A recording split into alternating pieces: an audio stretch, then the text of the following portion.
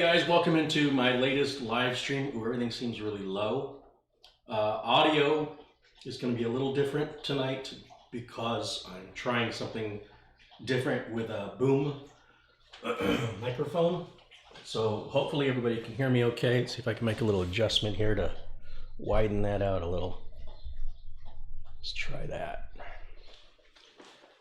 Okay. So everybody can hear me, I'm assuming. Hello and welcome.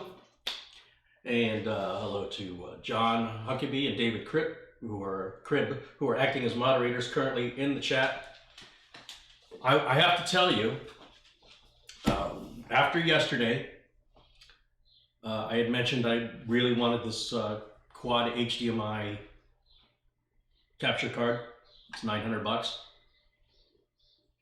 Immediately after that broadcast, 2 viewers stepped forward and covered not only the cost of that, but the cost of the green screen that I mentioned, and 256 meg SDXC card. So it was just 2 viewers contributed to that extent. Unbelievable. Needless to say, the capture card is supposed to arrive tomorrow, and I started thinking about doing a crowdfunded build. So the first crowdfunded build is the Xenos computer, and that's a whole video production. That's not what this is. That video production has been ongoing. It's been off and on in production, and it's slow going. And of course, anybody, there's a lot of people asking about it, but the people who are asking about it aren't anybody who contributed to donate. So, you know, I get a little angry when people think that they're expecting something that they didn't contribute towards. The people who have contributed have been kept in the loop as what's going on, and everybody who's contributed to that build is, if they want a refund for their donation, I'm more than happy to refund it if they don't want to wait for the project and they don't want to be part of it anymore. What I thought about is, you know, a lot of people come into the channel and they said, hey, would you do a Threadripper? Or you're an Intel fanboy, would you build this? Or you won't build it because you won't recommend it. Well, I've explained more times than I can count that I'm a working computer technician. I'm not an enthusiast channel. I'm here to show you how the daily grind of working as a computer tech is showing you the real systems like that one owned by real customers that I support for the lifetime of the customer. So, you know, it's just common business sense. I want the customer to call me again when the computer needs to be fixed. I want them to call me again when they want to be upgraded. I want them to refer me their friends and family. I want them to call me when they want another one, etc., etc., etc. Other guys running YouTube channels, they don't have any of that. They don't care. It's just about producing content. Content. The value of that content, realistically, when there's no accountability or liability, apart from entertainment, I'm not quite sure how much actual useful experience is being shared with you with regards to the consequences of installing something that's, for example, overclocked. A lot of people ask about overclocking and why I don't support it. I build computers that a customer is free to overclock if they want to.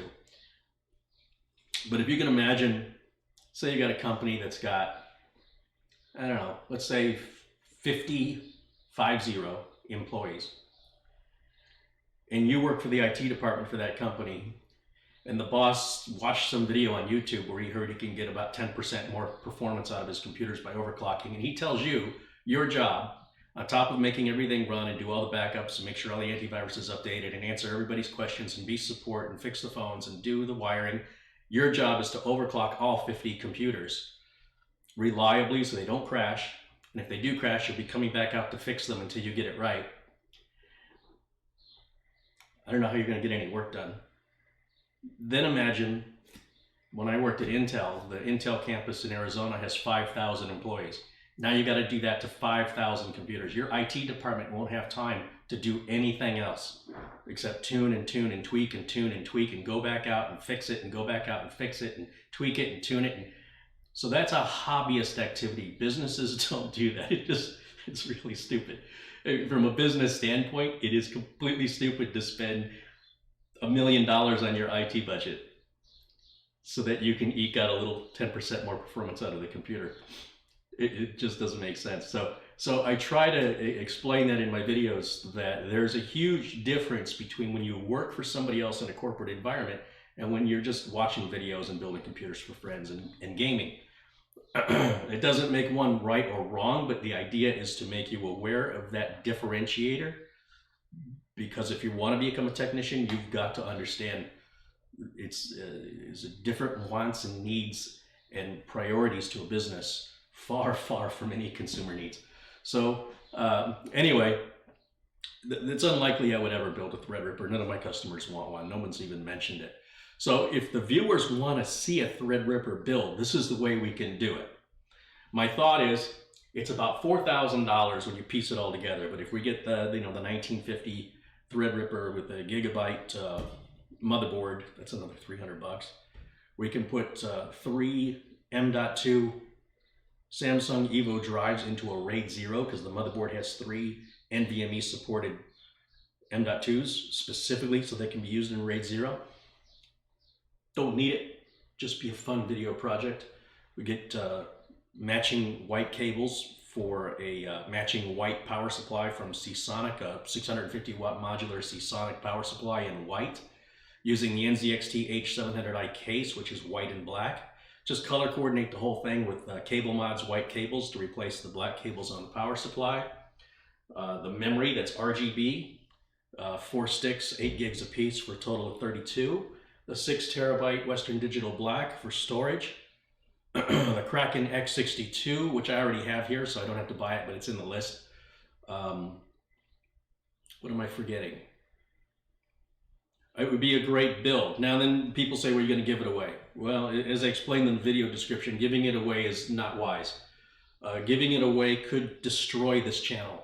And the reason that can happen is there are a number of people who feel a sense of entitlement, specifically in America, and they don't understand the tax consequences. They don't know about their own local laws. Many people live in areas where it's illegal for them to win in contests, and they don't know that they are. They just think they're entitled to win. You have to pay the tax on the value of the computer. If it's a $4,000 computer, approximately 33% of that, you'd have to claim $4,000 extra on your income at the end of the year, which means you have to be 18 years old. If it gets damaged in shipping, plus the cost of shipping, I mean, I'm out that money and I can't warranty it. It's gone. So you could end up with a tax bill with a box of parts that don't work. I don't think it's going to happen, but it could.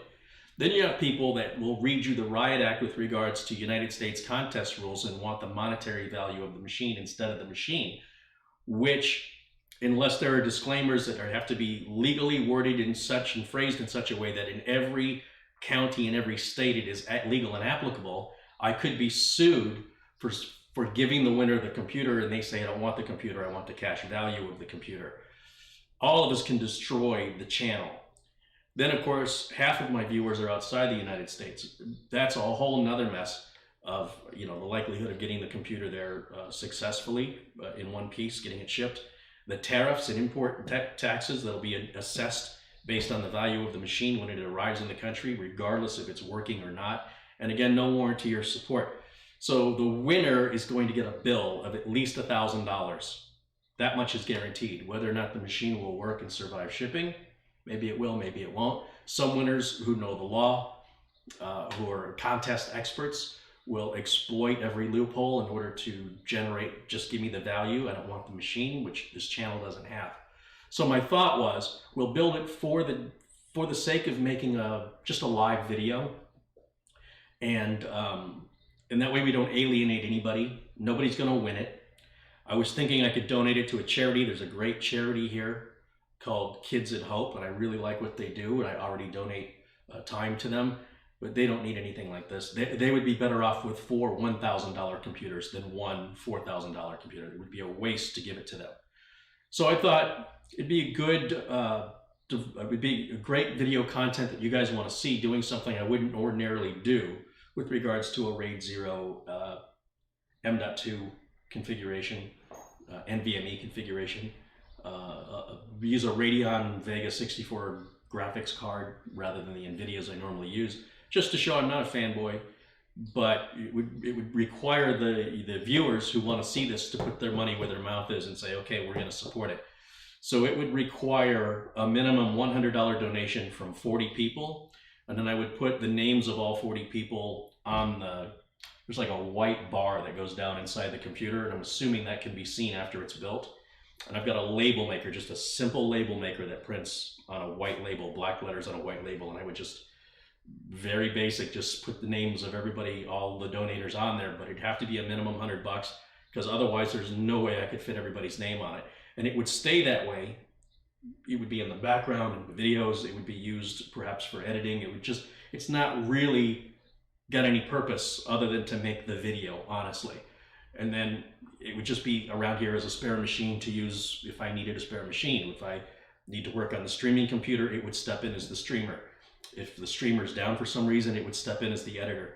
It wouldn't necessarily, there's actually times when I film where I need both the streamer and the editor. It'd be nice if I had them both at the same time, one sort of off to the side so I can immediately take what I filmed and throw it into the editor and see if it's going to be okay. Normally, I have to film all day, then I have to go back and look at the footage, then I can decide what has to be redone. It would be great to have both machines running at the same time. So what I'm saying is, it's not a computer I need. It is a computer that would be used if it were here. It wouldn't be used very much. It's mostly a showpiece. It's a showcase, and it's something for the community to get involved. If they want to see something like that kind of creation from this channel, it has to come from you guys. So here's how that would work. I will give it 30 days for enough donations to come in. If it even gets close, I can make up some of it, obviously. I'll provide the operating system, I'll provide the cooler. Once 30 days has gone by, if I'm not close enough to afford it, then all those contributions are going to be refunded. On the other hand, if the funding comes in, the parts, I'll make another video to say, okay, we've got the funding, the parts are going to get ordered, and the video is going to be made within 2 weeks. Guaranteed, end of story. It's not going to be a fancy video. It's not going to be like the Zynos video. It's nothing that's going to hold me back. It'll be a live build, and I'll try and get Bryce to be, you know, a roving cameraman if I can, just to give the video a little more likelihood of being enjoyed by others, maybe new people stumbling on the channel who find it in a search. So it's just an idea. I'm not married to the idea. Depending on how you guys respond with contributions, that'll determine whether or not it gets done. Otherwise, you probably aren't likely to ever see a build like that on this channel. I've never had a customer request anything like that, and I don't anticipate I ever will. So to see stuff like that, it's got to come from the community for that to happen. And I'm happy to build it, and I'd love to make the content, but I am not going to deal with entitled people on the internet who think it's my duty to give it away or want to fight and argue with me, especially when they haven't contributed anything.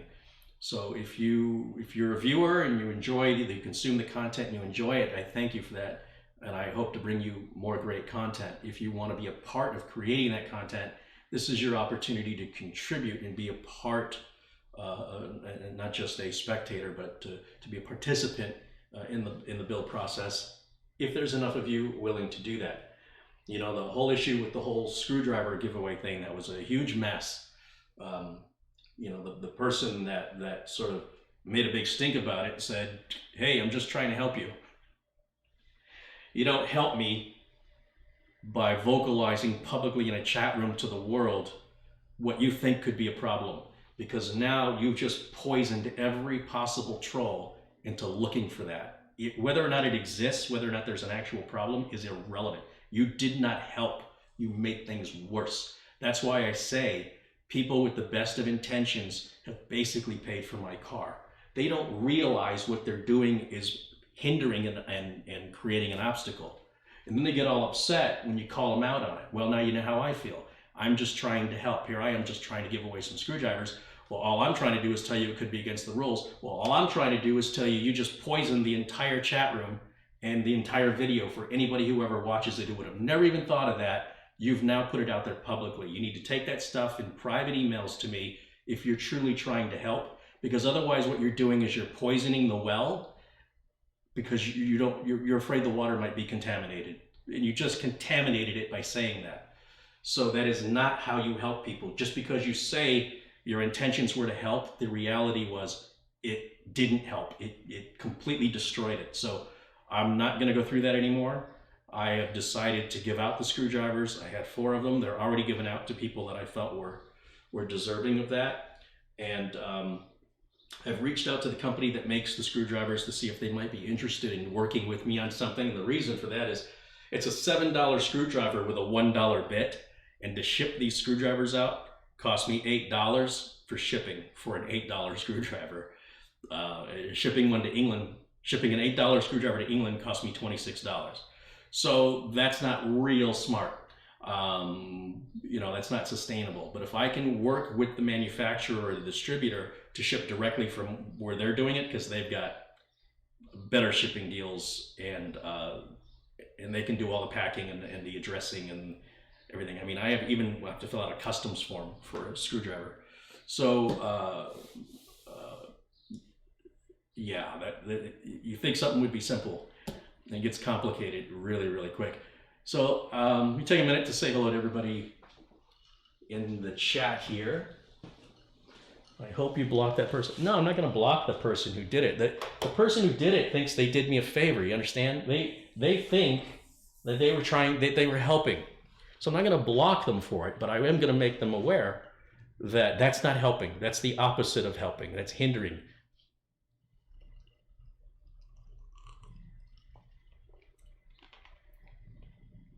Michael Collis says greetings from Ashington and Northumberland. Did I say that right? Northumberland? Eddie Sawyer says hello. Spider-Man says hello from Fargo. Dean Foster says hello. Christopher Raybone says hi. Cooley77707 says hello. Desmond SD says, hey, Carrie. Florin Gruya says hello from Romania. I'm a big fan. Where'd my mouse go? There it is. James Earl says, hello from Scotland.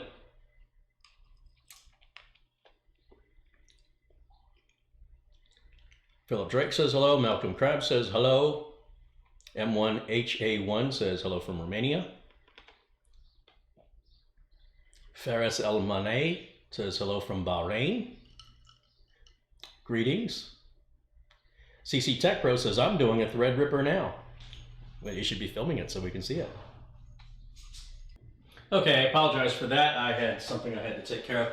So we're back. I also forgot to put the link for donations. Donations have to come in through the TechVets website. That's the only way I can keep track of who's donated, not through the chat room. Please don't donate through there, although I do appreciate those contributions. I have no other way of showing any appreciation or having any record of it in the future unless it's done through the TechVets donate button, which is in the links in the video notes or the video description. And this is just a build for fun. It's a build. It's just an excuse to show this configuration with these parts. It seems like a lot of people want to see that. I have no doubt it should be a video that performs really, really well. There's not going to be a lot of production value in it. I'm just going to build it like any other build. I'll hopefully have Bryce or somebody roving with a camera, which would be beneficial. And that'll be using the quad core, the quad port HDMI card. I should have that tomorrow. Expect a live stream from me tomorrow at some point when I get it, install it, and test it.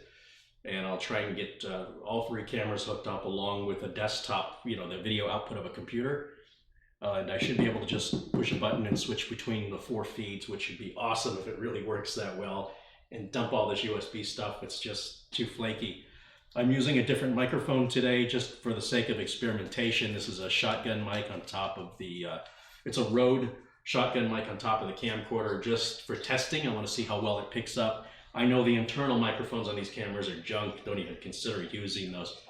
This is what I use when I film the Subaru builds with Mike, Subaru Mike. And I wouldn't normally use it in this environment, but I just want to experiment with the new system and see how everything's coming together. So apologize if the audio is not up to the level it normally is. I won't know until I go back and hear this later. And then that other wireless microphone, I'm just not happy with the quality of it at all. It seems like it's good only if I have to have two microphones live at the same time. Otherwise, I think I'll go back to the old Sony. It's just seems to have better tonal qualities to it. But in the meantime, I thought I'd try this. I'd never have tried this before, and see how usable it is. It's certainly a lot better than dealing with the battery packs. You know, the number of batteries I have to deal with is ridiculous, and so I get about 7 hours of wireless microphone battery out of a pair of AA's, and then another pair of AA's in the receiver. And again, it's about 7 hours. So that's 4 AA's every 7 hours. I use rechargeables, but rechargeables on these other wireless mics I'm using, they barely fit. They must be just a little millimeter wider than a normal AA. They take forever to charge, but you know, I'd be going broken batteries otherwise. The same wireless batteries I use in the Sony Wi-Fi mic seem to fit in there better. So I'm not quite sure why one is so much tighter than the other one. It does make the batteries difficult to get in and get out. I'm afraid I'm going to break the little battery tray. But I also don't want to, you know, AA batteries run about 50 cents each. So that'll add up real quick. Let me see what I missed in the chat. Let me come around.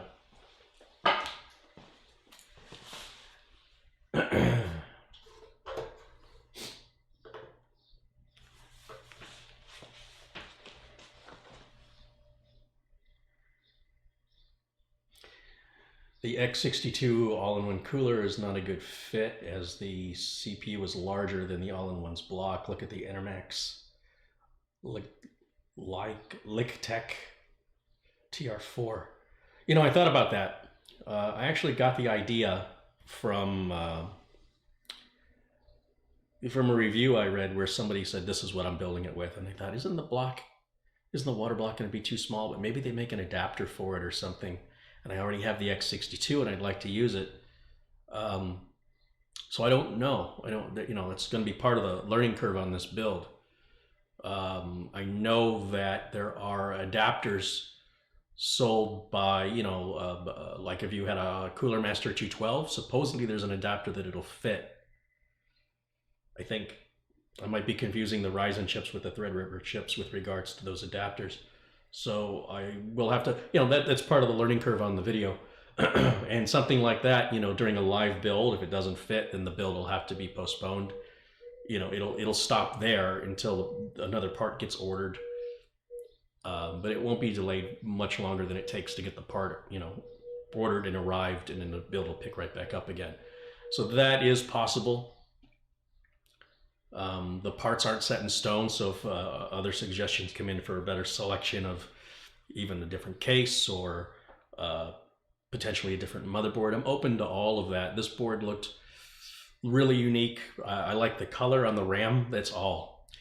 Normally I wouldn't even use Team branded memory, but this is all about aesthetics. It's all about looks. It's RGB and controlled through the motherboard.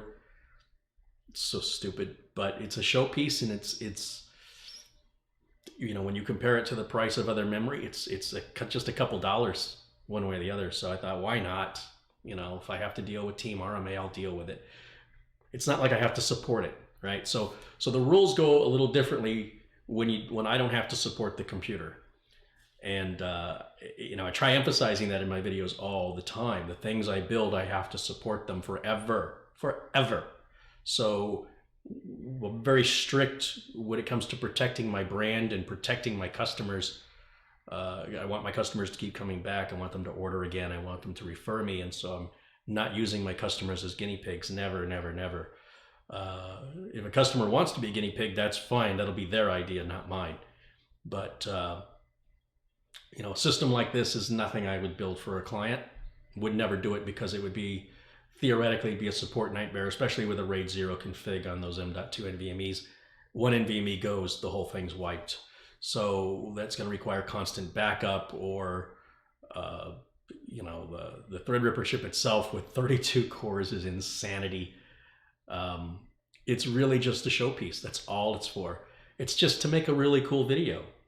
I think it's a video a lot of people would like to watch. That's the point of the PC. And when I've got the PC, it'll pick up the slack around here from time to time. It won't be under any heavy use, but it will work perfectly. It will have Windows 10 Pro installed. It'll be updated and rocking and be available to jump in just as a sort of a backup, if you will. In the meantime, it'll just be background. You know, I'll put it in the back in many of my videos to show it off.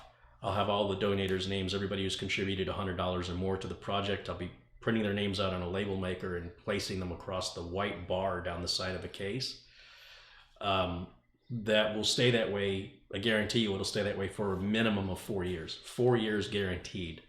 What happens after that, I don't know. And of course, anytime it appears in a video and your names are on display or whatever name you want me to use, it doesn't have to be the name you've donated under. If you have a company name you want to put under there or a gaming handle you want to put there, it doesn't matter to me.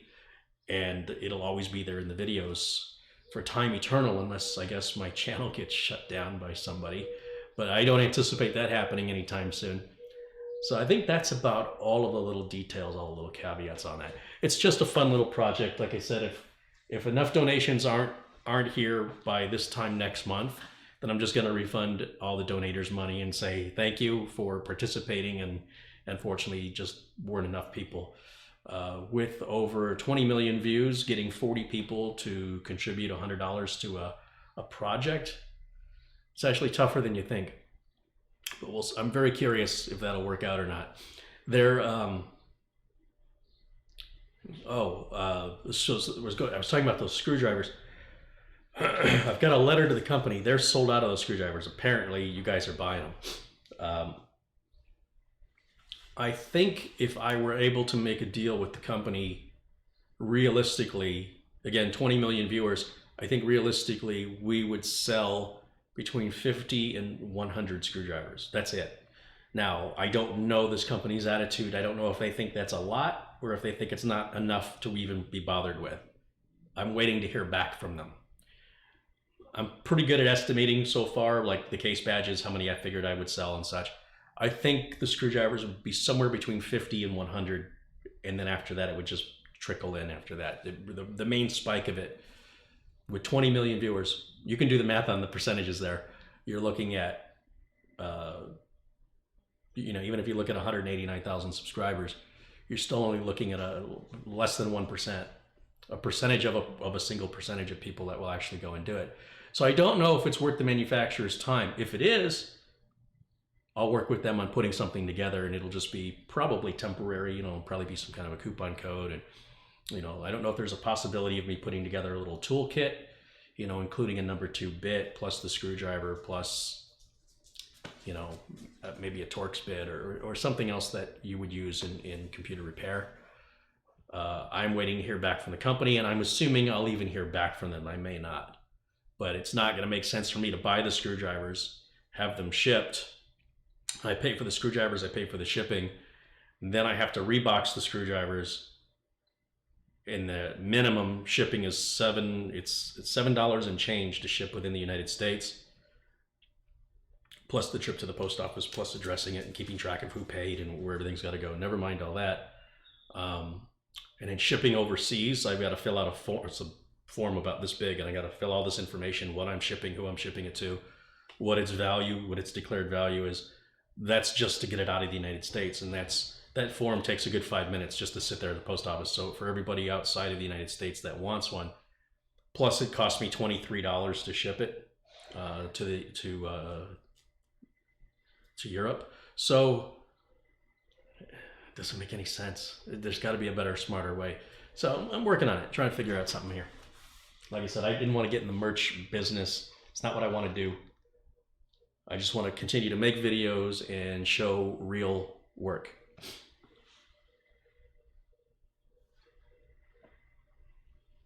Wawa Noobs contributed $2. Said college is a time sink. You're a real teacher and human. Thank you. I appreciate that. Yeah, I'm not so much interested on this channel with academia as I am in actual experience and sharing with you the realities, the ugly realities of the customer's wants, needs, desires, behaviors, expectations, limitations, the psychology involved. Sometimes, you know, a customer has a virus, they've lost their stuff. Now you're not a tech anymore. Now you're a counselor. So this is stuff they're not going to teach you in college about computer repair. Not that that's, I'm not suggesting that, this is the internet, right? Everything I take gets pulled out of context. So now I have to back up and I have to say what should be obvious. The college education is far more valuable than what I'm showing you here. But it's really up to you and your ambition, how far you take whatever knowledge and information you get and how far you can run with it. Just because you have a college academic education doesn't give you ambition, nor does it guarantee that you're going to be any good at what you do. And likewise, the things I show here on my channel, I'm doing them anyway for customers, and I thought you guys ought to just see the way it is in real, you know, for me in my world, because when I first started out, I didn't know any of this. I was very naive to the needs of the business world. I didn't understand why businesses did things so differently and why it was so important and why they would beat me up, like verbally, the management, when certain procedures were not followed to the letter.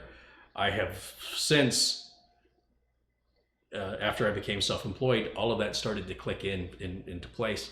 And I now understand why those policies and procedures are in place in corporations. And it has a lot to do, it has everything to do with money, time and money.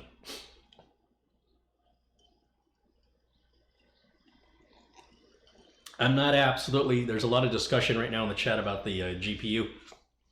The graphics card is just sort of picked to do something different. I'm not married to the idea of using that specific graphics card. I'd be open to other suggestion. So it's really just a matter of finding an affordable graphics card.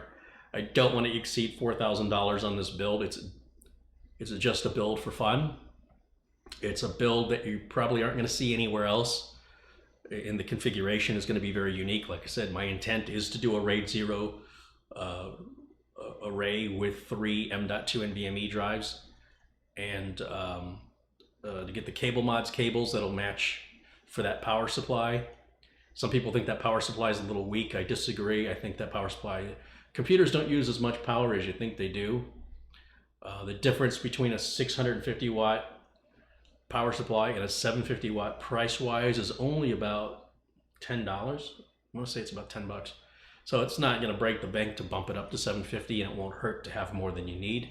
Although it does cost you more money because your power supply, if you're not drawing at least 50% of the power out of that power supply, it's not running efficiently. That's all part of the 80+ efficiency ratings. So I really believe 650 is a good tie-in on that, but I haven't built a Threadripper before, so I honestly don't know that there could be any potential issue with it. I don't believe there will, and I think most people's caution over power supplies is just a common myth.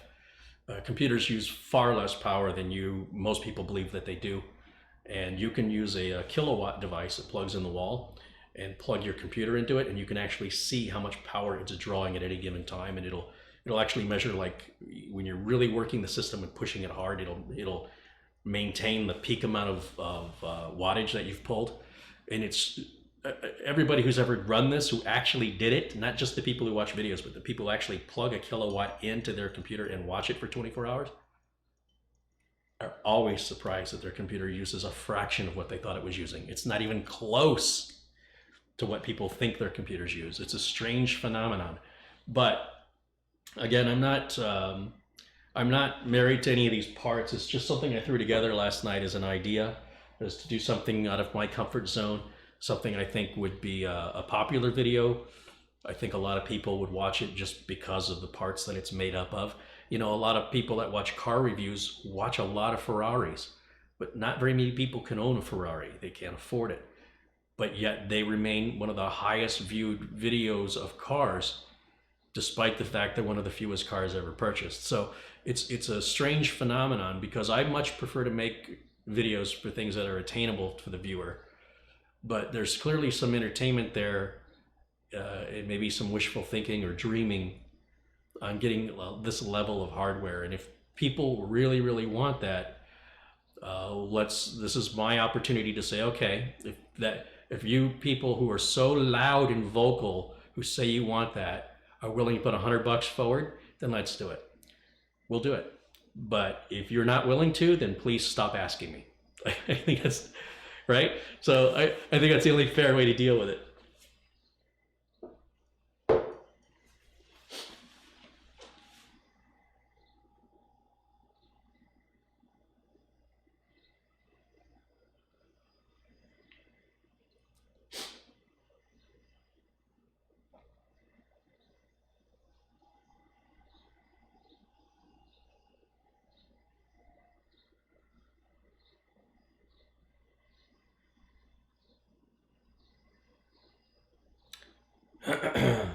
Let's see.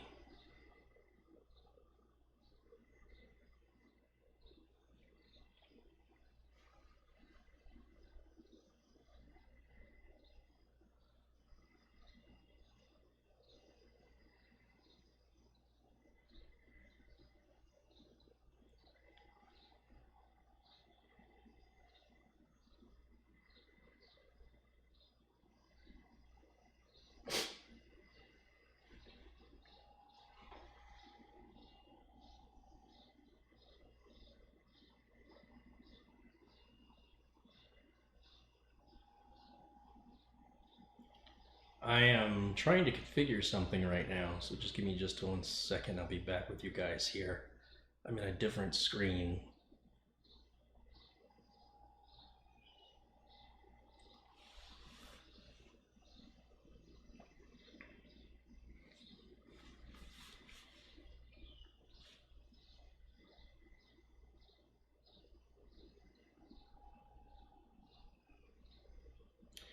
I said there was somebody in the chat that said they were blocked and they don't know why they were blocked and they want to be unblocked.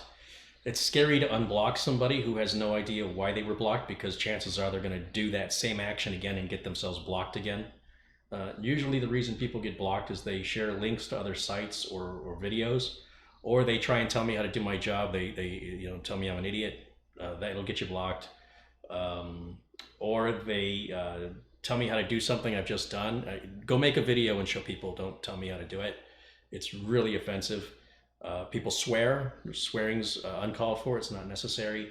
That'll get you blocked. It's really just a matter of the golden rule. You want to treat people the way you want to be treated.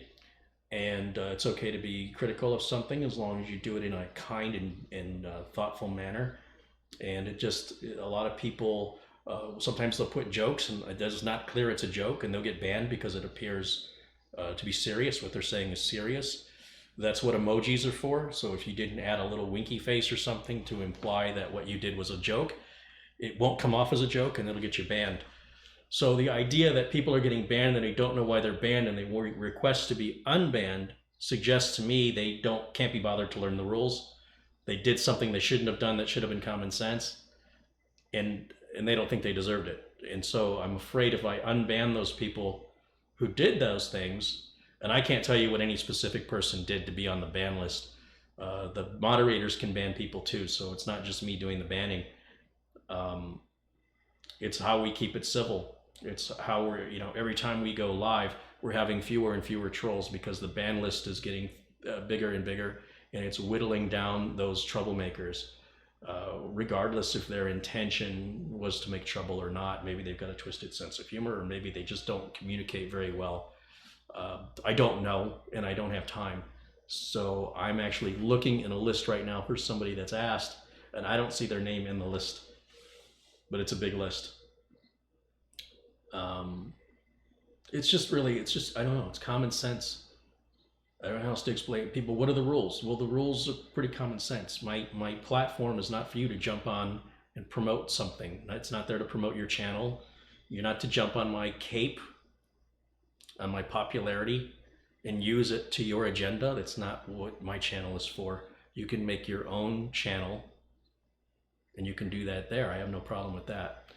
And sometimes there are people that want to tell me how to make my videos. I won't deal with that. You go make your own videos any way you want. Don't tell me how to make mine. It's very, very rude to consume somebody's content for free and then complain about it. On the other hand, all of you who are joining me in the chat right now, clearly, you know, you guys are a rock, everybody's cool, and that's what we're working towards, just whittling those bad seeds out, even when they don't even believe they are a bad seed. That's part of what makes them a bad seed. Oh my gosh, while I was looking away, a bunch of contributions came in. I've got Mike Ladd says, building my own computer since the 90s, finally caught you live, love the show. Well, Mike, thank you for that. Nelson Smith has contributed $10 and says, I like your content. Thank you, Nelson. Ah, Brightech has joined us. Hey, Brightech. Le Monde de la Roy Titi has contributed $128 Canadian. So here's a problem. Because you've contributed that through the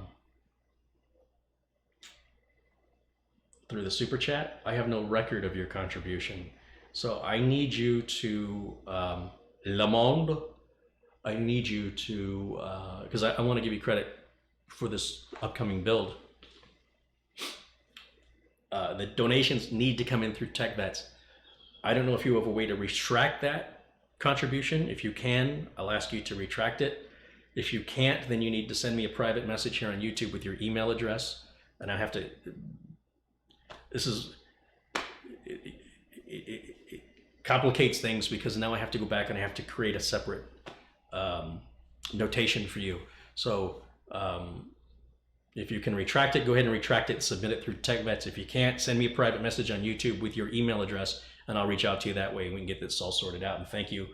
I don't mean to sound ungrateful, but when it comes to the build, I need those donations to all go in one particular place, or they're too scattered and it'll be easy for me to forget about you, and I don't want to forget about any contributor. I never want to do that.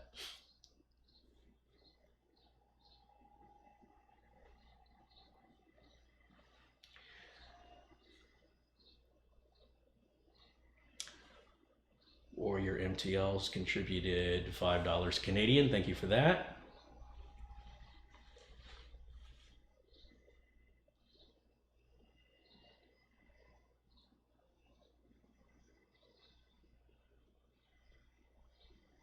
David's posted a link to the TechVets website. There's a donate button in the upper right side if you want to contribute to that.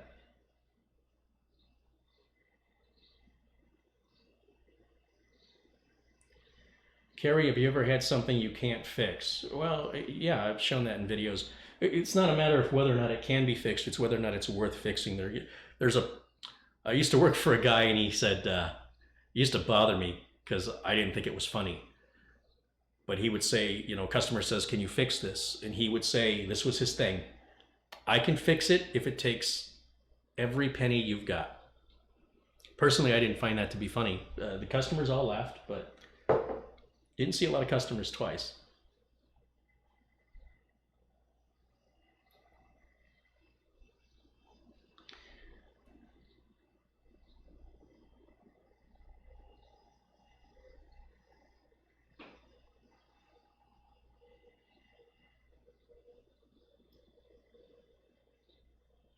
Are you on the downside to that flu? Yeah, I think there's a little tiny bit of congestion, just a little bit.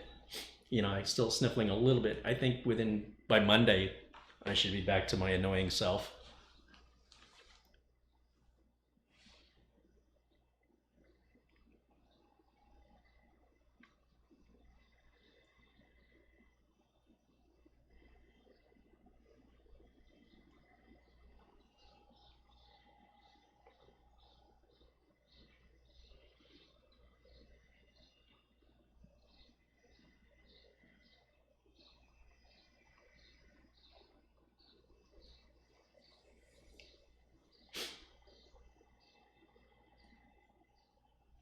Brightech wants to know what the build is for. The build is just to make a video of something I wouldn't normally do. It's something I don't have to support for any customer.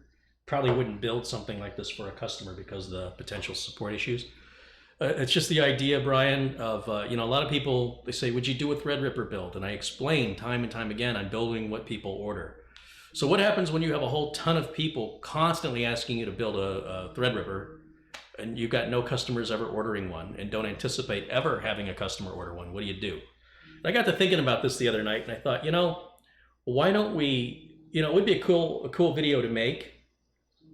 I don't have any use for the computer. I mean, it'll get used, don't get me wrong, but giving it away in a contest creates all kinds of nightmarish situations that could result ultimately in shutting the channel down. So I can't give it away. I can't give it away in a contest. I can't raffle it. That's got to be for charity. I do know a charity that I would love to give it to, but it would just be too much for them. It would actually not be a good idea to give this to them. Again, I don't want to support it. So what it'll be is a showpiece for the channel, but it's ultimately just about content. It's about making a video I think a lot of people want to see. In a strange configuration, the motherboard's got 3 M.2 NVMe ports, and my goal will be to put 3 Samsung 960 EVO 500 gig SSDs in there, NVMe, and then RAID 0 them to a 1.5 terabyte main C drive. The board supposedly will do this using the top of the line Threadripper, a different kind of case, a case like that H700i from NZXT, which has no external bays on it at all, which is not something you normally see me do. Color coordinate everything, including the RAM, RGB it. I don't normally do RGB stuff.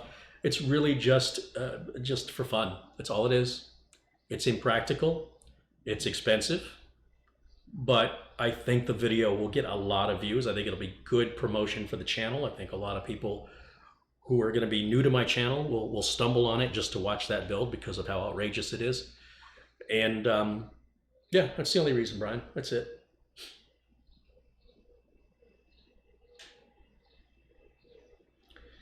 Was the Xenos crowdfunded? Yeah, the Xenos is crowdfunded as well, but it's a different kind of a project. The Xenos is never a build I was ever going to do live. The Xenos is more like a film. So when you invest in a film, you expect to wait a few years before the film comes out. That's when you have 10,000 people working on a film, right? If you just sit there and count the people in the credits at the end of any movie, this involves literally thousands of people in the production. I don't have that. First of all, it wasn't that kind of budget. But secondly, I'm trying to make this as close to film-like in quality that I've ever done. It's something unique for the Xenos, and the only people asking about the Xenos, the only people critical and skeptical, nobody who has contributed to that build, not a single person, has questioned or complained about waiting for the build because they understood what they were getting into. If I'm wrong, then send me your transaction ID and I will gladly refund your money. I am not a scam artist. Everything you see here is real. And the amount of money that it isn't worth being scrutinized and nitpicked by people watching my content for free. It's just not worth it. The video will be out when it's done. And it is a project that I am taking very differently and very seriously from any other video project I've ever done, and it's going to be a while before it's done. So that's the difference. This will be done live. That's why I'm specifying with this particular build. Once the parts are in, it'll be built live within 2 weeks of the parts arrive. Actually, within 2 weeks of the funding being met, the donations we'll stop asking for any donations to contribute because it won't do me any good. I'm not trying to pad my bank account. I did the same thing with the Xenos. Once the amount of money that was needed to buy the parts had been met, the donations were shut down and money was returned to people after that. So there's no scam here. There's no evil. You can look for the evil all you want. You should understand what something's called the benefit of the doubt and be patient. And if you're not a contributor, as far as I'm concerned, I don't owe you any explanation. And it's really, really tiring to have all of these non-contributors scrutinize me under such a microscope as though I owe them something. But for the people who contributed, they've all been very patient, understanding, and they're all looking forward to it. And I hope you're looking forward to it too. But this is not that. This is just going to be a live build. The only thing I would do differently is I would try and get Bryce or somebody in to roam with a camera, to have him holding the camera, plus have at least 1 or 2 static cameras because I'll have the quad port HDMI card, and really start pushing that stuff, really start getting it used to make the best live video I can with that configuration. And if the amount doesn't come in, if I don't get close enough to the 4,000 needed, then that's fine. And when people ask me to build it, I'll say, look, I gave you guys a chance and you guys didn't contribute, so that's why you're not going to see it.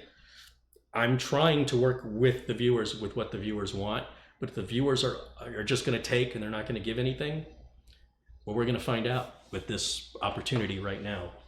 And it may be a deciding factor as to whether or not that becomes, something I do a couple times a year if there's good feedback from it, or if it's something I never do again because, I work as a computer technician where customers pay me to work. And those customers don't scrutinize me like the free people do. The people that get my content for free scrutinize me and complain like no customer ever has done. So I can continue to just focus on doing the actual technical work and ignore all the people that say, will you do this and will you do that, and just completely ignore them, because I'm getting tired of explaining it over and over and over and over and over and over and over and over and over and over and over and over and over and over and over. Is this getting annoying yet? Because it's really annoying to me. So this is the only way I can think of where it's like, all right, so the community wants this. Is the community willing to contribute to it? If not, then the community's welcome to the free content I create, and that's the end of that. No more requests, none of that. Because if you're not willing to contribute, then all you're doing is piling more work on my plate and expecting me to pay for it. And it's very, very frustrating. It's like, thank you for giving me what you gave me, but it's not enough. It's like, well, then sorry I gave you anything at all. I'd start get really resentful. I don't want to do that. The channel's here to educate people, to motivate and inspire people. And unfortunately, it has attracted a certain crowd of entitlement that I'm still trying to figure out how to deal with. So we'll separate the wheat from the chaff on this one. It only takes 40 people at $100 each to come up with the money. 40 out of 189,000 subscribers, over 20 million video views. It doesn't seem like it would be that difficult. We'll see what the reality is. I think it will make a really good video. I really do. I think, it has the potential to become one of the most popular videos on my channel. It's a good promotion for my channel. And what better way to show your support, right, than to see the channel grow and to be a part of that, to know you were a part of it. And I don't want anybody to feel obligated. I just want people who want to participate. Here's your opportunity, because most of the things I do, as I explained, they're customer systems, customer builds, customer repairs, and customers are paying for that. And I'm simply turning the camera on and showing you. And for many, many viewers, they want more than that. And okay, if you want more than that, how's that going to get paid for? This is the only way I can think of. If you have other ideas on how the revenue could be generated to make the content that you want to see, please let me know. This is all I could come up with. And so thought we'd give it a shot. I've got nothing to lose. Like I said, if the amount doesn't get matched, if I can't get close enough to the amount, I'll just refund all the donators money and thank them for their support. And unfortunately, if there weren't enough of them, I'll just let them know it's not going to happen. But we'll give it 30 days. Usually the money, if it's going to happen, it'll happen within 10 days. If it doesn't happen within 10 days, it's probably not going to happen. And in the meantime, I'll continue to rack my brain. I hate to return money to the people that want to see it and then turn around and say, sorry, it was all for nothing. But I may not have a choice, and I'm not going to keep the money and not do the build. So we'll see. We'll see. Does it have to be $100, or can we give some to help? $100 get your name on the case. Here's the problem. The biggest mistake I made with the Zynos build is I took donations of $25. That was a big mistake, because keeping track of all of those contributors is a nightmare. So if you want to contribute to the build, you're welcome to it, but there's no way for me to, there's no practical way for me to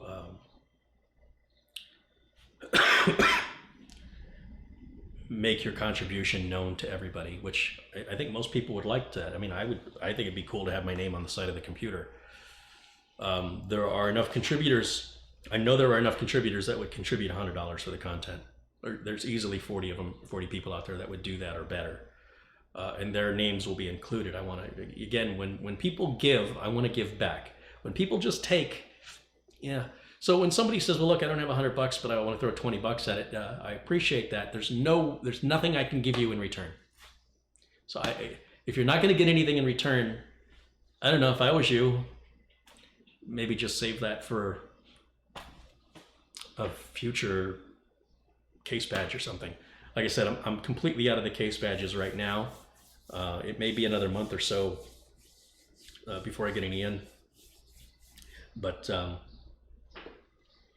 someone says make a FAQ video answering these questions that I already have. People just, they don't watch them. People will stumble into the live videos because YouTube says, hey, this is live right now, you should go check it out. They jump in here and they go, hey, what's going on in here? They have no clue what's going on.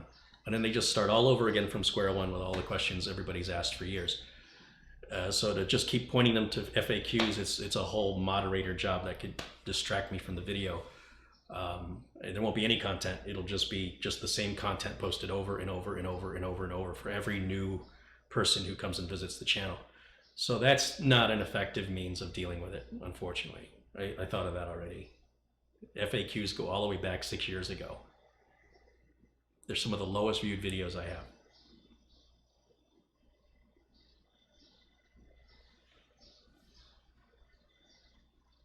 Brian, my man, what's happening? Is Brian still there?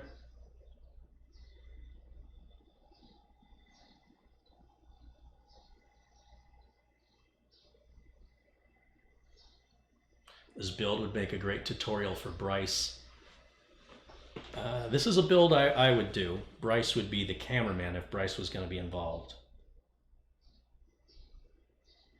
Hellgas Trooper says, I just contributed $25 via PayPal. Well, thank you for that.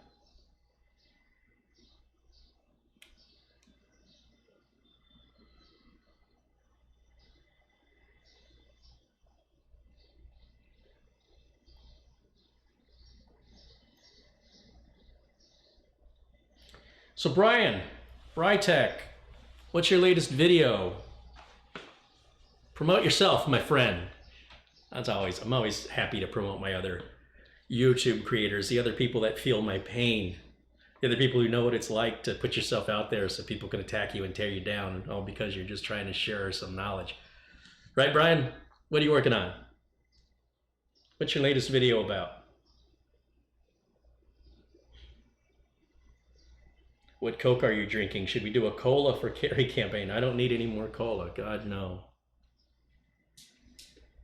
Then we're going to be doing an insulin campaign.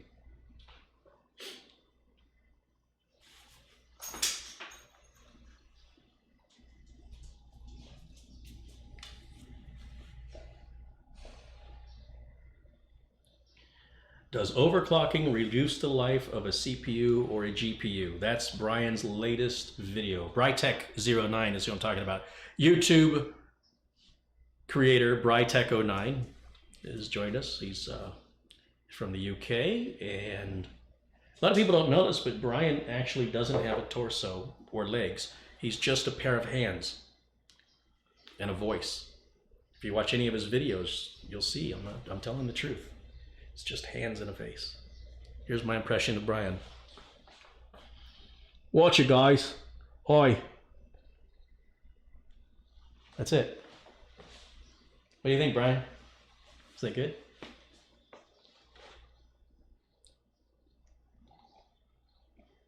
JT Wardell says, Carrie, I try to donate a few dollars every stream, but I'm saving money for a new build and I can't afford it. Hey, it's all good. It's all good.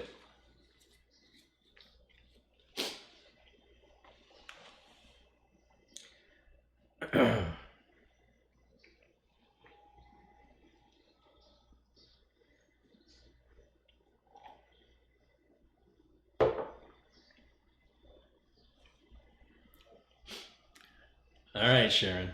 No, Brian, my accent is really, really bad. When I do my British accent, the British think I sound like Australians, and Australians think I sound like a pommy. That's what they say. So I shouldn't even do it at all. I think I do it pretty good, but I'm completely wrong. I'm like one of those people on the on American Idol or The Voice or something that thinks they can sing and they can't. Yeah, no, Carrie knows I am shy. Brian says, Carrie knows I am shy.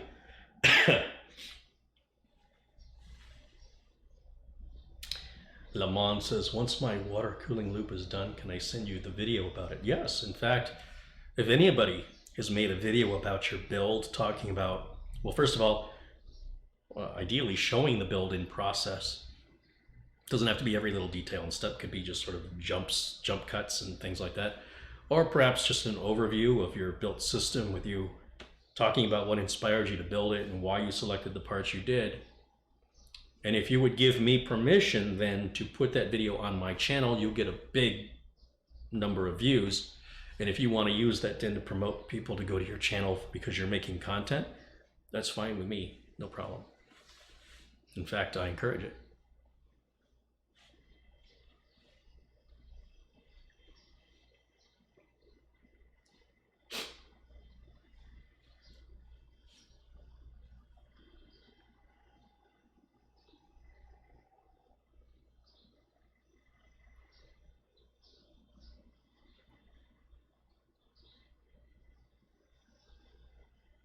Carrie Holzman coffee cup.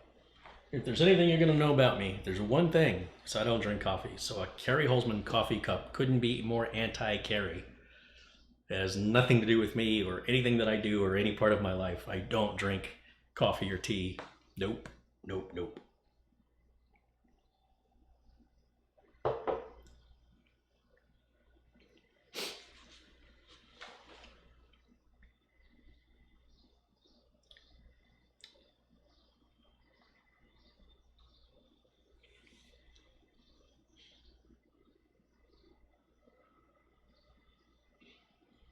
Yeah, so Brightech has much more normal length videos.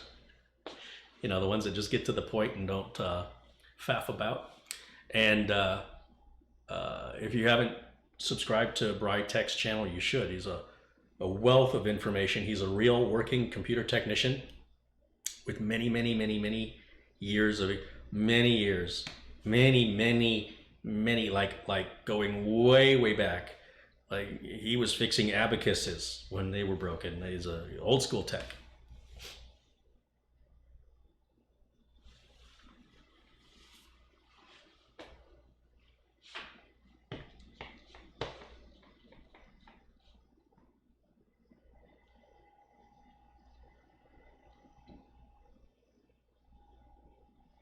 Lamont says, I could not care less about the promotion of my channel. I just want to share my fun and joy about building and working with computers. Hey, that's awesome. That's great. I'm just putting it out there. If you wanted to, I'd be happy to do it. That's all.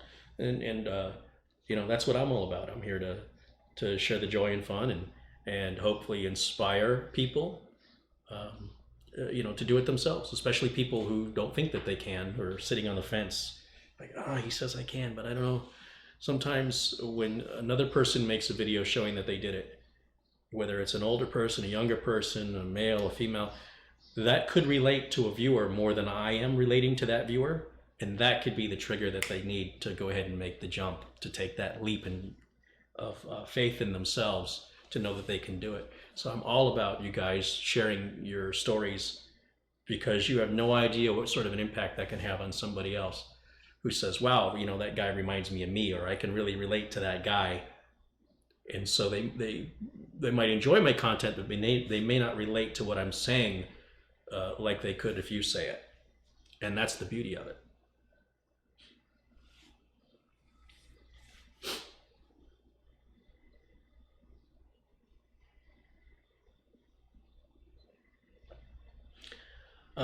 Brightech also has a very informative website with a dedicated forum. Yeah, that's true. I always fail to mention that, but that is true. Bill Ottinger says, if I can build a computer, anybody can, even though I will be 65 years old. Yeah. Yeah, proof is there. It's not related to age, it's related to attitude.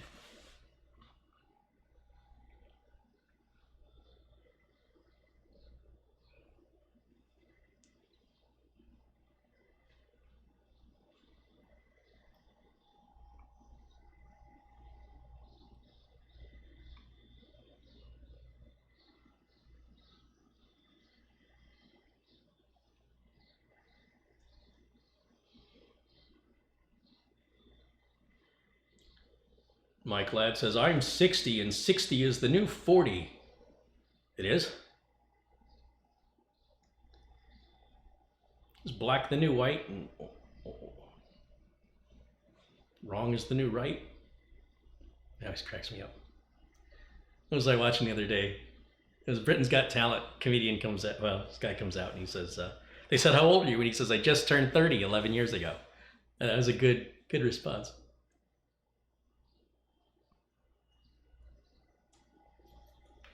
Do you prefer making pre-planned videos or just starting up a live stream? Well, the deal with live streaming is it's fast, there's no editing, and the videos on live streams generally are good for temporary videos. If I want a video that's going to have legs, what I mean by that is a video that's going to continue to grow and gain in popularity. None of the live streams do that. The live streams tend to peak right during their first week after they air, or during their airing, and for about 7 to 10 days, and then nobody watches them anymore. Like you get just a handful of views after that, week after week, month after month. So to sustain a YouTube channel, to keep the revenue coming in, you have to keep putting out more and more and more. When I build something off camera, I can be more precise. I can make sure things are in focus. I can make sure there's no mistakes or misunderstandings. That's all hidden on editing.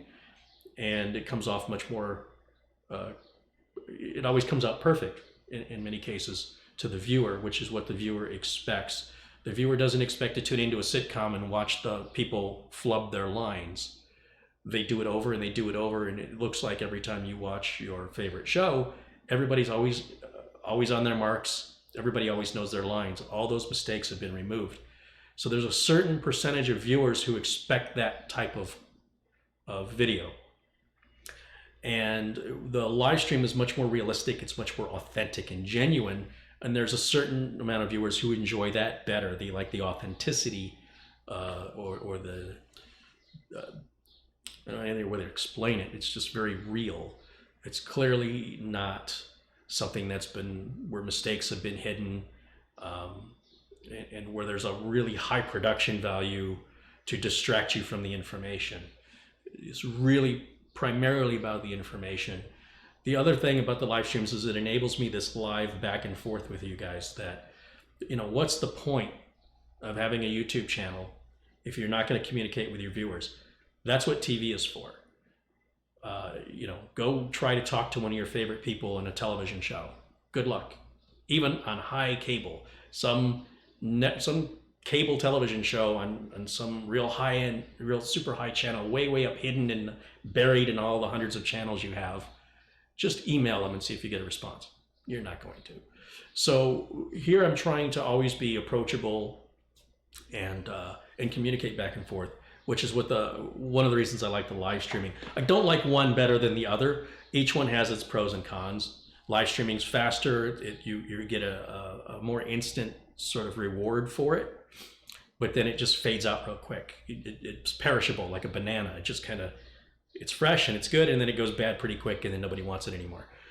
With the pre-planned content, that generally gets much bigger views over a far longer period of time.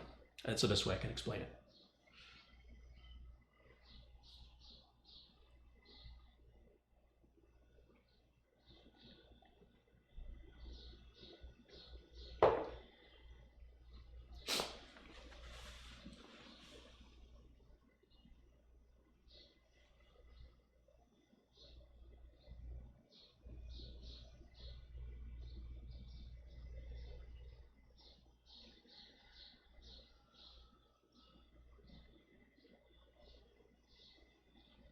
Today I learned live streaming is a banana. It's like a banana in that it's perishable.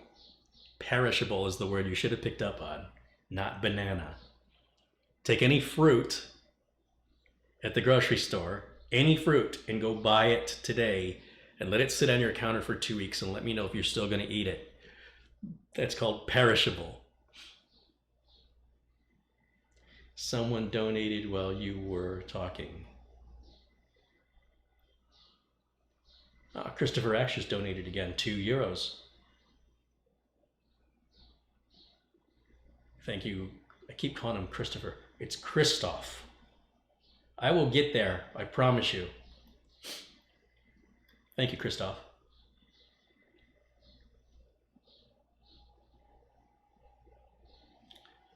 Carrie, does your wife know how to build a PC?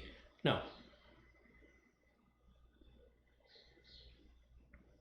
And she doesn't care. She doesn't want to know. And I think it's important, you know, if you're going to spend your life with somebody, you need to have your own interests. If you do everything together, you're going to be in the news one day because one of you will have murdered the other one sooner or later. People need their own space, and it's great that you can share some things and share some interests, but you don't want to share everything. That would just become maddening to somebody with my personality.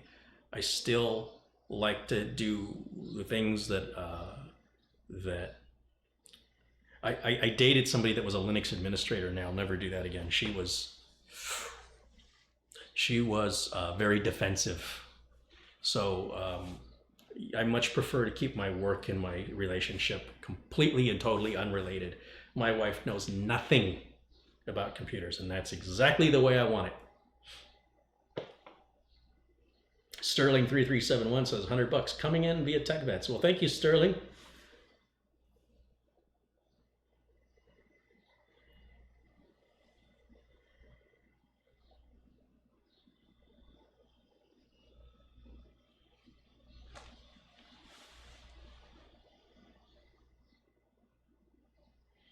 Have I built a media center for the living room? No, I just use I have a little Western Digital HD Live in one room, and I've got a which is old and obsolete, and I've got a Amazon Fire TV, not the stick but the box, and that's how I'm streaming everything to the TVs.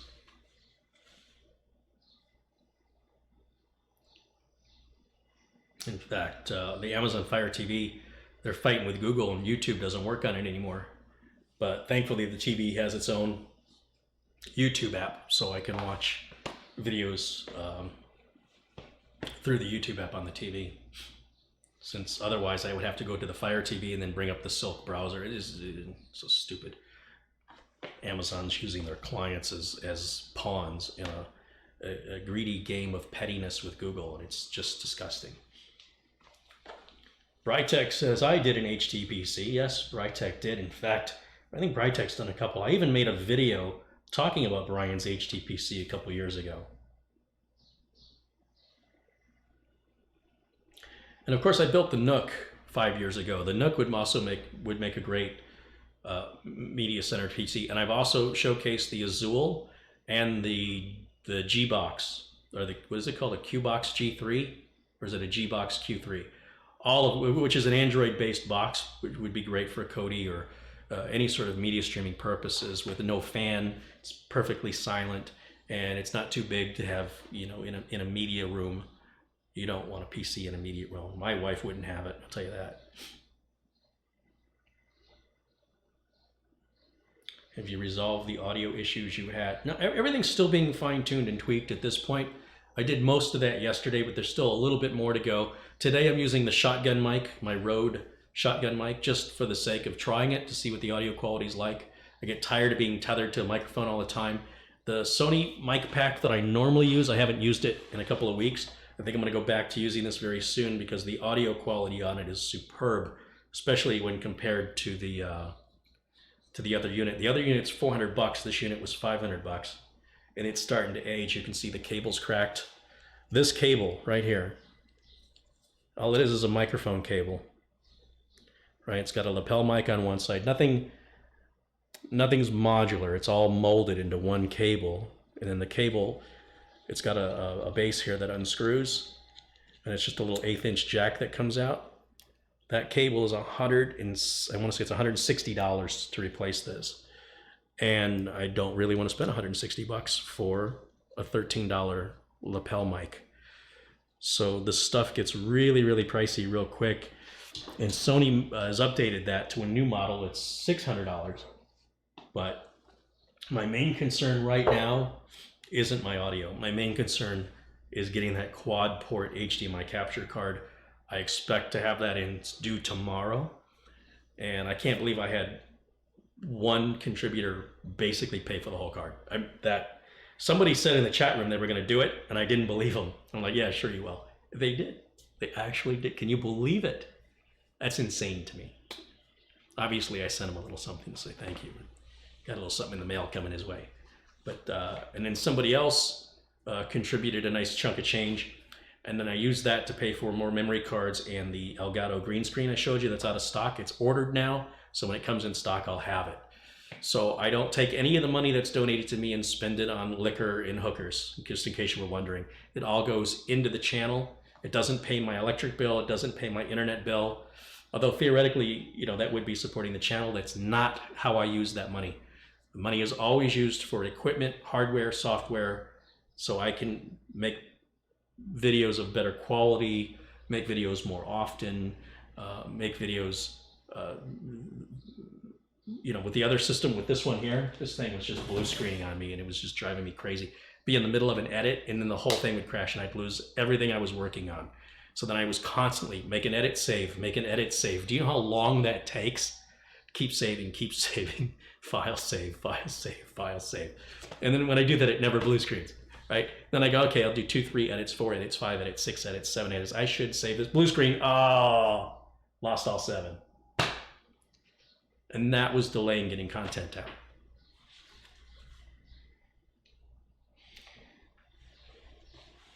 Some people have said, hey, you know, when people donate to you, you shouldn't have to explain to them what you're doing with the money. And that's nice of them to say that, but I feel this is all part of a community here. And I want to make sure people understand that it's nothing I'm getting rich off of, and that this equipment does cost a lot of money, and the nicer equipment I get, the better the quality gets to a certain extent. And that's why I show you guys. I can't be any more honest than that. I go, hey, you know, we walked through the parts on the Ryzen build. You saw the Ryzen build. It came out came out terribly, unfortunately.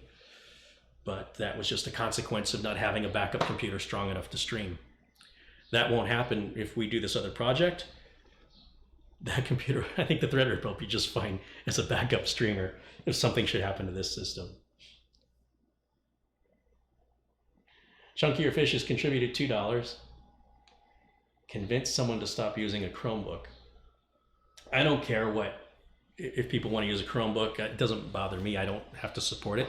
The biggest problem, so I've talked to both sides. I've talked to the guy who loves his Chromebook. He thinks it's the best thing ever, but he's a software developer. He's not an average, ordinary person that uses a computer. He is much more intimate. He has much more intimate knowledge of a PC and how it works, and versus, you know, Joe user. The problem with the Chromebook is you can't install anything on it. The benefit of the Chromebook is that you can't install anything on it. So in other words, you don't have to worry about antivirus, you don't have to worry about viruses, but you also don't have to worry about, I don't know, installing a printer, because you're not going to be able to. You're going to have to do everything cloud-based, and if you're a person that embraces that, you'll love a Chromebook. It's cheap, and you do everything in the cloud.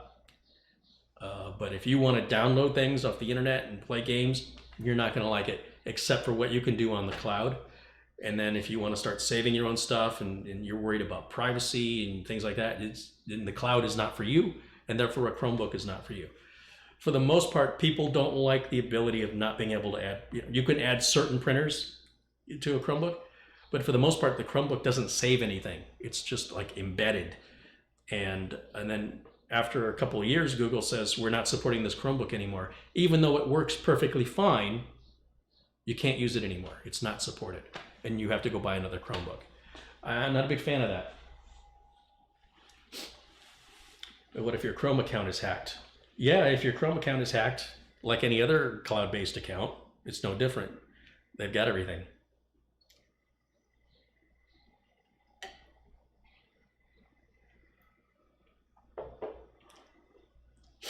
Carry with your wireless mics, make sure you are aware of the 600 megahertz frequency reallocation that the FCC did. You'll have to replace your systems soon if they are in the reallocated range. The Sony microphone is actually, one of the reasons these mics are so expensive is the range they're on. They're on a range of 600 and, oh, I can't even read this. You know, my eyes are getting worse.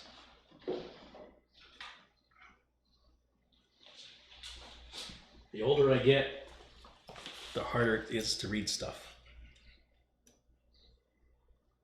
So the frequency range, which is written here on the back, let's see if we can get that in focus.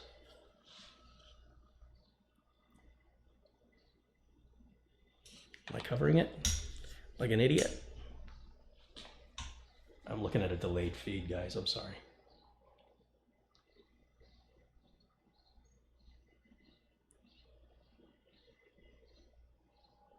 Now, that frequency range puts it into a category which I believe is, I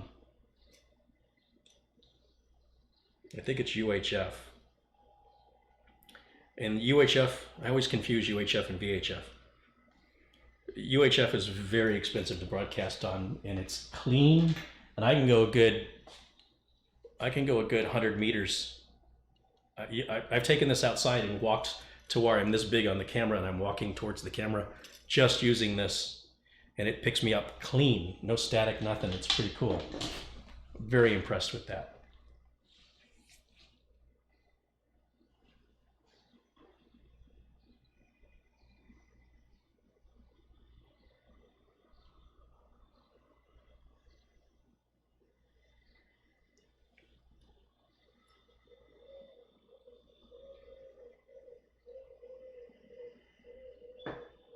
KS Tech says, I just built a Ryzen system, no money left to donate. Totally understand. I want to make it clear, I'm not expecting you to donate. I'm saying if you want an opportunity to participate, and you're one of the people that say, would you do this and would you do that? Yes, I would, if you'll help contribute to make it happen. If you're not able or unwilling, or whatever the reason is, to contribute, then please don't ask me to do something if you're not willing to contribute to it. That's all I'm saying. In the meantime, I continue to make content for free. I continue to make it for the joy of making it. I don't expect anything in return. It's nice when people say thank you. It's horrible when people are mean. And I do my best to just start blocking those people and trying to keep the rules. And we've got such, I mean, this is one of the best chat rooms we've had in a long time. I'm just not seeing the bullies. I'm not seeing the bored people with no life just looking to stir a pot and get a reaction that we normally get. And my goal is to try and get to know each one of you guys, the regular viewers. You'll see, my goal is to have more moderators in this channel at all times than regular viewers. That's what I want to see. I've made about 15 people moderator in the last, well, just since this broadcast began. I'm seeing familiar names that I recognize. I'm seeing names that have contributed. If you've contributed, I know you're not a troll. The other thing that helps me identify you as a moderator is if you say something that I misinterpret to be a troll comment, and I know it's coming from a moderator, I know it's not what you meant. So it also protects you from my wrath. So I can identify, because there's so many viewers, it's hard to know who you've seen before. So by making people moderators as I recognize them, I'm putting my trust in you that you're gonna, you don't have to do anything as a mod, by the way. You don't have to ban people or put people in timeout from it. You don't have to do that. It's for me to recognize you as a regular, trustworthy, you're a real viewer. You're a real viewer. You're a supporter. And I want to acknowledge that you're a supporter to everybody else. And I want to encourage them, if they want to be a moderator, to support me too. And set that example for people to follow, and hopefully intimidate anybody who's even considering coming in here to stir the pot, that there's enough moderators in here that somebody will do something, in case I can't keep an eye on it. Rob wants to know if I could be sponsored in any way. So the problem you get in with sponsorships is sponsors will do things like they'll say, well, I see you want those Samsung 960 EVOs, but we're ADATA and we want to promote our ADATA line of SSDs. So if you use our SSDs, and if you do it instead of a RAID 0, if you do it, then suddenly it's not my project anymore. It's like being a painter. Somebody says, as a painter, do you want to paint what you want to paint? Because you're probably not going to make a lot of money at it. Or do you want to get hired by a marketing advertising company to paint? When you go drive by a restaurant and it's got the windows are painted, you know, special today. There are window painters who get paid to do that. But is that really how that person wants to spend their time painting? Do they just want to paint signs?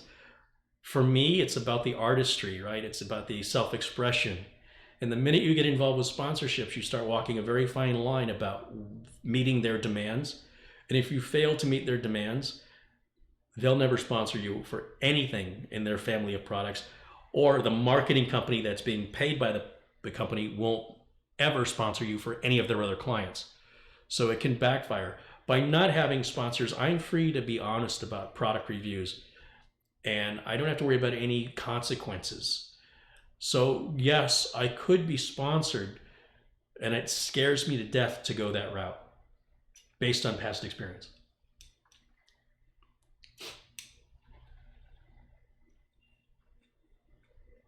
John is continuing to update newcomers about what we're talking about here, so thank you for doing that, John.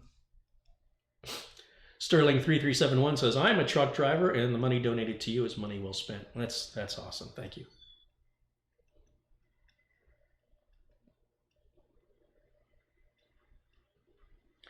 Is my model a WRT 805 UTX B1 UWP series? It's a UTX 80. Is it an 82 or B2? There's two pieces, right? You've got a sending unit and a receiving unit. This is the unit that you would put on your belt or in a pocket, and then there's another unit that goes onto the camera. It's not a $20 microphone. I mean, if you can find one for 20 bucks that works, that's a hell of a deal. The box it came in, I actually bought the microphone used because I wasn't going to drop 500 bucks. I didn't have 500 bucks to drop, so I bought it used. And let me show you two main.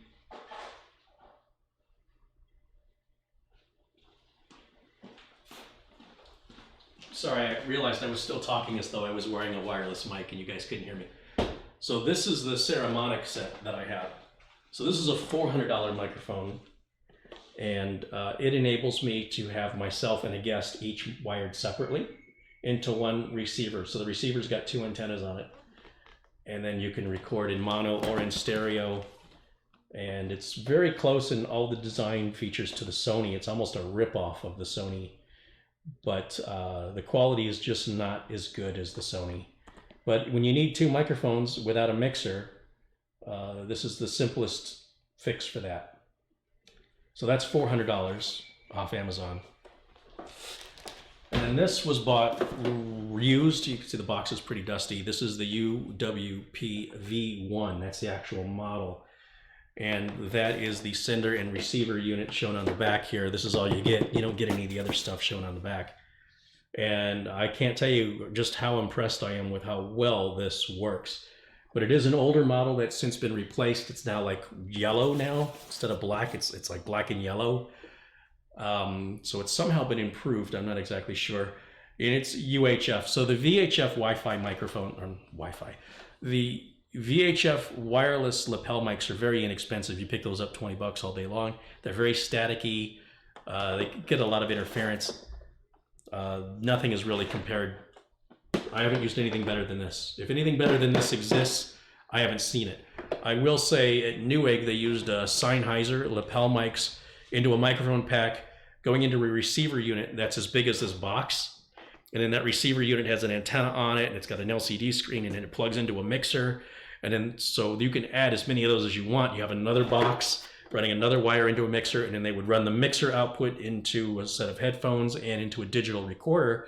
And then the video editor would then have to sync that audio up with 3 separate cameras.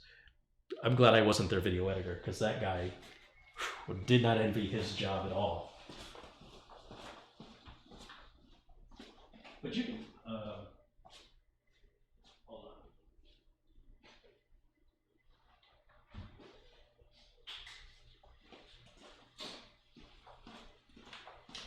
The way Newegg did their videos was basically following Hollywood form and function, even though they weren't a Hollywood production. They're located near Hollywood, and so all the contractors they would hire the camera operators and the editors, these were people that worked part-time. Look, when you go to work for a movie or a TV show, you have a part-time job. When the TV show's canceled, you're gone. So there's a lot of workers, a lot of camera operators, a lot of people in production in that part of California.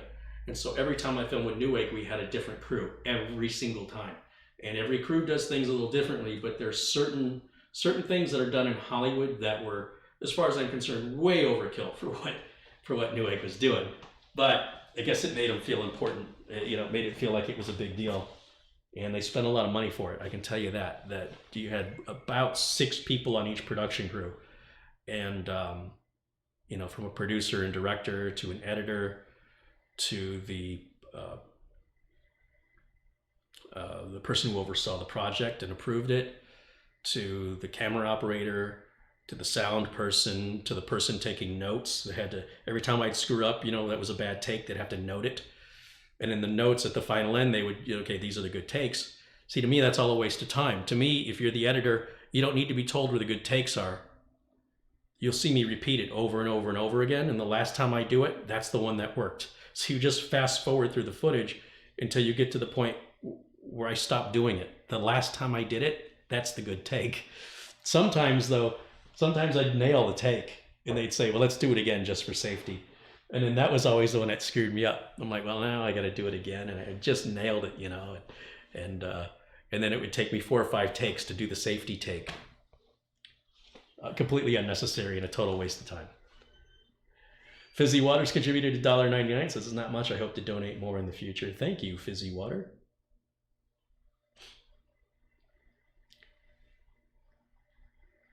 Carrie, are the tech support calls hard to deal with at times? They aren't difficult, they're stressful, right? When a customer calls you in a panic because their system's down and their whole life is ruined, it's difficult because you'll deal with like a lot of end consumers, end users, and they'll have older hardware that's slow and sluggish and hasn't been maintained, and they've used it to the point, and Brytech, I'm sure, will back me on this, they will ignore all the errors until the system won't work anymore. And then they'll bring it to you. And I tell them, you know, if you'd have brought it to me when the errors first began, this would have been fixed a lot faster and a lot cheaper. So you end up having to untangle this big mess. And in the meantime, they're telling you how important their computer is, how important the data is that they didn't back up. And yet they're not putting any money into it. They're using a secondhand computer. They don't maintain it. They don't take care of it. But then they tell you how important it is in their life. So what they do and what they say doesn't align, and that can be very stressful because they're putting a lot of pressure on you to fix it, not only because that's your job, but that they'll rattle off all the things they can't do now. I was supposed to book plane tickets and I have to pay my IRS bill, and I was going to do this, and I do it all online. I can't do it anymore without the computer, and so until you get that back to me, I'm dead in the water. But in the meantime, they're using a computer that's obsolete. They've performed no maintenance on it, and they've ignored all the errors because, well, you know, if I can just get it to do one more thing, if I can just get it, I don't have time for this right now, I don't have the money for this right now, and the error gets worse and worse and worse. And then sometimes it's too late. Sometimes you go, well, like I had one customer, lady brought me a computer, and it wouldn't turn on. It turns on, it says no boot device found. So I take a look at it. And I see she's got 2 hard drives in a RAID 1 array. So it's just one hard drive is copying the other one. All the time. Whatever the one hard drive does, the other one does. She creates a file, creates it both places. She deletes a file, deletes it both places. Temp files in both places. A virus, both places. Whatever one does, the other one's an exact mirror. How bad could the problem be, right? You got a bad hard drive, just swap out with the good one. Well, no, she had 2 bad hard drives. You see, what happened was, she was getting an error on her screen when she turned the computer on. It said, hard drive failure, F1 to continue. She'd hit F1, and it would boot to the secondary hard drive in the RAID 1 config. It would boot to the mirror. It booted, she used it. Until a few months later, I mean, this bought her probably 8 months. Hard drive failure, press F1 to continue. She hits F1, message just keeps repeating. That's when I get the call. Do you have backups? Nope. Anything important on there? Yep. I go, well, you just lost everything. What do you mean? I go, this has been giving you an error message for the last 8 months and you've ignored it. Well, it said to press F1 to continue. Yeah. And you did until it stopped working. And you basically, it's, you know, the little spare tires that they have for cars, they're not intended to replace a tire except temporarily. And by temporarily, I mean a very short period of time. So if what you do is you open up your trunk because you got a flat, you slap your little donut spare tire on there, you start driving on that thing for 1.5 years, things are going to get real expensive. So that doesn't make the job difficult in the sense that it's hard. It makes it difficult in the sense that you have to stress and counsel people. And you know, they don't want you to say, well, here's what you should have done, and I told you so. That no customer wants to hear that. They want empathy, and they want to know what's the cheapest way for me to resolve it. And I offer them the solutions. And the cheapest data recovery is $300 data recovery. And most people are like, no, I don't have the $300. I told one customer said that they had pictures of a friend that passed away. They were the only pictures they had, and the hard drive was, the machine was dead, and they didn't know if it was the hard drive that went bad or the machine was a laptop. And I said, well, I'll tell you what, you get me the laptop. In fact, I will pick the laptop up from you. I will extract the hard drive out of it, and I will copy the pictures off to an external drive that you provide to me, and I'll do that for $100. And they went, oh, $100? I said, they said, I don't think you're going to find a better deal. That's free pickup, free delivery, and data recovery. Yeah, I just don't think it's worth $100 to me. I said, okay, have a nice day. So suddenly, what was important isn't so important anymore. And the idea that $100 was too much shows how out of touch that person is with the value of what data recovery usually costs people. So that part of the job is stressful, right? Because it's common sense to people who are in the business, and to the average user, they just don't understand and they don't care how it works. They only care when it doesn't work. And then when they find out how much money it is, then they want to cry and whine a lot about it. And it doesn't change anything. It doesn't matter if you cry or whine. It doesn't change anything. And I don't quite understand the psychology on why people do that. It's not like I'm going to change my mind. It's not like, well, the data is completely unrecoverable without a data recovery service. Oh my gosh, but there's stuff on there I have to have. Well, with data recovery, you could send it in. It's about $300 to $600. It'd take about 2 weeks if they can get anything back. Yeah, but the stuff I had on there was really, really, really important. Oh, in that case, it'll just come back off for free then. I mean, I just don't know what people are doing when they do that. It doesn't change anything. It doesn't matter if the data is important or not important. The data recovery process is the same. The price is the same, and it doesn't matter how you feel about it. It's irrelevant. That part of the job is the hardest part for me.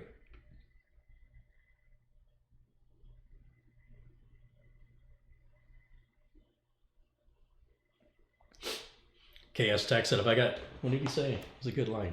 If I got paid for every computer job I've done, I would have retired 25 years ago.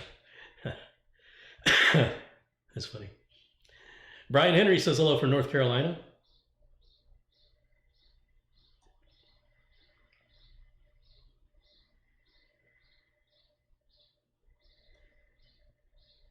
Gary, I think this mic works on eBay for $20, compatible with Sony Pocket Transmitter. You got a link for me, Brian? Can you send me? How can I find it?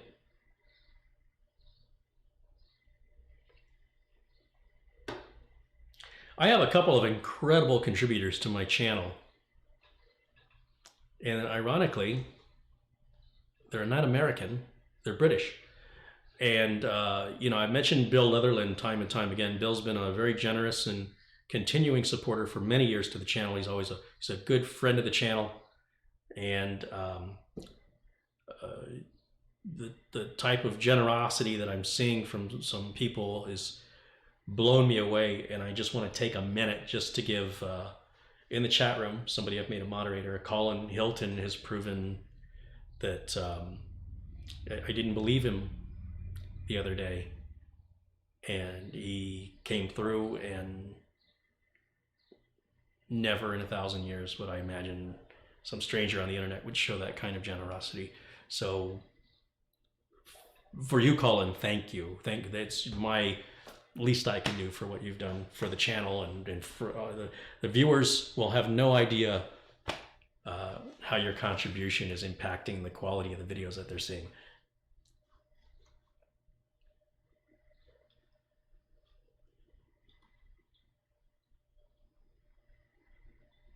And I've sent something off to you to show my thanks, and you should probably get that next week, Colin.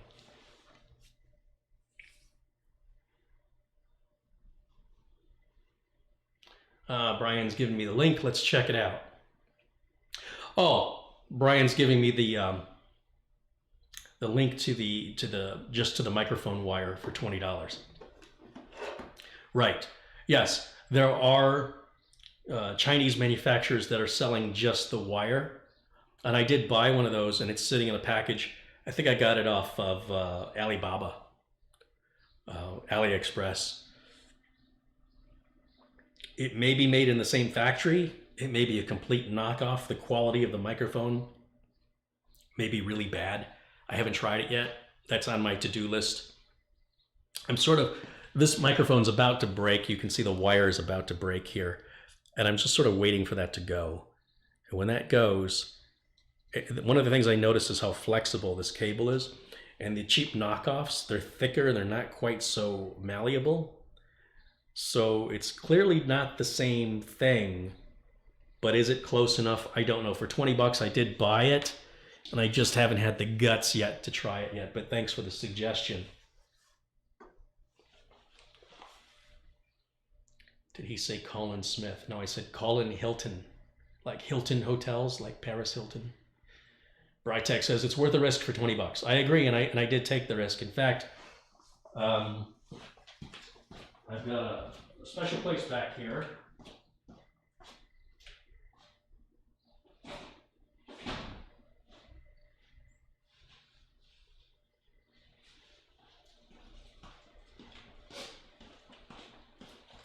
This is the $20 microphone from AliExpress. It's totally different. This is supposed to screw down into the unit. Not that it has to, but it's designed to lock in so it can't come out. See how that unscrews? Right? And it's recessed in there. This one, will it screw down? I don't think it does. It just spins. Oh, no, it does. It does tighten down, okay. I think. Yeah, all right, so that works. The cable itself, if you look at the end of it versus the end of this one, is that an improvement or is it just them cheaping out? I don't know. The microphone itself, I don't know if the diaphragm in the microphone is good or if it's crap. The only way to know is for me to hook it up and try it. I haven't done it yet. But believe me, if it works well for 20 bucks, it'll save me from buying a whole new kit. Because I'll be honest, for $130, $160 for the microphone itself, I might as well just buy the whole kit for $500 and be done. I think it's $5.99. Have you tried electrical tape? I'm not doing that. No, look, I'm trying to do things right. I can't have something that works today and doesn't work tomorrow, or if my audio goes out, I won't even know it for God knows how long. And if I'm recording something at the time, everything I did was all a waste of time. Like if I'm building and I've mounted a CPU and I go back into editing and I realize that the audio wasn't picked up, I'm screwed. I can't go back and undo that. Not cleanly. You'll always be able to tell, well, that was what happened to the thermal paste that was originally on the bottom, stuff like that. You'll be able to tell it wasn't. My preference is to get it done right the first time, and yes, I can break out a soldering iron and make my own microphone. I'm just not trying to be more professional than that.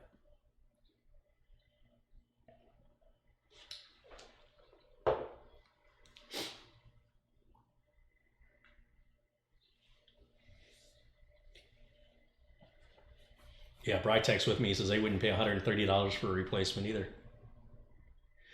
Colin says, thank you, Carrie. I don't expect anything in return. It is more blessed to give than to receive. Hope the card improves your viewers' reception. So Colin I wasn't sure if he wanted his name to be exposed about what he did. Colin is more or less paid for the entire $900 HDMI quad capture card as a contribution to show his support for the channel. And that boggles my mind. It just blows my mind, that kind of generosity.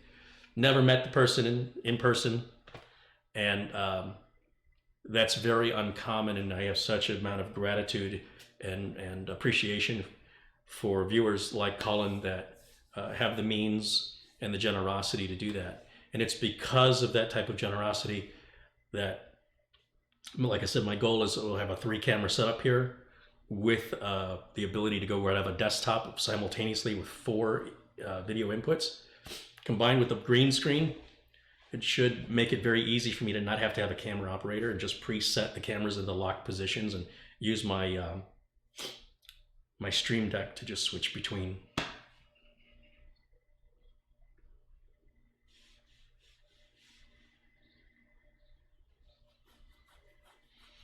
Does he get a free sticker? He'll see what he's getting. He'll see.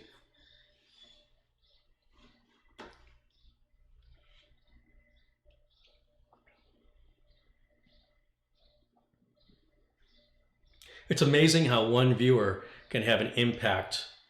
You know, 100 viewers could donate $20, and that didn't have, well, not 100, but let's say 20 viewers could donate $20 and not have the impact Colin had with that single contribution.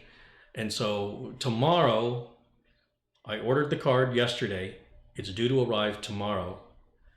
And I'm going to pull the card I'm using right now to stream this. That's the StarTech card. I'm going to pull that. Good riddance to it. And hope to do a test feed tomorrow, a multi-camera test feed. Excited.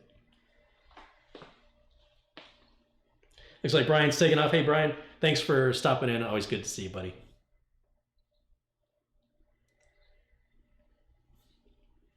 Is that the USB 3 one? No, the StarTech card is a PCI Express, like a buy 2 or buy 1 internal card. And it's going to have to come out because there's only one slot available for the Magewell 4-port HDMI quad to go into the same slot that is being occupied right now. The USB 3 capture cards are just, they're stuttering, they're pausing, they're deactivating. It's just a weird, I don't know if it has to do with the AMD chipset or the drivers. It's driving me mad.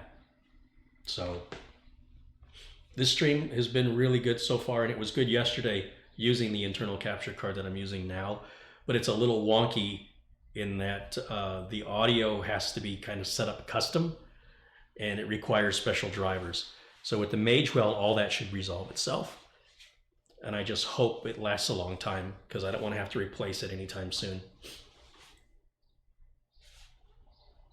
Lucky Strike says, hello from the Czech Republic.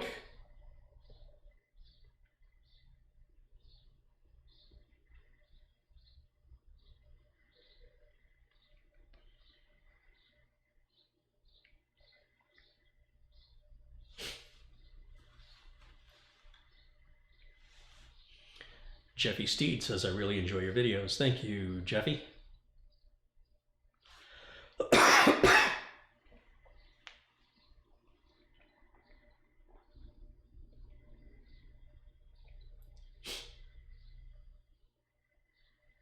Are you going to have a film room or something eventually, or still be in your kitchen? I don't know if my back office is going to give me enough distance away from the camera.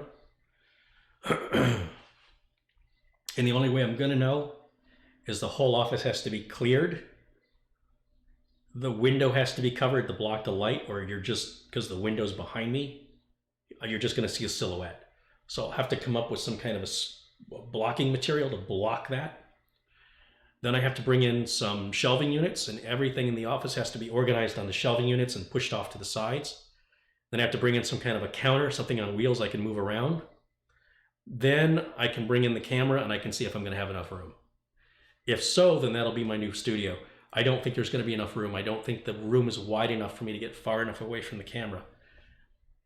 But unfortunately, I have to put all this work into it to determine whether or not. I just don't know until I do it. So the good news is the office will be nice and clean when I'm done. I would love nothing better than to have a studio where the cameras are pre-set up, pre-wired, and everything's pre-configured, and all I have to do is hit the power button, put my video description and thumbnail in, and start filming. That would save a ton of time. I've spent over 3 hours between last night and today putting that parts list together, creating that description in the video. The thumbnail that you saw for this video, it took me an hour, because I'm not a Photoshop guy. So it took me an hour to find the images and try and blend them as best I could. It's a hack job.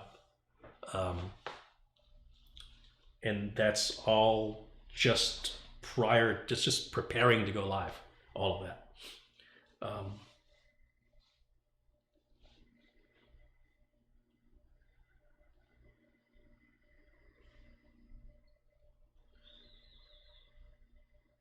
Does your wife ever get annoyed when you use the kitchen for filming? Constantly. Constantly. Brian Henry says, from one tech to another, you make great informative videos. I like looking at the way motherboards are designed. Yeah.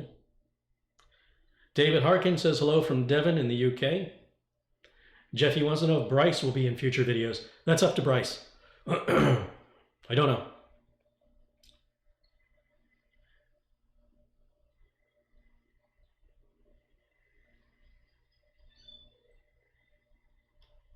But Bryce is always welcome back.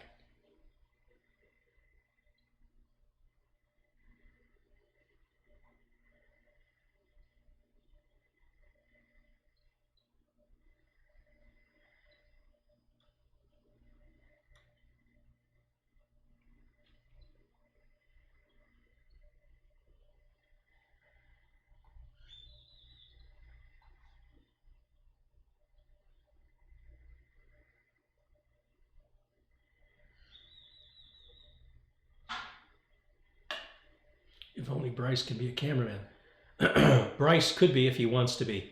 So yeah, guys have to understand, all I can do is offer to Bryce. Bryce has his reasons for the things he's interested in, and you know, he's carving his own path through the world. So I don't know if he'll be involved in anything in the future. I have invited him before, and things have happened where he couldn't make it. So we'll wait and see. Also, things are very much changing for him right now. You know, he's becoming an adult, and it can be a tough transition from hanging out with your friends and hanging out all the time to now you're expected to be in college or join the military or have a job, and it's tough. It's a tough place to be. And you're trying to figure out what you want to do with the rest of your life. So he's a good kid. I really like Bryce a lot. He's got a lot on his mind right now. So I don't know if he'll be back or not.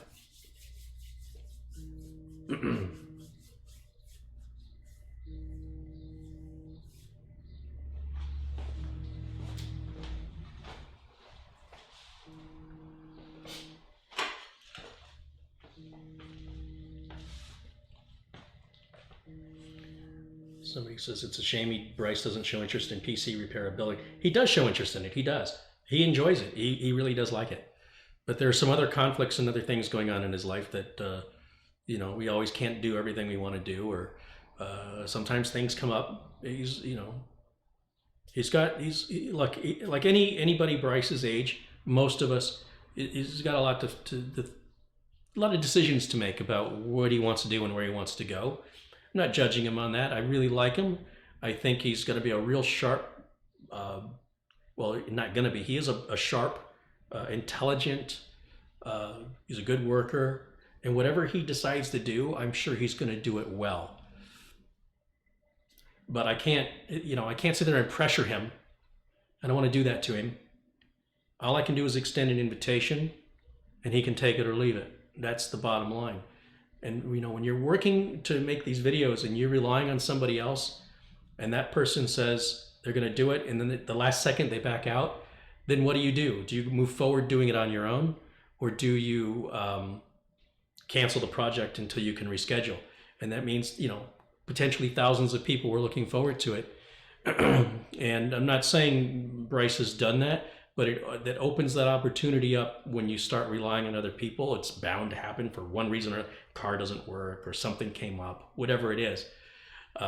If you start making your own videos or you become self-employed, you'll soon realize what you do is more important to you than it is to anybody else. So when you start bringing on other people to help you, the only thing you can really do to motivate them for the most part is offer them a salary. The channel doesn't bring in that kind of money for me, so I have to rely on people who just want to do it for the joy of doing it. And there's a lot of people who say they want to do it, and then when push comes to shove and you call them on it, then they don't do it. They have excuses why they can't do it. So I've learned to just rely on myself, to do the content myself, and any opportunity I get to bring in another face, to sort of add a fresh face, regardless of the person's age or gender or race, I don't care. I'm happy to bring on an 80-year-old man. I'm happy to bring on a 15-year-old kid. I'm always interested in that. But getting people to actually follow through and do what they say they're going to do versus I have to go live, I have to create the content, it can create some sticky situations and some uncomfortableness in any relationship, because it may not be the person's intent to cause you harm, but that could be exactly what they do without intent. You know, they were just trying to help. Remember, I keep saying that people just trying to help can really get in the way, versus not helping at all would be better.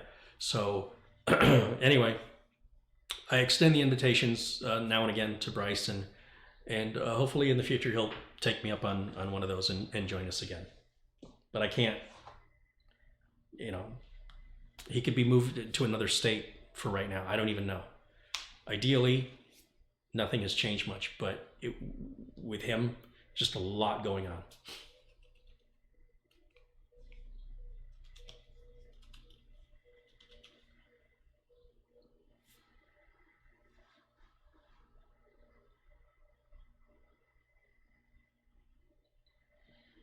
Wireless microphone systems that are on the 600 megahertz range are no longer legal to use. Well, what are they going to do? Come arrest me? That's stupid.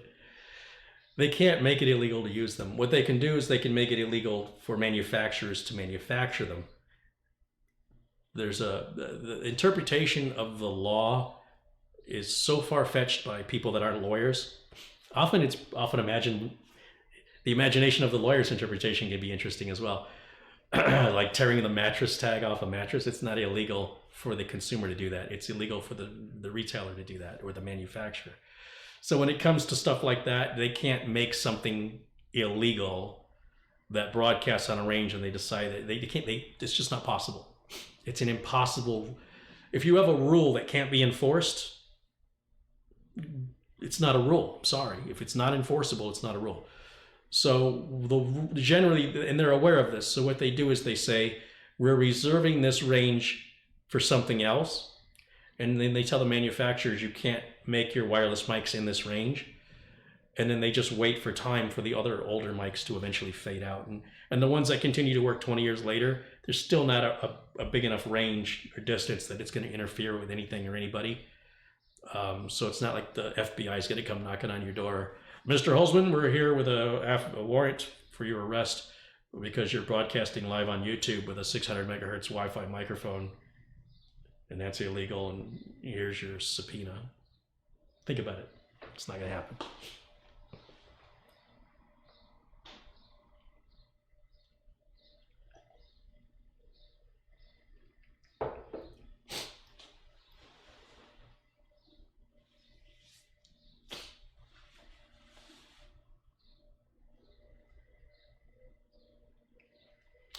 Carrie, if I donate the money, would you do a live PC build for those kids you mentioned at the beginning?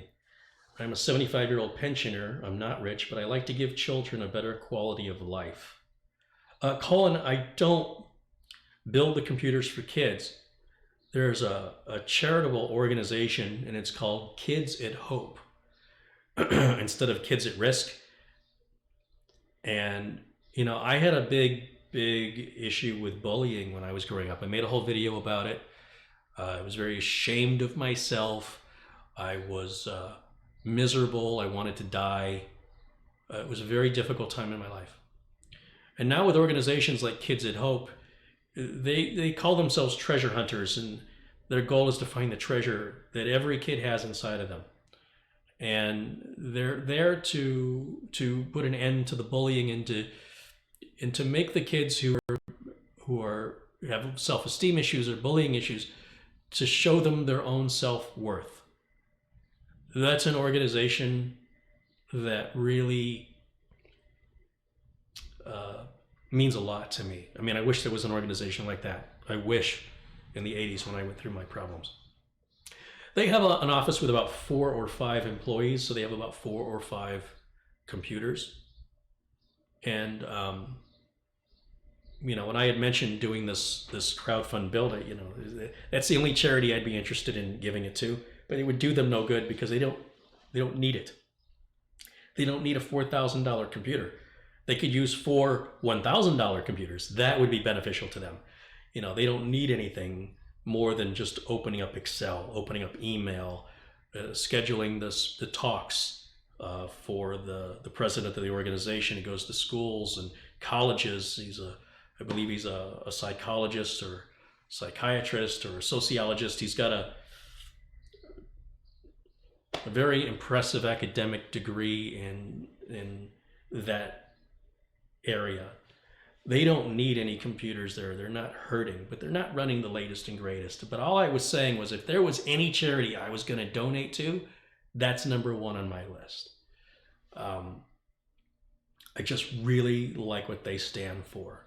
And I think that affects most people. When something affects you, you're more likely to donate to that charity. If you're somebody who suffered through breast cancer or lung cancer, then the Cancer Association is probably very close to you, or diabetes or Parkinson's disease or Alzheimer's. You know, whatever is impacting you or someone you care about will tend to be the charity that you're drawn to, you know, when it affects you or affects somebody you know. So for me, it's the bullying is it's a curable illness. It doesn't require any research and development. It's a matter of getting through to kids and making them self-aware that they have value and they have skill and their life is important. It's as important as everybody else's. They have every right to be here. They are not less than.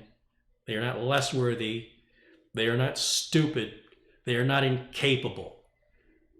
That's an important message as far as I'm concerned. Not every kid needs that message, but the ones who need it could be the difference between life and death. So you can check it out, Kids at Hope. I think kidsadhope.org is the website, and they're around the United States. I always get tickled. I was walking by the elementary school down by my house. I saw they have a nice Kids at Hope sign on the wall. I was like, hey, I saw you guys' sign. I was over at a restaurant a few miles from here called Peter Piper Pizza. It's a pizza joint with video games for kids. They have a Kids at Hope plaque on the wall. I love to see that they're getting out there, and that's just local. Like I said, they're all over the United States.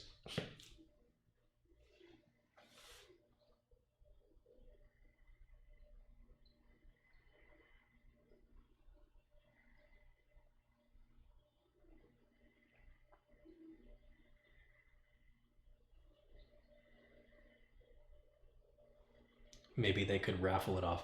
So again, the problem with the raffles is you get into the support, you get into the people that manipulate the loopholes in contests and say they want the cash value. These are the things where you need to get a lawyer involved to draft it up. You're going to spend a few $100 per hour on an attorney. You better hope you don't get challenged in court, because if you do, you're going to be paying the attorney to defend your case. All this because you were trying to give something away. It all has to be very carefully drafted by somebody who knows what they're doing. If there's an attorney that's going to do it pro bono, that's even better. But that attorney's got to have experience in it, and you just open yourself up to lawsuits. We're living in a society today here in America where any attempt to help somebody could result in a lawsuit against you. That's why a lot of people don't stick around when there's a car accident that they witness. They don't want to be any part of it because you can get drawn into depositions. You can be attacked in court over just your witness statement. The defense could then start attacking and looking into your background if you're somebody who drinks, or if you're somebody who's had a criminal background of any kind, no matter how many years ago it was, to discredit you, all because you were just trying to help somebody. So in general, in America today, people tend to just avoid any sort of interaction of helping other people because of the negative consequences that can result. You know, if you hold the door open for somebody and assist them to walk in and they slip and fall, they can sue you for that, all because you were just trying to give somebody a hand. I'm not saying everybody's like that, but enough people are like that. Such a litigious society here. You don't know who's who. You don't know who is the genuine person who's going to appreciate what you've done, and who's the person that's going to see you as a sucker, as an opportunity to squeeze you for every penny you've got. So the best, safest route is don't get involved. The world wasn't always like this. It wasn't like this in the 70s. It wasn't like this in the 80s. It started in the 80s, but it's gotten worse. The joke that I used to say, that I would say that parents would say to their kids, I want you to grow up to be a doctor or a lawyer so you can make some money. Now it's, I hope something happens to you or to one of the family members so that you can sue and make a lot of money. You know, they had an accident with an Uber vehicle that hit and killed a pedestrian, an autonomous Uber vehicle. And the person that it hit was homeless, had drug issues, and was estranged from the family. And all of a sudden, all the family members sued Uber, and they're all individually suing Uber for their... Suddenly now, she's part of the family. They let her live on the street.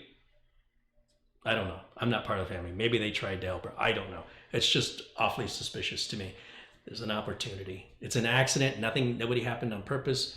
Really, both parties are at fault. I think, in my opinion, Uber's at fault, and the pedestrian was crossing in the middle of the road in a dark spot, not wearing any bright clothing. Who's to say a regular driver may not have seen the person, and that person died as a result of mistakes from both the person who died and the autonomous car. And now, because of that, family members are seeking an opportunity for financial reimbursement for their loss of somebody that they ignored or just let live out in the street. That is a extreme example, but it's common. It's very common. The joke is called the ghetto lottery. It is not a good expression. I don't like the expression, but I understand it.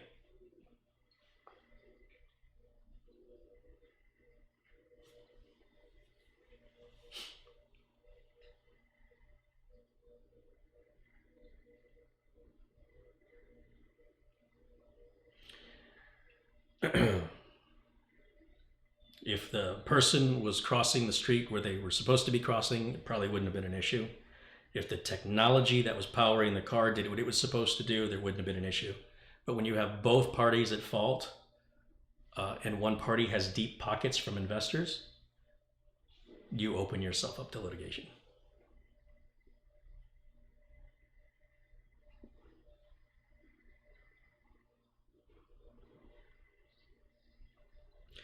What was the very first computer build you did on YouTube? The first computer build I did was an AMD system. It was supposed to be an Intel system. I was working at doing a nationwide radio show, syndicated radio show on computers. And we had a sponsor of Newegg at the time, and they wanted to give away a bunch of parts to a lucky listener.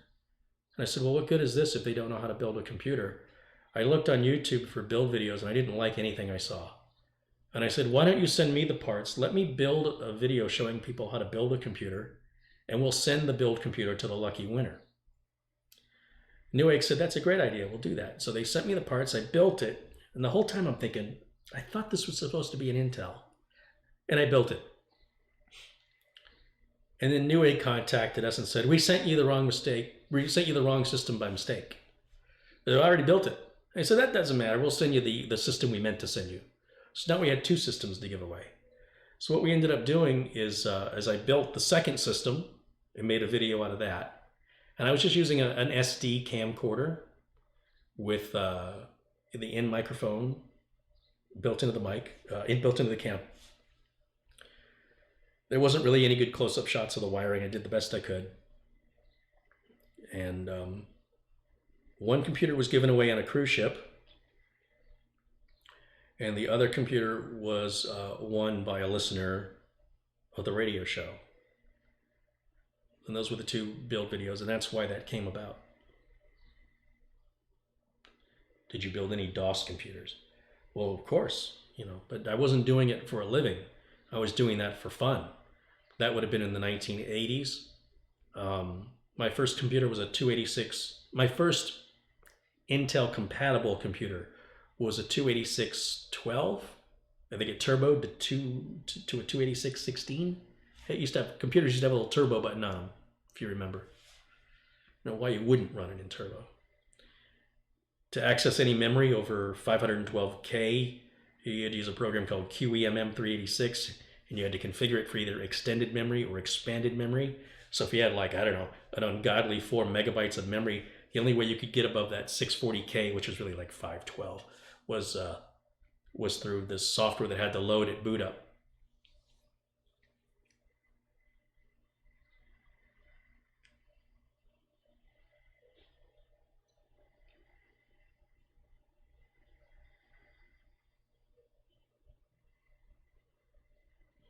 Did building those computers start your YouTube channel or make you want to do it more? I've always enjoyed building and fixing things. You'll see me working with Mike Bauer with Subarus, engines, motors, cars, faucets and sinks and toilets and air conditioners. And if I can take it apart and fix it, I enjoy that. The YouTube channel was it just felt like there wasn't any good computer build videos, and I just make one. And that's what I recommend to people that complain about my videos. Make the video better. If you don't like the way I do it, that's why I did it. I didn't like the way other people were doing it. And if people don't like the way I'm doing it, then you should start your own YouTube channel and you should do it. It's not meant sarcastically. I mean that with all sincerity. It's not competitive to me. I do things the way I learned to do them. If you learn to do it differently and you think your way is better, make a video. Don't complain to me about it. And that's what started all of it. I don't know that it fed my interest anymore. It fed my interest more in filmmaking. I actually went to school to become a director. It didn't last very long because in Phoenix they basically said you don't have any shot of making any Hollywood pictures. You can expect to go work. The exact example my instructor gave me was, you can expect to get a job at U-Haul making safety videos for employee training. Like, no. And so I took a semester of videography. We were shooting on VHS back then. And I wish I could show you the video projects I did for my my midterm and final. They're really bad. But they have music in them, and so the copyright issues, I can't show them to you. But anyway, it's neat how the video stuff has kind of come back around with the tech stuff and the car stuff. I was going to be a mechanic before I became a computer tech. I was going to be a videographer before I became a computer tech. And now all of that is merged together so that I can show people how to rebuild engines, I can show people how to rebuild computers, and I get to play around with filming and directing, which is also an interest of mine. So it all just kind of came together. I never planned it that way. It just sort of happened.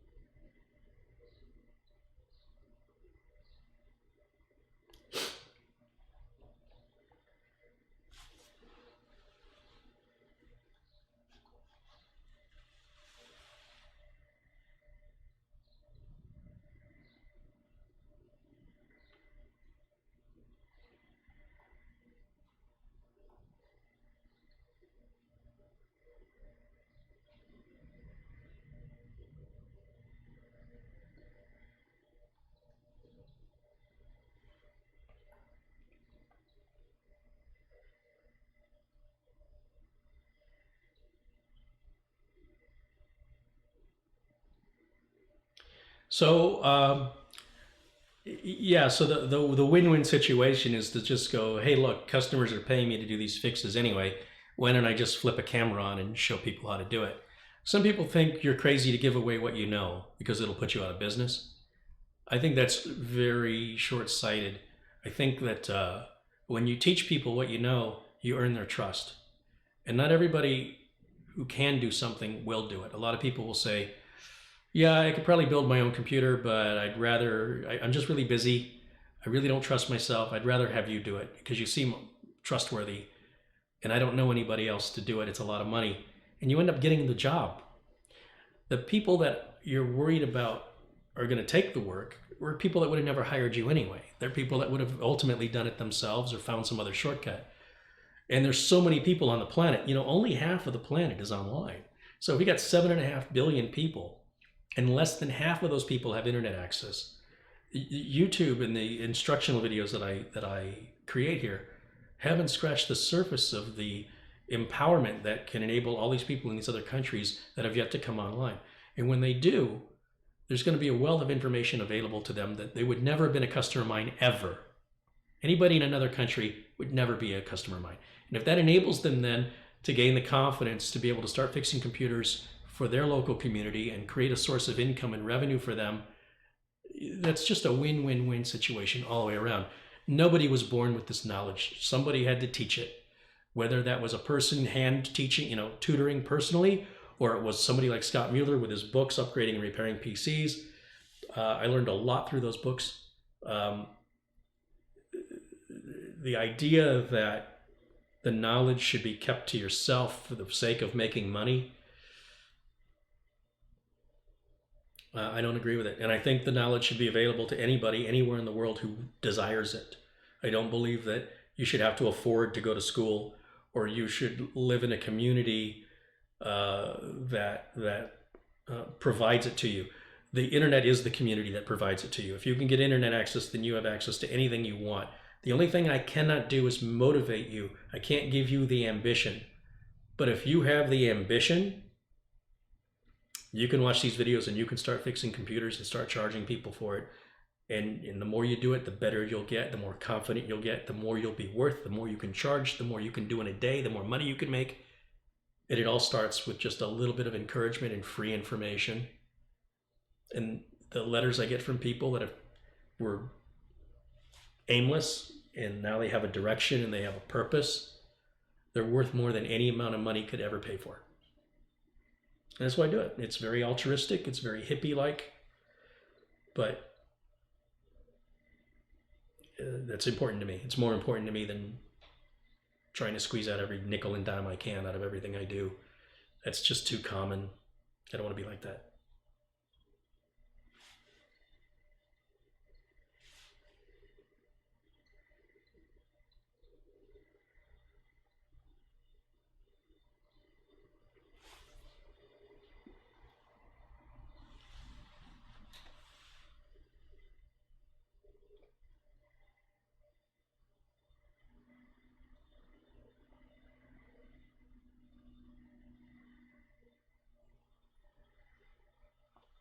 There was a real interesting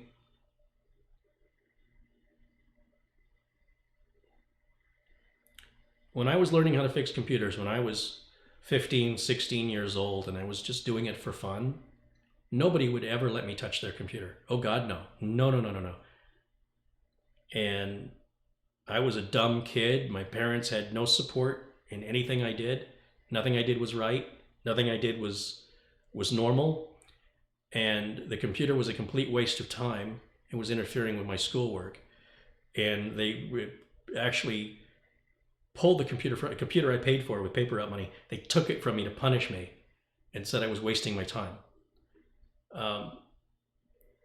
Then when PCs and that came out, they again attacked me for spending money on something that was completely unnecessary. There was no internet back then. They couldn't comprehend. And my parents are really pretty well-educated people.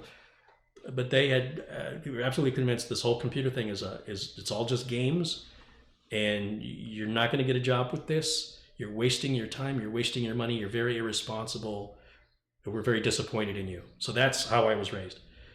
And then the internet came out, and then PCs became more affordable, and then it was, can you fix this for me? Can you fix that for me? And at first I was like, yeah, they finally get it. My parents finally get it. And then it was, can you fix, and can you fix, and can you fix? And I was like, would you please leave me alone? It went from, would you please let me fix it? Would you please trust in me? Would you please support me? Would you please believe in me? To, would you please stop and go back to not trusting me anymore? Because it was constant, nonstop. And I remember I said to my mom, I was fixing a problem, I was upset.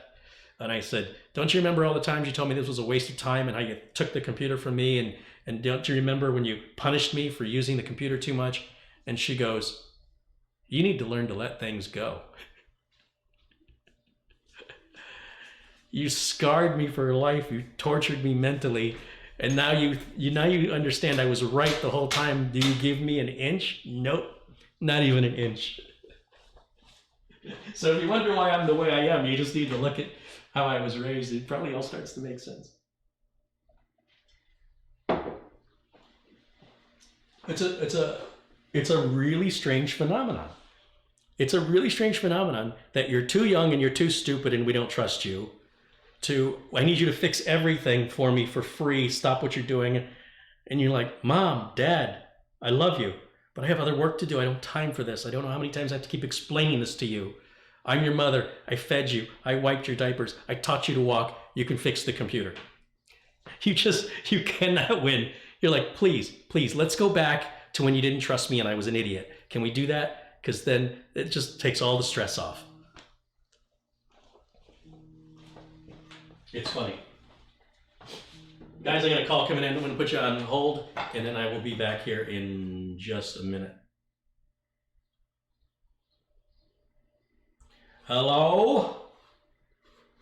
You are alive. I am alive.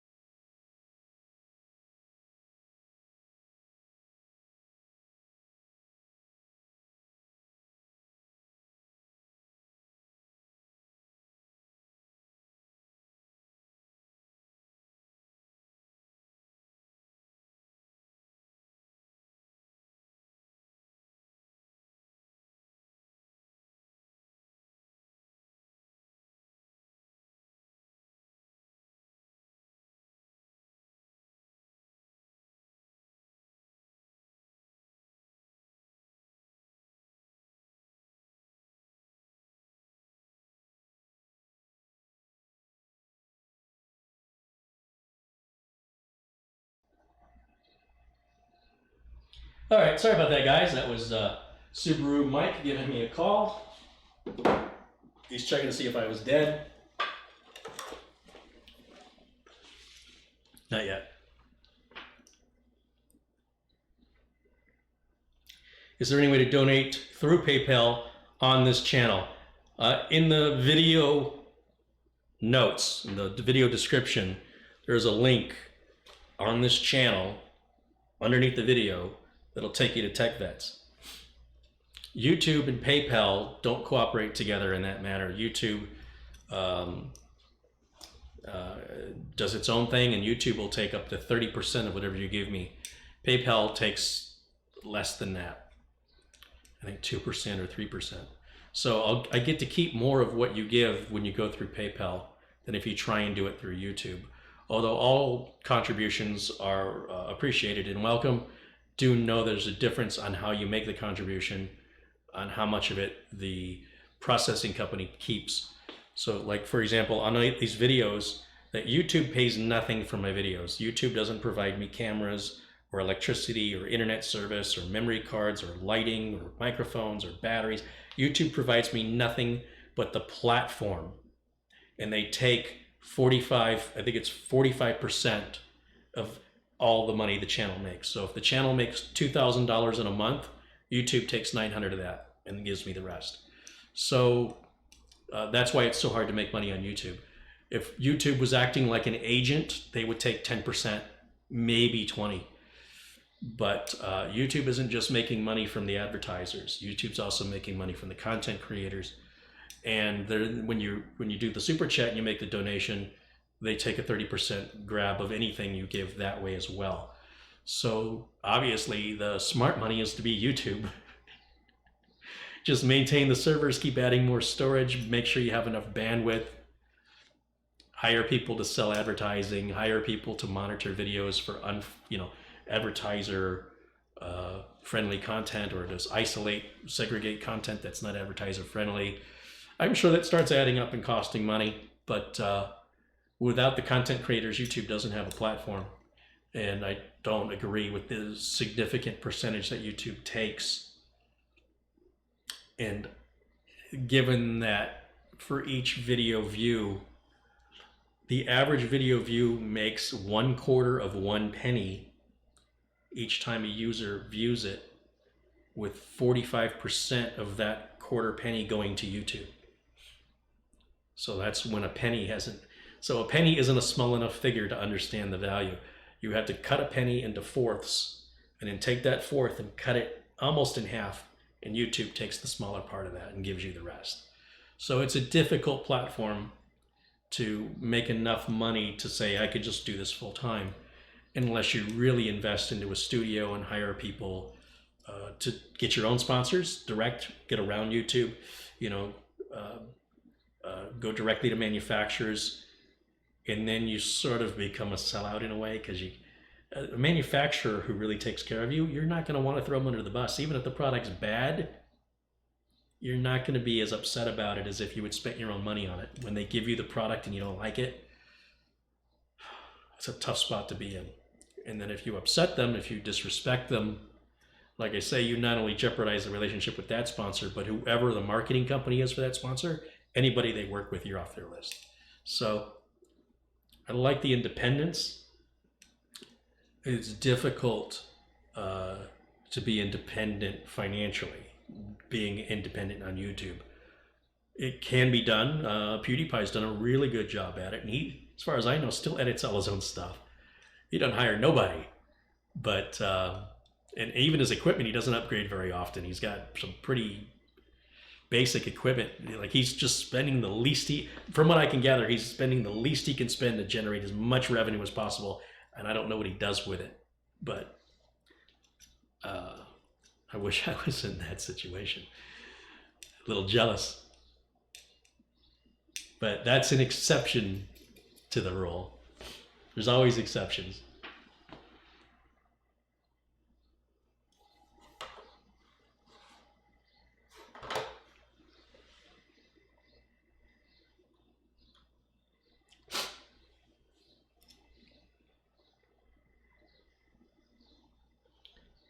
PayPal is 2.9% plus 30 cents.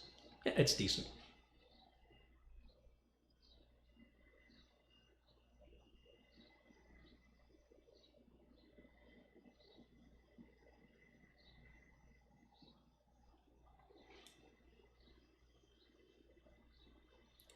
Let me go check the back computer. Let's see what donations have come in. I'm kind of curious with the response. I know a few people, 2 or 3 people said they were going to contribute.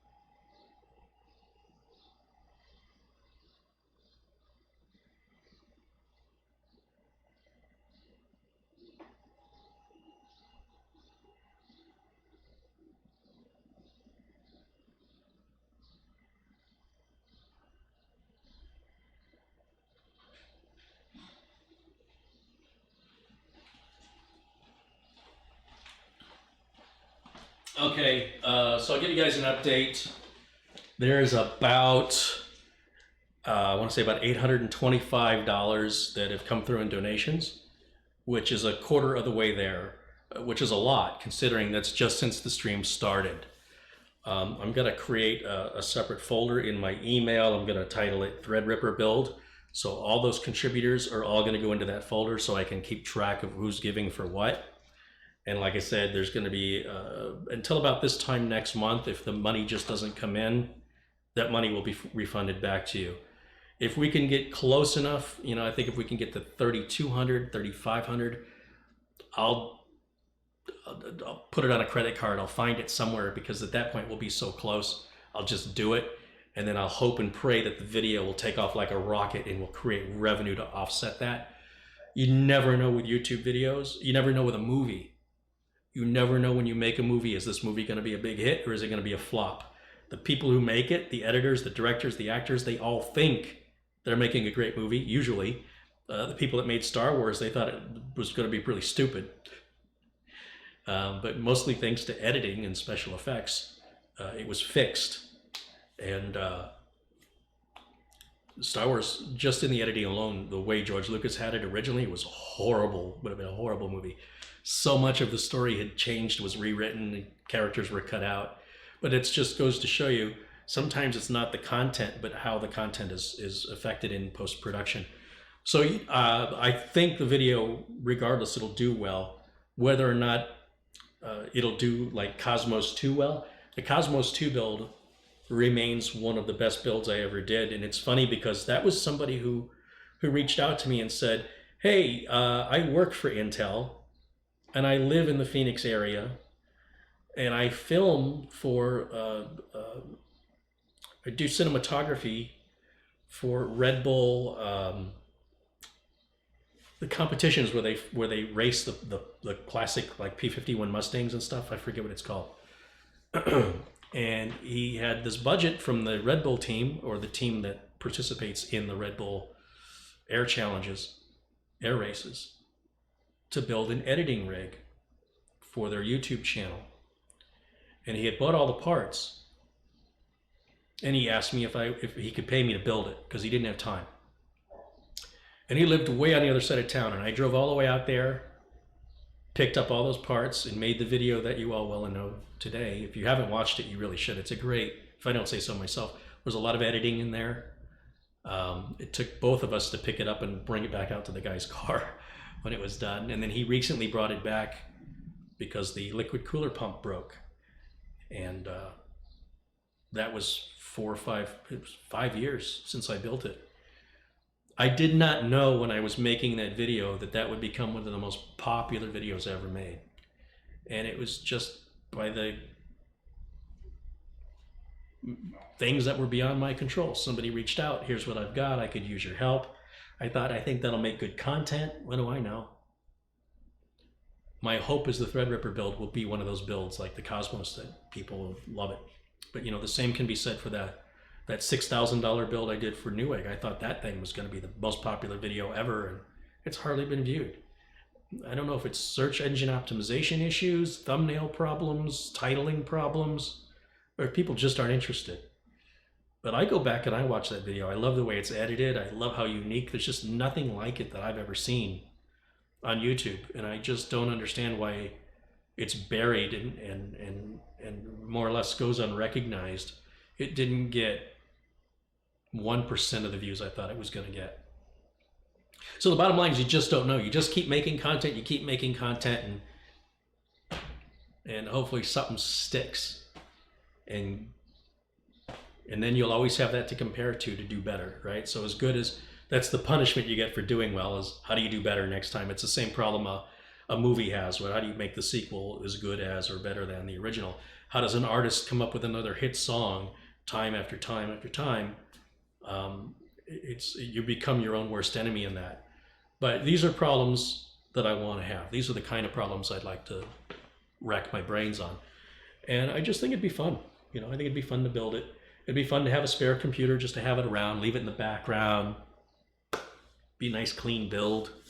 And it'd be nice to not have to support it, to not have anybody calling me with any problems it might have based on its configuration. Maybe trouble-free, I don't know, but that's until I have one and start using it, I certainly am not going to recommend something like that to a client unless I know for a fact it's going to be just as reliable as a regular system.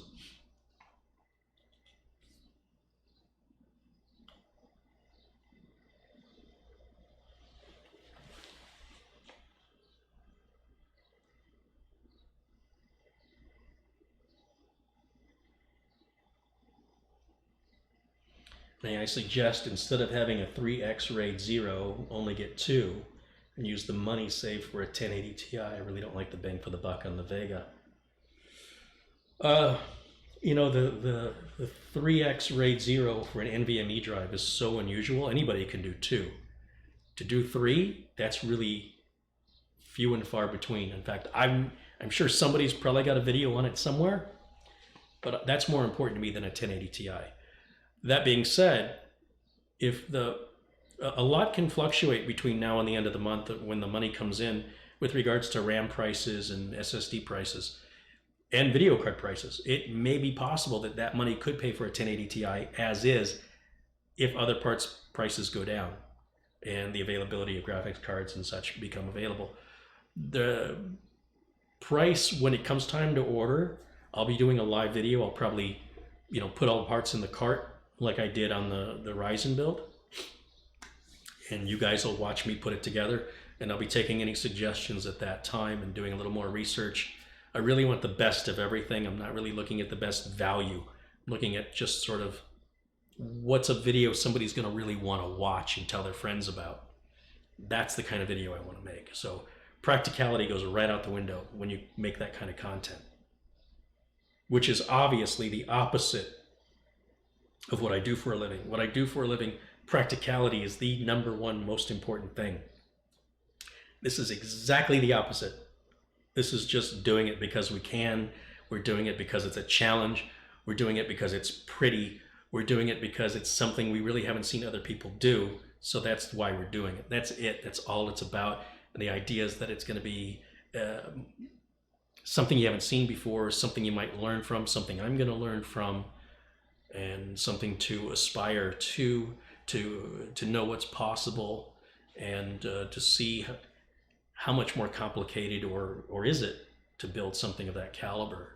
Is it mostly just the same as everything else with a few minor tweaks, or is it a completely different process? I don't know. That's all to be learned in this crowdfunded video idea.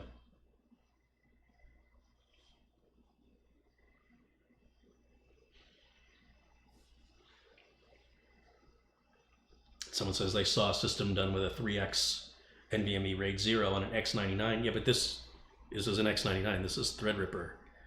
That changes everything as far as I'm concerned. And it's not to say that it hasn't been done. It just hasn't been done to the level that it's common, that many people are going to say, I've seen of that. Many people are going to say, I didn't even know that existed.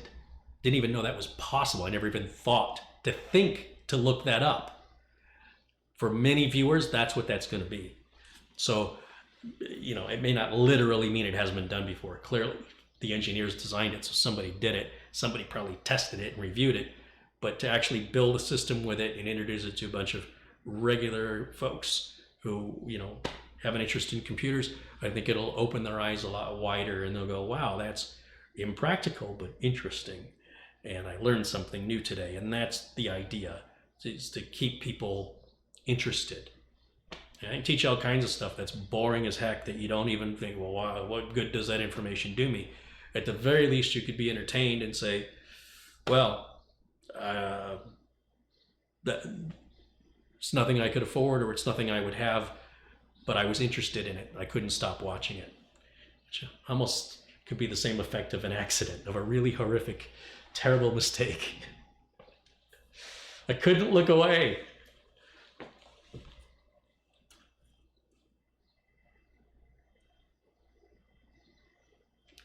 RAID 0 is okay if you are ready to lose data. Well, I will make an image. Once the system is up and running in RAID 0, I'll use Acronis then to make an image of the system. There won't be anything critical on the system other than video editing and video streaming software, the video capture stuff. It'll be used as a backup editor. It'll be used as a backup streamer.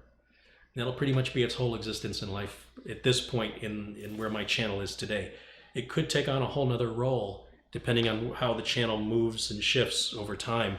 A lot of it has to do with YouTube policies and procedures. A lot of it has to do with how fast the channel grows, or if the channel stops growing and starts shrinking, that can happen too. So the role of the computer as it's intended today may not be what it ends up being 2 years from now. But, you know, again, it's not about what the computer is going to be used for. It's about an excuse to make some unique content for this channel that I think would draw interest from viewers, including new viewers that still have no idea that I exist. Maybe that'll be the thing that introduces them. You know, if I'm careful with the thumbnail I pick, if I'm careful with how I phrase it and the tags and keywords that I use, it could do really, really well on search engine optimization and YouTube recommendations, enough to sort of boost itself and become that magical unicorn, that holy grail of 10,000 views in a day. I mean, for some people, that's nothing. There's certainly other tech channels that do that regularly. For me, 10,000 views in a day is pretty unusual. The fastest growing video I have on my channel right now is the video I shot with $300 data recovery. Part 1 of that series is well on its way to 500,000 views in the shortest period of time of any video I've ever made. Nothing has grown that quickly. And I sat on that video for over a year before I edited it and released it. And I wasn't really sure if it was insulting to the poor guy, Brian Cometa, who I interviewed and who took the time out of his day to put up with me and answer all my questions, to wait a year, over a year, to release that content. And then when I did, boom, it just took off like a rocket. And Brian's very happy. He got a lot of business out of it, continues to get business from it. My viewers really seem to enjoy looking behind the scenes, and Brian has invited me back to walk me through a complete data recovery process, from, you know, taking the hard drive out of the package, the cloning process, the diagnostic, the recovery, and make another video out of it. Just don't have time. Both of us have been very busy, but it is it's on the to-do list to drive out to LA and spend the day with Brian again. I'm really looking forward to it. But it'll be months. I'm sure it may not be to the fall.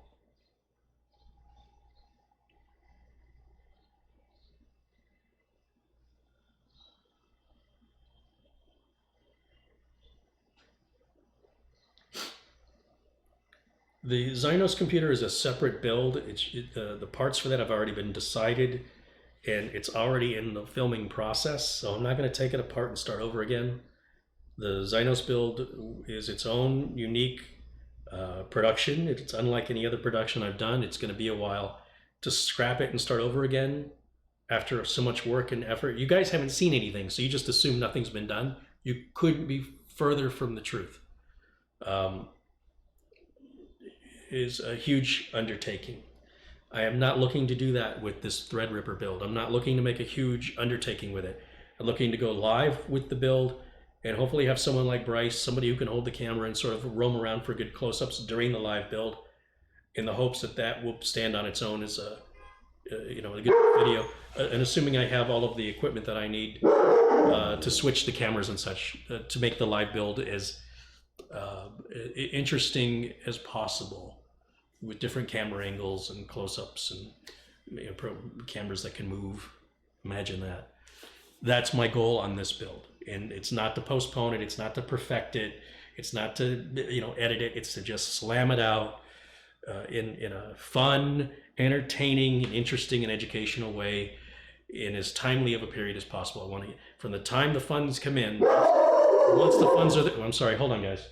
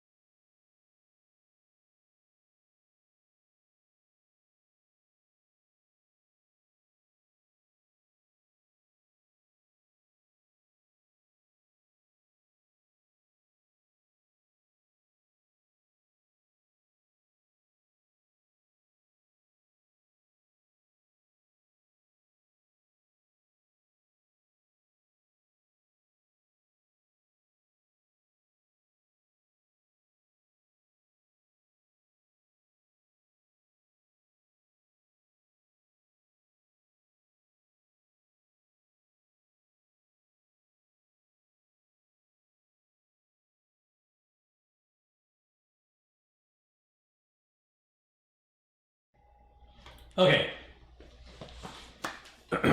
So I did go back and I looked at the video from yesterday, listened to the audio. Everybody's ears are very different. I'll be very curious what this sounds like. The audio I heard yesterday sounds perfect to me. Some folks in the chat, I don't know if it's one person or if it's a couple, are saying that they hear something they're describing as watery. I don't know what that means. The video, the audio sounds so much better than it did if you go back and listen to all the static and hiss that exists in my videos prior to that. That's so much better. Now, whether or not I can improve that further, I have a friend of mine who's really good at this sort of thing. We don't get together very often, but I'm hoping I can sort of twist his arm and get him to come over, and he and I can, I can talk and he can put some headphones on and start playing with these settings on the software to manipulate to where he thinks it's going to be good. I'm not a very good judge of, I'm not that particular when it comes to the sound. I don't hear what somebody's calling watery. I don't know what that means. I found the sound to be beautiful. I really thought it was a massive improvement. I don't know if it's as good as it can be. Today I'm using the boom microphone, and I'll be curious just how the difference of the sound quality is on that. I expect it to be a little echoey. I see a contribution has come in for $100 from Orlando Brave. Says, I hope this helps. So I'll tell you, Orlando, I'm asking people not to contribute through the YouTube channel, but through the Tech Vets channel, because YouTube's going to take 30% of what you just gave me, and I won't see it for a month. That's the other thing. YouTube holds it. If you can retract that and submit it through the Tech Vets website.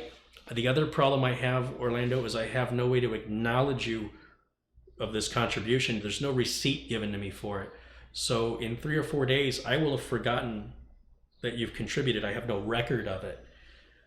So if you're contributing for the Threadripper build, it would help me. It would help us both out to actually do it through the TechVets donation site, because I'll actually keep more of the money, and I'll have a record so I can include your name. If it's not possible for you to retract that submission, you need to send me a message, either here on YouTube or Facebook, and let me know that's you that contributed, so I can create a little note to keep track of the people who did not donate through the place I'm asking them to, because I don't want to ignore you. I don't want you to not get credit for your contribution. That's my biggest concern. My biggest concern isn't that YouTube's taking 30% and is going to wait 30 days before they pass the money on. It bothers me a little bit. But my biggest concern is you're not going to get credit for your contribution.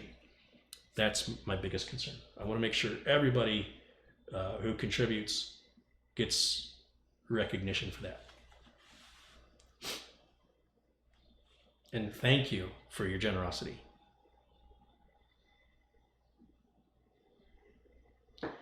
Gary, can I donate one of my instrumental tunes to play while the intermission is on? Yeah, Sharon. Sure. Super chat isn't refundable. Well, that sucks. That sucks.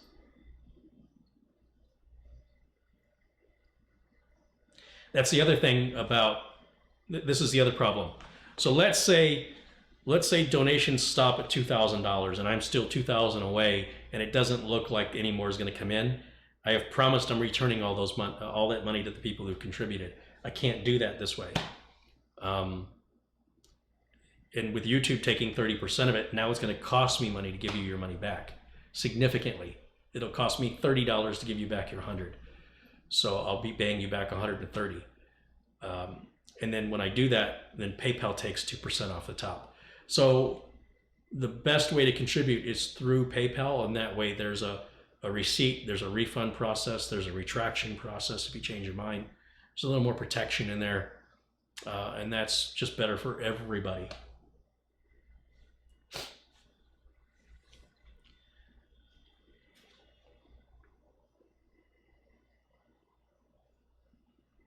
Do you have a video on cable management?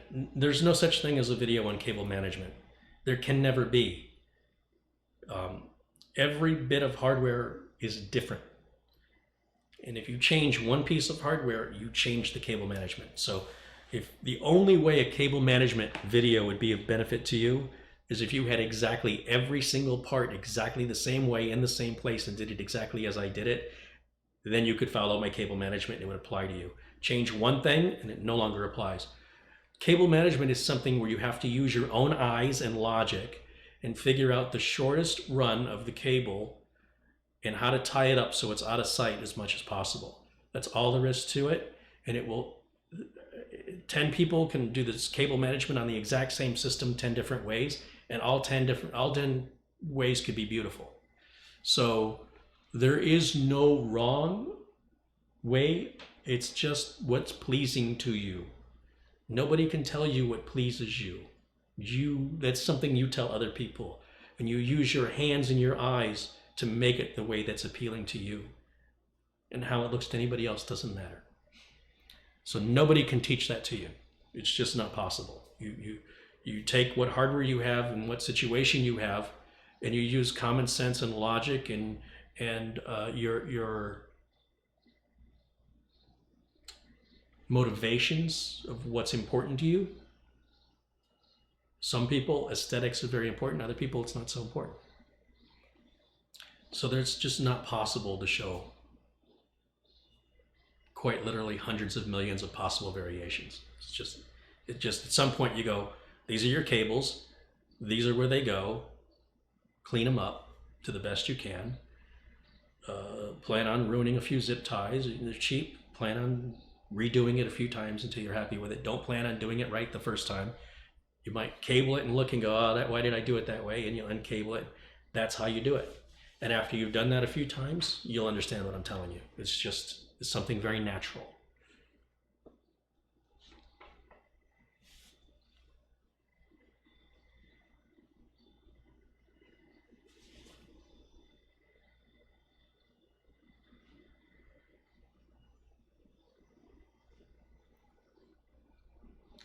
TV Tech says there is a procedure for a super chat refund. I would hope so.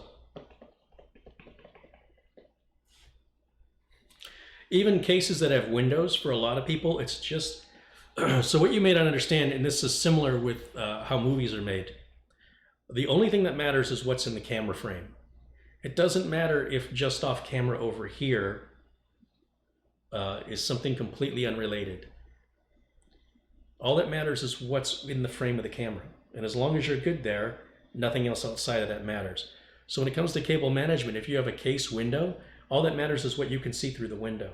So you could have a whole mess of ugly wires all bundled off and shoved to the side that you can only see when you pull the panel off. And if you're okay with that, that is acceptable cable management. It really is. Because you're the one that has to live with it. And if it's okay with you, that's the only person you have to impress. As long as you can't see it through the window, nobody would know the difference that you didn't, go to all these extents and details for routing every cable just so. For other people, it's very important they route every cable just so. Whether or not someone can see it is not important because they know and it bothers them. No one's right, no one's wrong. It's just, however you prefer to do it.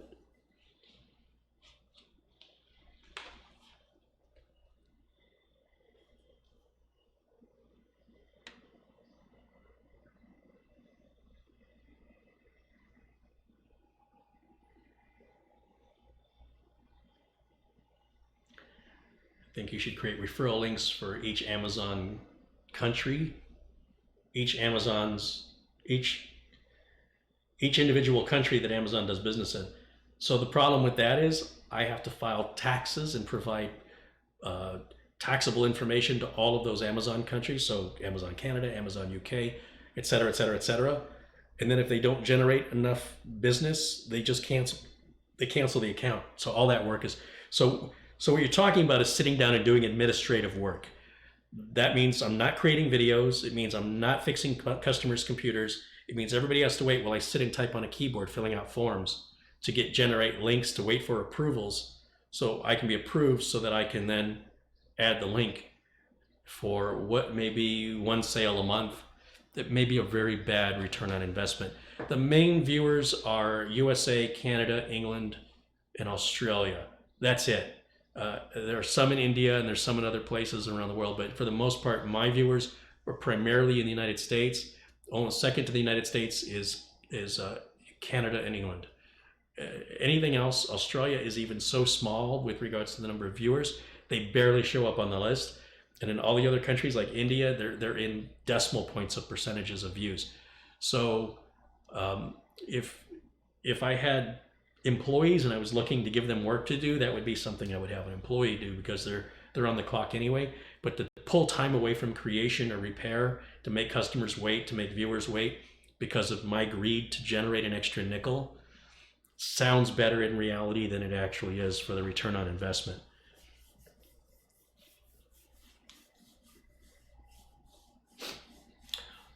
Someone says they're in Germany. I think I don't have many German viewers. I don't know why. Maybe because I don't speak German. I mean, I know a lot of Germans speak English, but I think German-speaking channels do better in Germany. And of course, Australia, Canada, England, we're all speaking English, or at least American. I'm speaking American.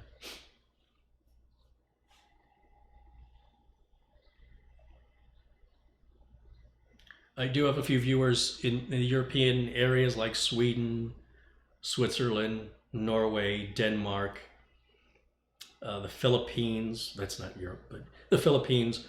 But it's just, they're little onesie twosies. There's little tiny, it's not enough to generate a link. The few people that watch aren't going to generate enough revenue to keep the link active. So Amazon will shut it down anyway.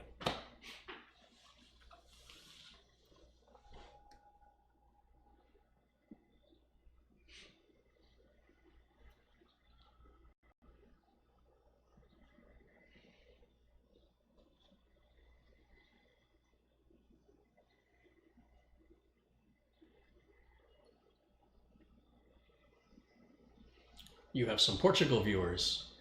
Yes, I do have viewers in Portugal and Spain, although no case badges went to Portugal or Spain, not on this go around. And of course, I'm in my DNA. I'm on my mother's side. I'm Portuguese.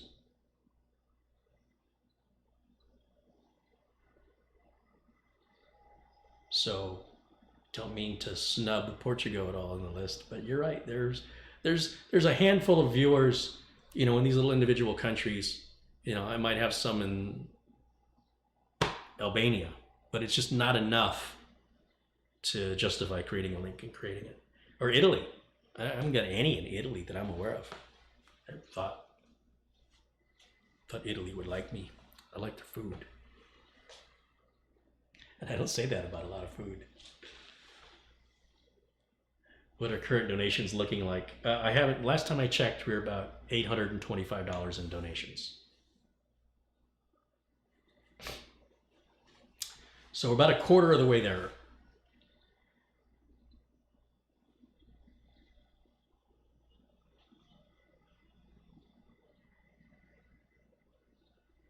I'll check it again just to see if anything, I don't expect anything else has come in. And I'm not including anything that's been contributed on Super Chat.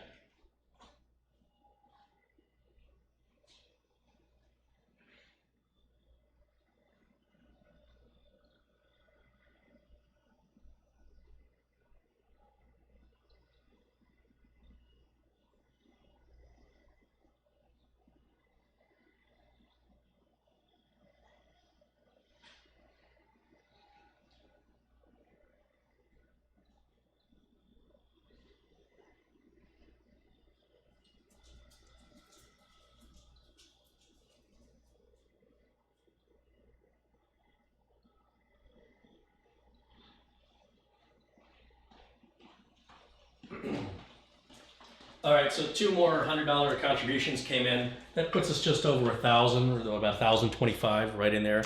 Again, I'm not including whatever was donated through Super Chat because I don't know when I get to see that money. It's probably not going to be till next month. The problem again is I intend to have the parts ordered by then. So YouTube, when I get paid by YouTube, they don't say this is what you got for Super Chat and this is what you got for YouTube revenue. They just clump it into one thing and they don't really explain it to me. I can look at how much each video was made over the last 30 days. I can look at what the Super Chat contributions have added up to, but not who gave me how much or how many contributors it was. It's just a lump number. It's very, very difficult. And like I say, then YouTube takes 30% of that. They take 45% off the top of the other. And, what I'm left with then is what I get paid 30 days after that. So you have this 30-day period of revenue generation. And then during the next 30 days, you have revenue generation. And then you get paid for the previous, before the last month. So if I get in the end of April, I'll be paid for whatever revenue I generated back in February. And then March's revenue will be paid to me in May. April's revenue will be paid to me in June. Everything's held back. So with PayPal, I don't have that issue. When you contribute through PayPal, that apart from the 2.9% or whatever they take, the money's there instantly.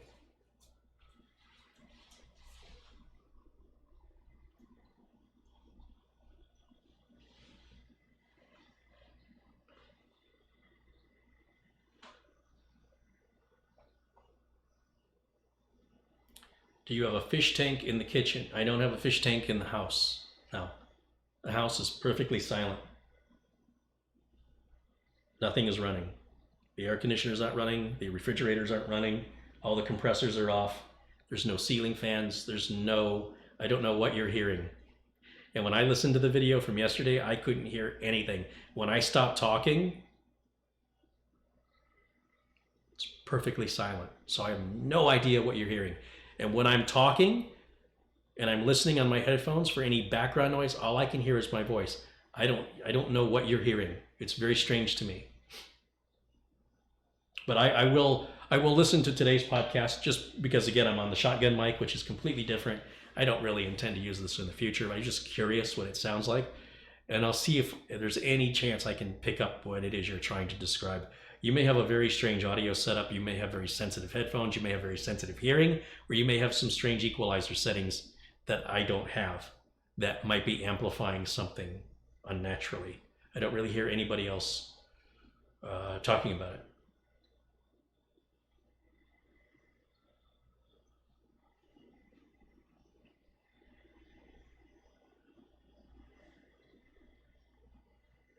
Tinnitus. Yeah, I have tinnitus. This is a problem when you like loud music.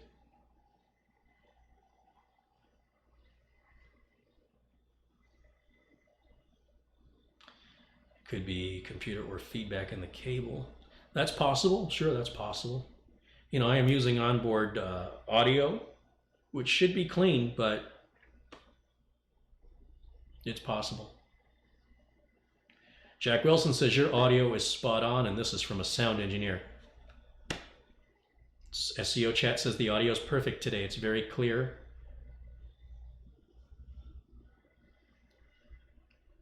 Someone says it sounds like a fan or something. It's very low.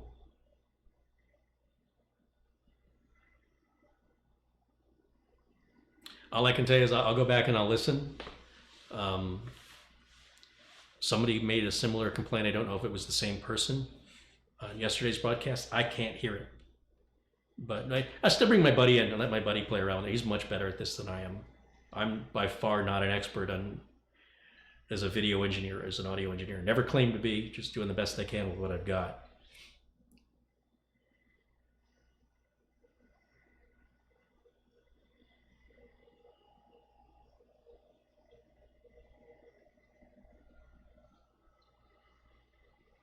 Says it's only when I'm not talking. When I'm not talking, the noise gate should be cutting in. Is my noise gate not cutting in?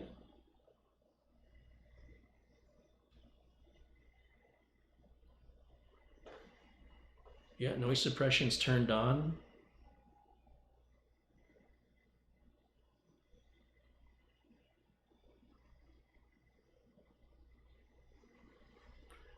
I don't know.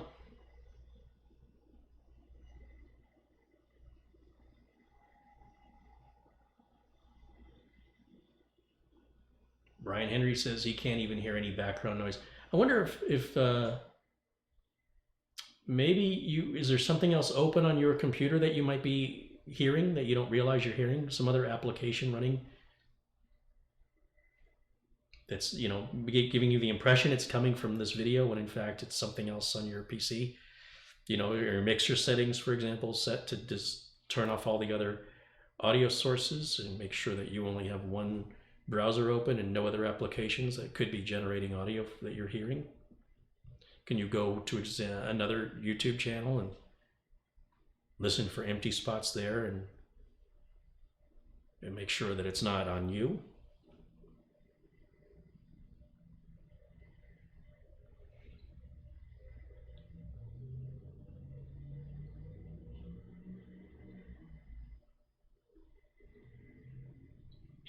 It sounds like a dry fan running when you quiet down.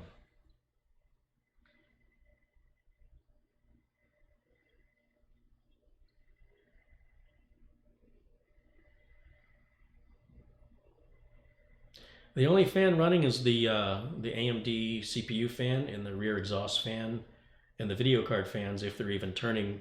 And I can't, I'm standing next to the rig, I can't hear it. I don't hear it at all. I can't imagine you guys could hear it. But the noise gate, the noise suppression should be kicking in.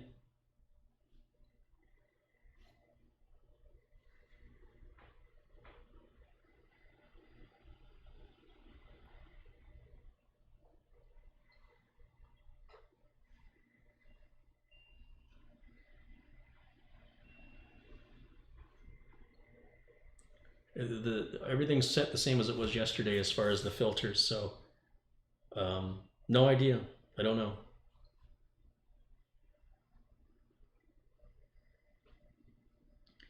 Am I using the audio jack? No, everything's being fed through an HDMI cable. The microphone is in the microphone input on the camera, and then the camera output is video and audio combined on an HDMI cable into a video capture card where it's then separated back out internally with the drivers that come with the capture card, and then OBS is processing that on its own.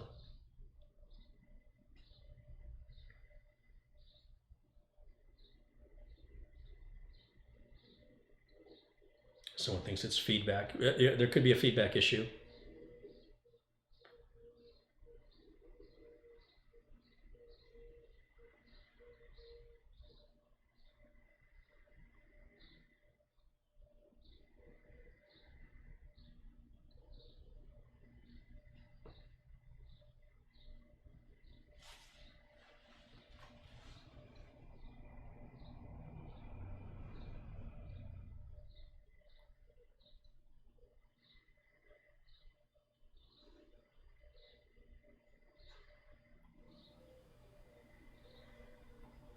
about if I do that? Sound better or worse?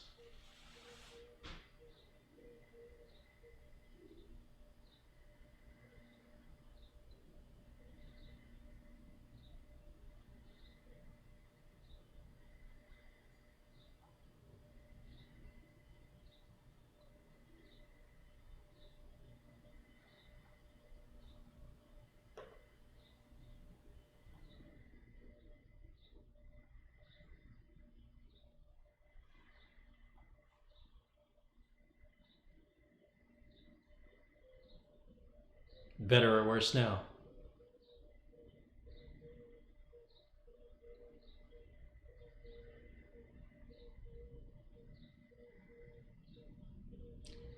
It might be the water fountain you have outside in your garden. The water fountain is not running today. The microphone, it's a shotgun mic. It's a Rode pod. It's a Rode makes it, R-O-D-E. Oh, I want the best audio I can have, so I don't mind people letting me know. If I can improve it, of course I want to improve it.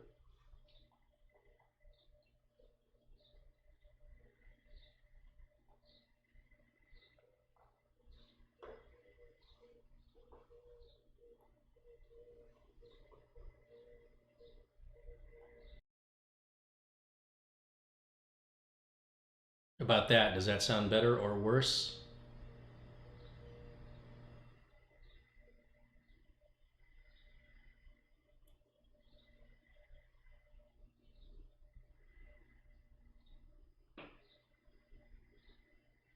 Still there, okay.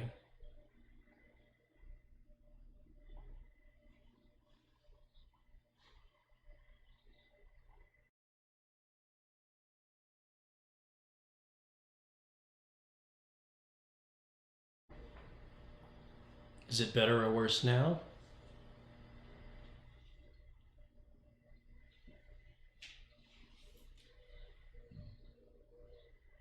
It's worse, okay.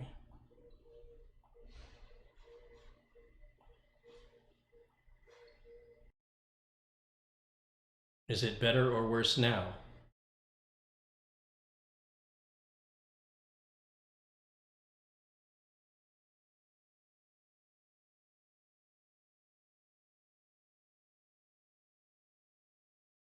So right now when I'm speaking, is this sounding better?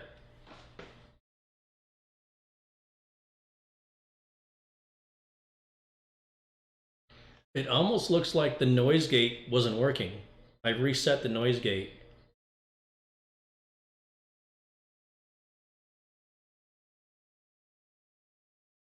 Audio quality is good, volume is good.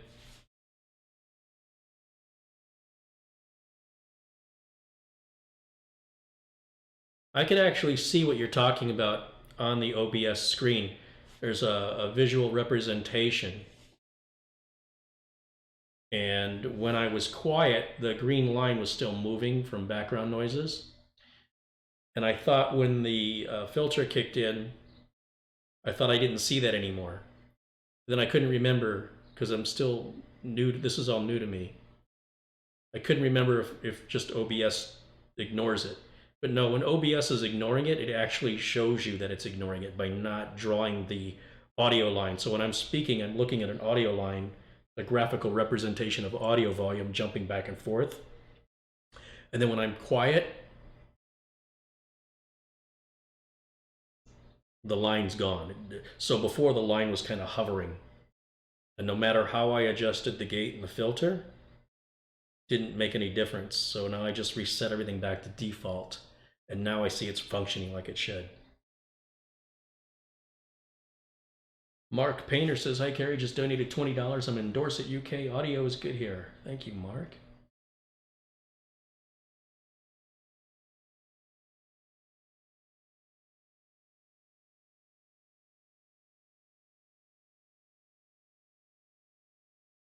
Sharon says that she sent me some music that she's created to my email address. Thank you, Sharon. I will check that out. Is the gain too high? You guys think I need to turn the gain down?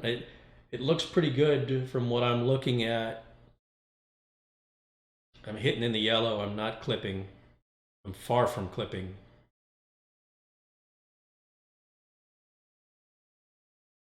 Signal is a touch hot. All right, let me bring it down. Let's bring it down a little bit. Let's try that setting. So that may even be too much. Well, let's see. What do you guys think?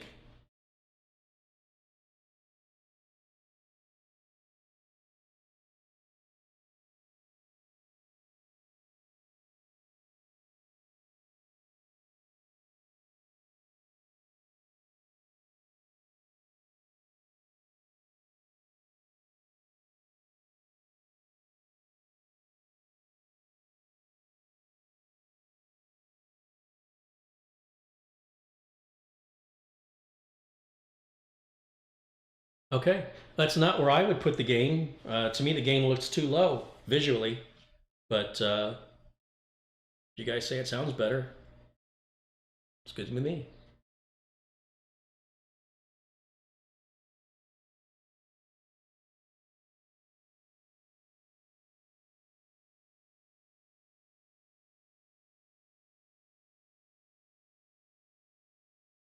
The voice is a bit metallic when you talk. Not much I can do about that. That's going to be, that would require a mixer to sort of take out certain frequency ranges out of the audio and then pipe it back in. I really don't want to get that complex on my video channel yet. We might eventually get there when I have a studio and I can permanently wire things, but I don't want to have to wire into a mixer and readjust 87 buttons every single time. That's just too much. Could also be my voice. I'm still a little bit sick, so my voice isn't back to... No, don't donate for a mixer. I don't need it. Not right now.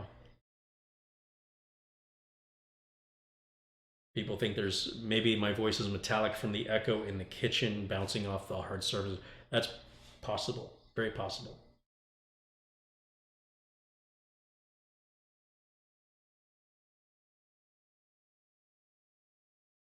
When I wear the lapel mic, that's something that really helps resolve the echo issue with the microphone so much closer than the boom mic. I just wanted to play with the boom mic today.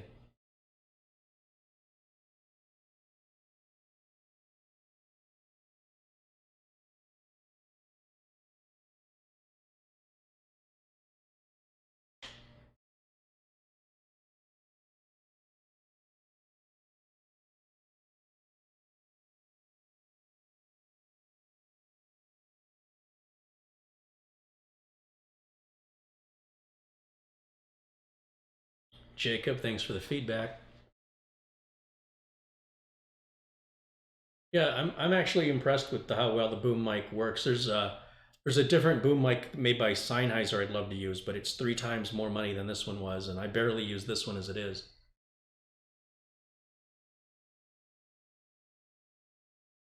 Oh, Austin's joined us. Hey, Austin, welcome into the chat. Watch your mailbox next week, Austin. Carrie, the audio is muting when you aren't speaking. Yes, that's what it's supposed to do. It's supposed to mute so that you don't hear all the background noise. That's what we're going for. Usually what places do is they'll pick a background sound, some type of a lower frequency, and place that down as an audio track so that you don't hear the muting as strongly. But that's most of what your reality television shows do, like Survivor and stuff like that. You ever notice how the audio is flat, regardless if they're talking in the woods or they're having a challenge and they're yelling and screaming? They're doing some audio sweetening, which I don't know how they do that. I've got a few theories on how it's done.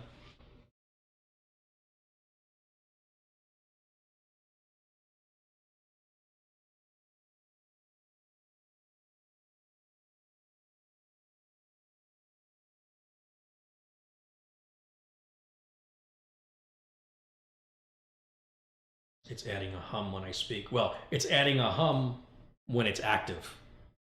So clearly whatever the hum is that you're hearing, there's a switch I think it's just a noise filter, though. I mean, a wind filter. I don't think it'll make anything better. Let's hit it and see what it does.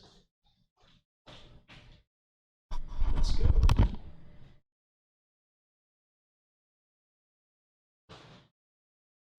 You guys find this audio setting better or worse?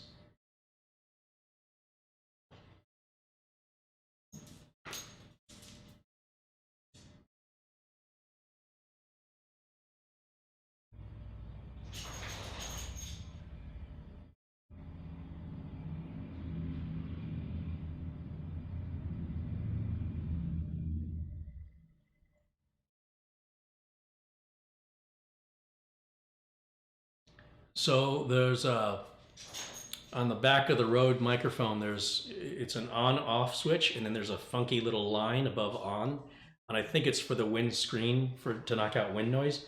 And because I'm indoors, I just didn't use that setting.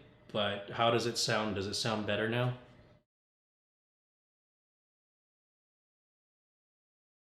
Did the low hum go away? Did a car just go by your house? No, a motorcycle without a muffler apparently went by the front of my house.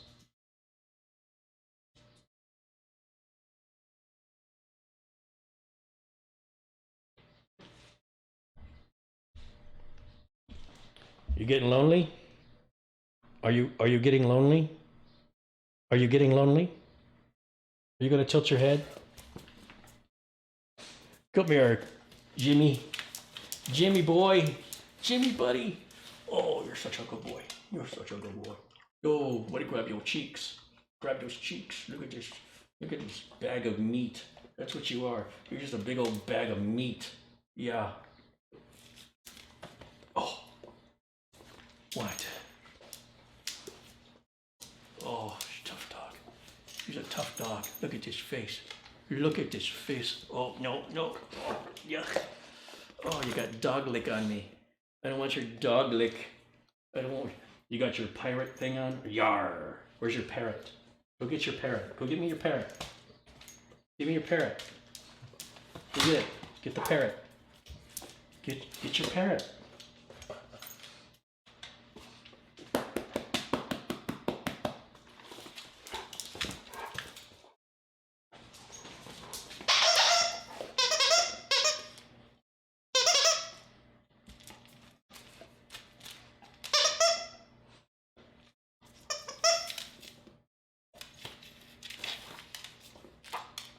Me the other one.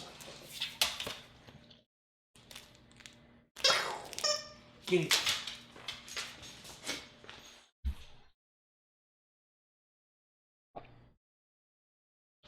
He's so happy he got his bark box. Jimmy, what you doing, boy? There's a good boy. Smack that butt. Smack it. Yeah. Yeah. You're a good boy. What? What is it, boy? You're a good boy. Now go away. Leave me alone. So bored. He is bored out of his mind. Where's a good boy? You want a treat? You want a treat? Oh, you're hungry. Yeah, I'll give you a cookie.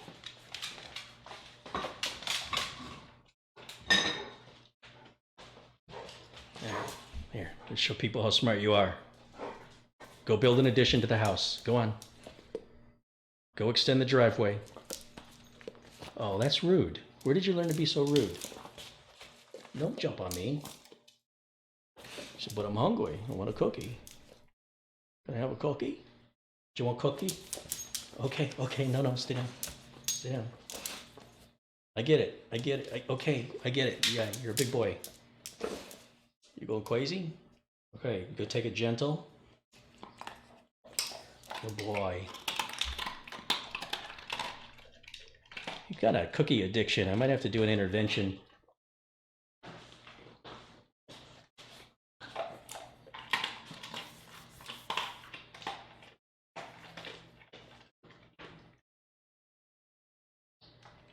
If I donate $100 to Jimmy, can you buy him a steak?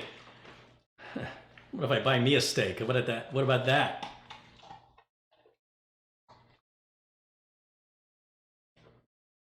That dog looks young. He's only about 2 or 3 years old. He's a rescue, so we don't know how old he is. He won't tell us.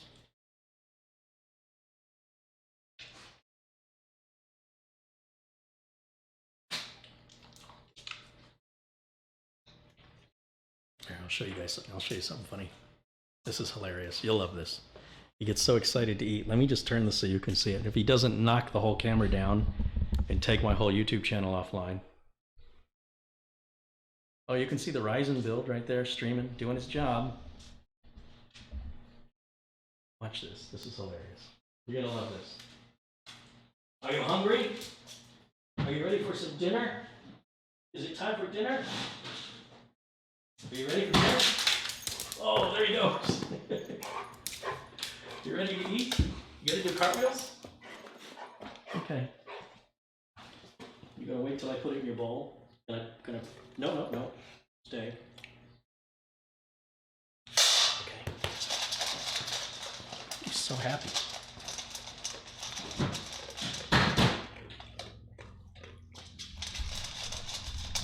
It's like he does cartwheels over to his bowl. So normally he's very calm and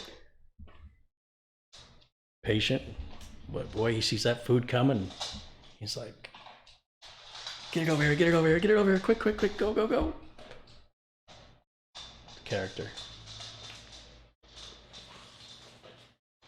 What size monitor? That's a 40-inch. It's a 40-inch television, Samsung television.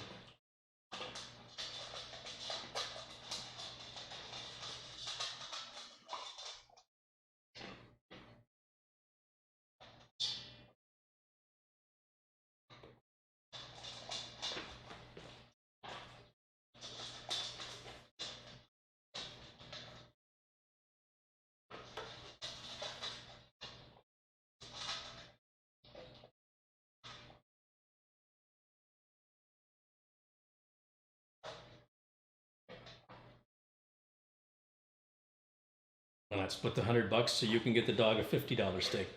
Well, how about if I use the $100 to pay for a build? How about that? Me and the dog go. We're doing okay. We're not starving over here.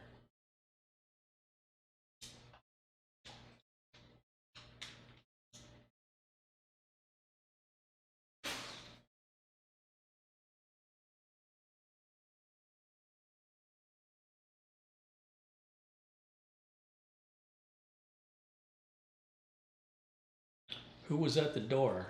That was UPS delivering an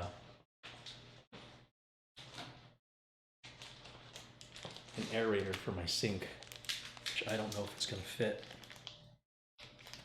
I'm just fixing everything all the time. The water in Arizona, in the Phoenix area, is very hard water, and the screens get plugged up within a few months of calcium and lime. Very hard water. I don't like water softeners. I don't like how when I wash, like in a shower, it feels like the soap doesn't come off. So I like the water fine for showering and bathing, but it clogs up the shower nozzles. It clogs anything where the water comes out. You get a white crust relatively quickly. And my shower, the wand. Oh, that's a good boy. The wand on my kitchen faucet plugged up, and I couldn't figure out how to clean it. I soaked it in vinegar and used a toothbrush. The water pressure is getting worse and worse and worse. It had a blue dome, so these domes control how much water flow you have now, which was sort of new to me. They have blue dome, which is 1 gallon a minute. The red dome should be 2.2 gallons a minute. That was originally a 1 gallon a minute dome, so it takes forever to fill the dog bowl up with water. It's like, oh my God. I'm a pretty strict person on water pressure. When I bought the house, the very first things I did is throw a water pressure gauge on it to make sure I was at 60 psi on the water pressure in the house. And I think the house was at 40. It was really bad. And then we took the whole pressure thing off of it, and it shot up to 80. And I'm like, oh no, that's too much. It'll burst the pipes in the house. So I got another restrictor on there, brought that back down to 60. And that's what I want my water pressure to be. But they're selling faucets now that are restricting how much the water the faucet will put out, regardless of your water pressure, which I find really annoying. But anyway, this is all for naught because I called the manufacturer and I explained to them that I've changed this out already and I'm still getting bad pressure. It's got a weird, I think the hard water has just ruined the inside of it. And they're sending me another one for free. So I'll have it next week. And all I got to do is screw it on and it'll be done. So this I ordered for nothing. Totally worth interrupting the stream for that.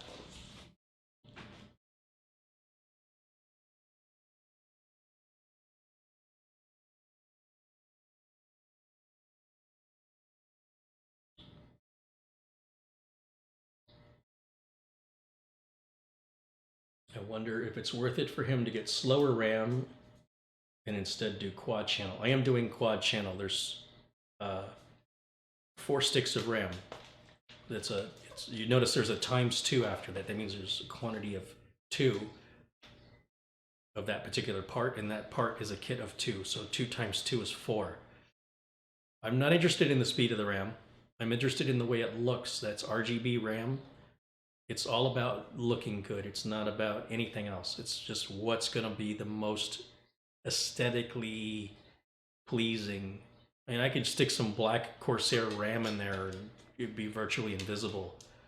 I don't want to do that. For this, there's nothing, I can't emphasize this enough. This is not a practical build. We're not building this for any other reason other than to be a showpiece and an experiment with regards to RAID 0 NVMe with 3 M.2 drives. The Threadripper chip itself is a bizarre anomaly. C32 cores running in Prime 95. The whole thing is just to do it for no good reason at all. Just because it'd be cool to do. Because I don't have to support it, I'm willing to do it. If a customer called and ordered something like this from me, I'd be very hesitant without making some perhaps disclaimers about what I will and won't support with a configuration like this. Primarily because I don't have any experience with it and I don't know if it's reliable or what any sort of idiosyncrasies might come along with the particular hardware configuration. So it's really just about the learning experience, but the motivation behind it is the opposite of practical, which is the opposite of every video I've ever done. Every video I do is about practicality because they're real customers that I have to support indefinitely. And I need those customers to be happy with their service.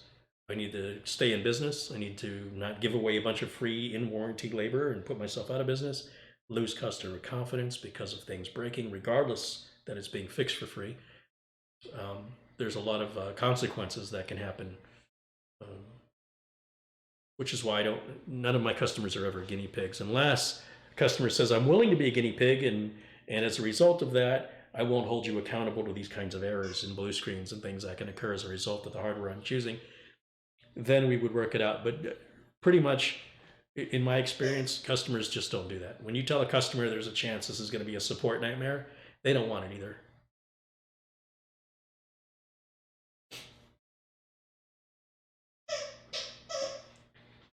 But if you want to leave your opinions of what this build should consist of with regards specifically to, I mean, I'm pretty locked in, I think, on the case, the motherboard, and the graphics chip, and I feel like the RAM too. But ideas for video cards, ideas for cooling, ideas for anything that may be a little more eye-poppingly spectacular, regardless of it's something that I said I'm pretty well locked in on. Ignore that if you think this would make it really, really eye-popping. That's what we're looking for. That's what we're trying to do, something to impress people, to sort of inspire and awe is what we're looking to do on this build. Nothing else. Just inspiration and awe. And a little education along the way. And it won't hurt, just a little bit. A little bit of education.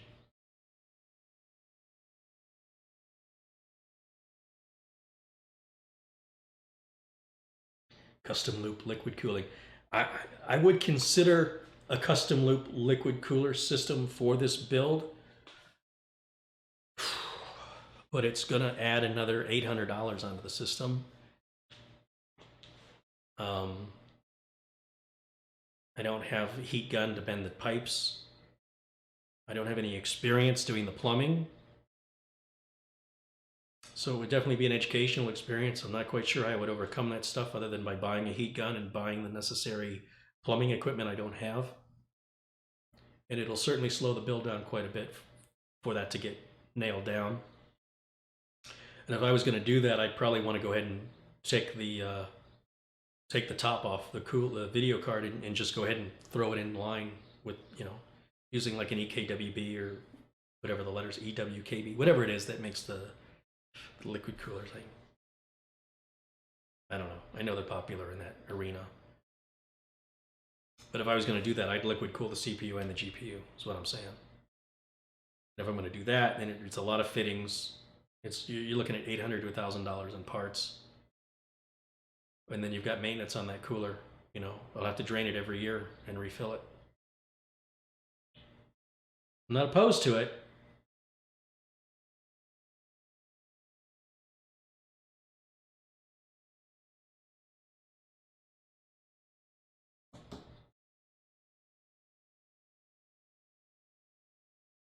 I thought you said never again on team memory. Yes, I did. I already addressed that in this video, but I'll address it again. I'm not supporting this computer. It's not being sold to a customer. I'm buying the memory because it looks pretty and it's RGB and I can control it through software. It's not just a random color that, you know, it's not like a solid color that whatever color you buy is what you get. You can actually adjust the color and sync it with the motherboard. Team's the only one that I see that makes it. And it looks pretty, the color matches the case. The white RAM will match the white power supply and the white line on the case. I was trying to find a white video card, but all I can find is a 1060 ASUS Strix. I can't find any other that are white. I really don't want to take it apart and paint it. I am not good at that. If you guys have a suggestion, love to hear it. So I will tolerate the RMA process if I have to with team, because no customer will be impacted by it. It'll just be me and I'll deal with it. See, like I normally wouldn't build MSI or ASRock either. On this build I would consider them because I don't have to support it. Supporting it is what changes everything. I can't underscore that enough. When you're building something that a customer is going to hold you accountable to for the lifetime of that computer, you're going to end up having, you won't have any choice but to be a little more particular with which parts you choose, so that, you know, if you have a problem with them, that the manufacturer is going to be there for you, or you probably won't be in business very long. You'll have a business for a while until you can't sustain it anymore because of bad parts. Because I'm not selling the system and I'm not supporting it, I'm willing to do things I wouldn't ordinarily do. There's nothing practical about this build.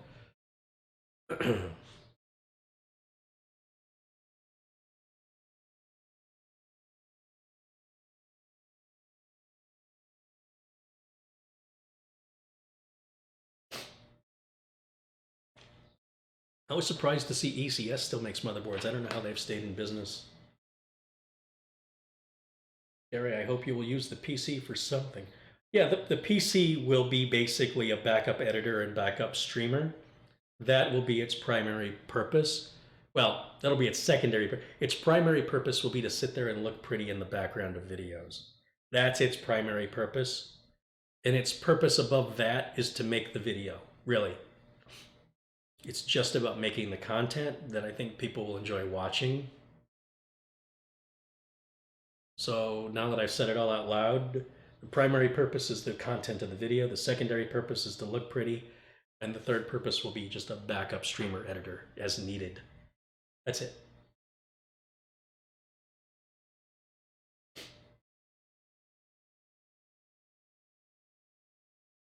And is this for the Ryzen build? No, this is a completely different build. This will be a Threadripper build, a 32 core, well, 32 thread Threadripper.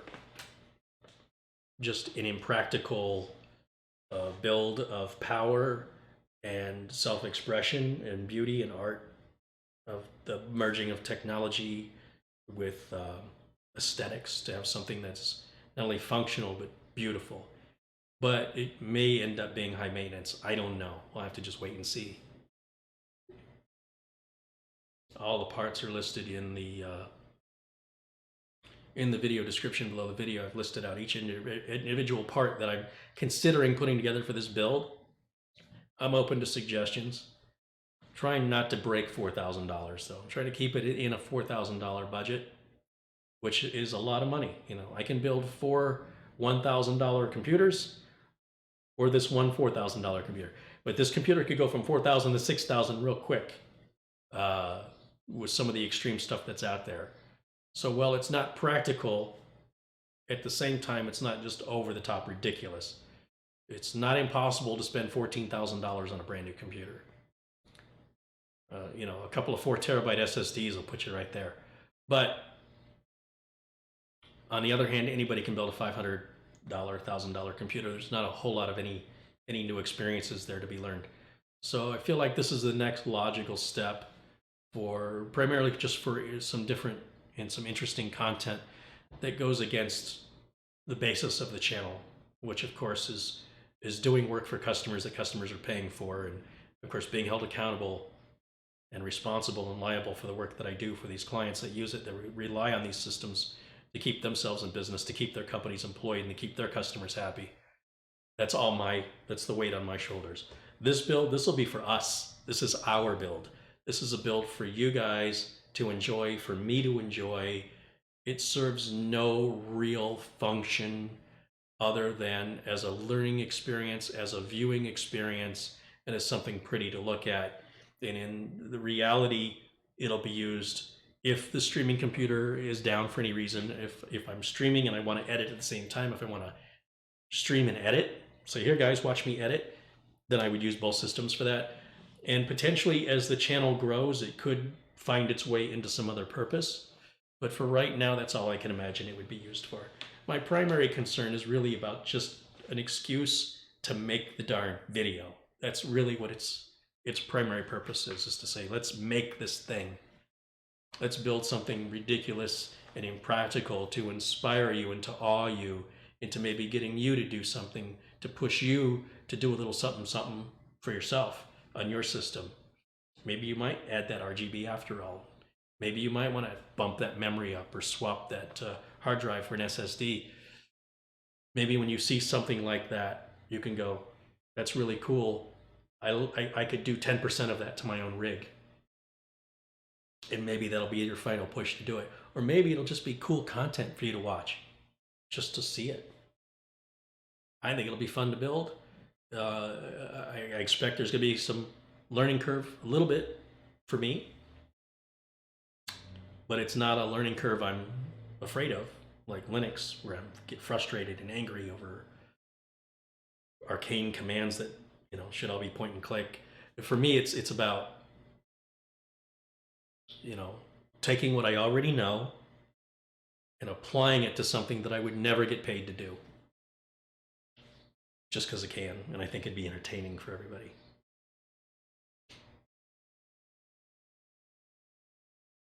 Somebody wants to know what RAID is. I already have a video that explains it. If you just if you Google Kerry Holzman RAID, there's a video that comes up that explains it.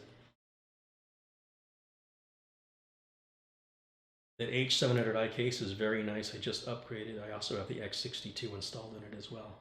Yeah, it appears, well, it makes sense that the NZXT makes the X62 and they make the H700i case. So it should fit like a glove. The question is whether or not the surface of the cooler will match the surface of the Ryzen chip. The Ryzen chip's like the size of my hand. It's rectangular and the cooler is round. So I don't know how that's gonna, I don't know if they sell an adapter or what, I don't know. Is your flu better? It's still, you can still hear me sniffling. It's almost gone. Another couple days, it should be out of my system.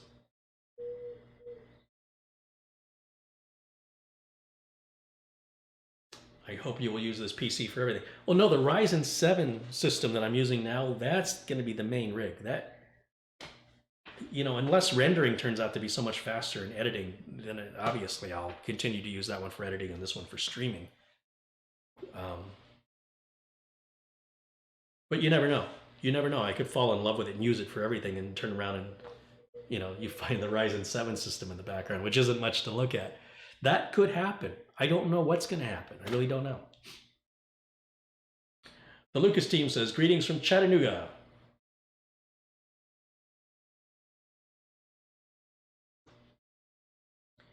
Intermax makes it all in one. I have had such bad luck with Intermax. I bought a customer an Intermax power supply. It was $300. The customer, I recommended a $50 power supply. Customer said, no, I want the good one. Power supply died in 2 days. Took it back, got another Intermax, swapped it out. That one died shortly, like within a week. Put the $60 power supply in, refunded the customer's $240 difference, ate the labor, and never bought another Intermax, nothing ever again. So is that fair to Intermax? I have to tell you, I'm very reluctant to give a company like that another chance. It seemed to show a pattern. I don't know why their power supply was so much money to just be so aggravating. I paid less for a better power supply that's probably still working today. And as a result, I don't like anything they make. However, I don't have to support this. So I would consider using an Intermax liquid cooler despite the negative history I have with them. That history is admittedly more than 15 years old. And companies change a lot in that time. And they're still in business. They haven't gone bankrupt yet. So that must be something they're making that's working. I've yet to find it. And I stopped giving them opportunities to disappoint me for top dollar.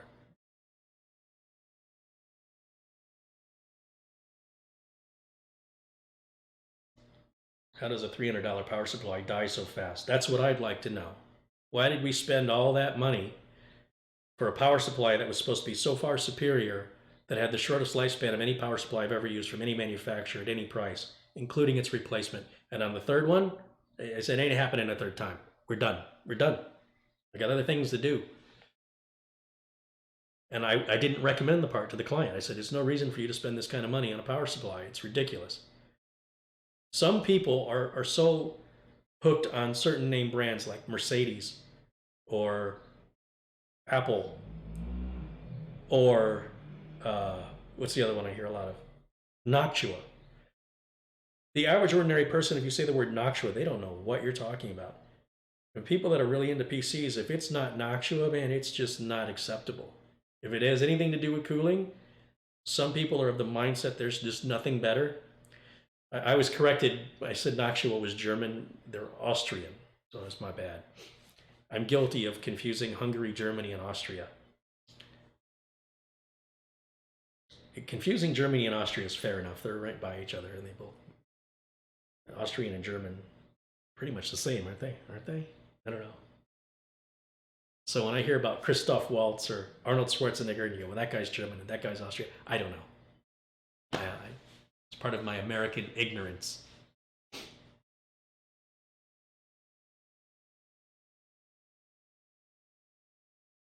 I think Noctua does make a quality product, but I also think it's overkill.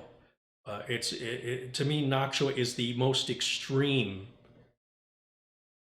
cooling solutions, cooling fans. They reach points of diminishing returns. People don't typically have their equipment long enough to worry about longevity of bearings. People typically don't need the extra airflow of a few little bits that you get more with Noctua, that compared to what comes included with your case fan. Usually that's adequate enough. People don't generally notice much difference in the fan noise. The Noctuas are always quieter, but especially the older the client is, they just don't hear it. So it's top dollar for a product that's overly refined and over-engineered that ultimately, in reality, doesn't make a whole lot of difference on the reliability or performance of the machine. But it's a good quality product.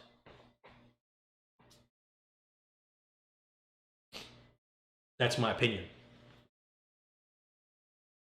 You'll see me starting to use a couple of Noctua fans in some builds for those kind of customers that appreciate that, who see value in that. And I ordered a couple to go into this Ryzen 7 because I know it makes you guys so happy when you see an actual fan. Your heart just kind of gets all warm and fuzzy, and you guys get all happy. I can't deny you that happiness. I wouldn't do that to you. So for you, you can have the actual fan.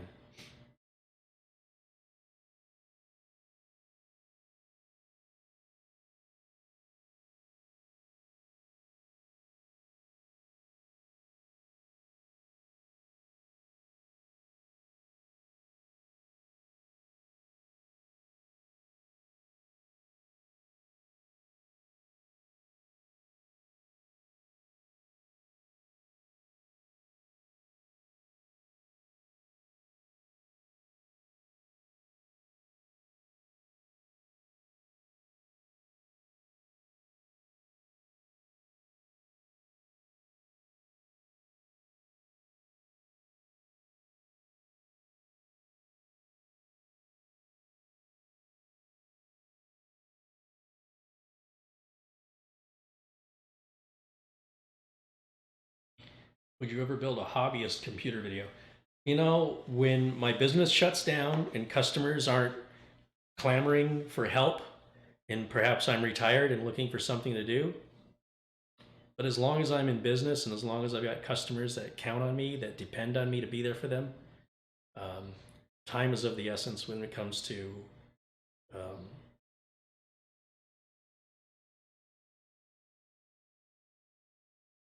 how much time I have to do this kind of stuff.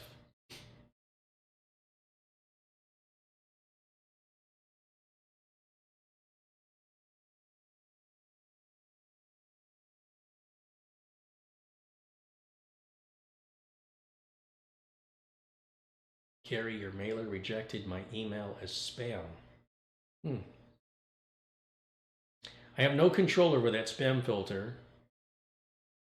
And what you could do is, we'll talk, Sharon. We'll talk in email. We'll figure it out. Maybe put it on G Drive, Google G Drive, and let me grab it that way instead of trying to send it as an attachment. That could be part of the problem.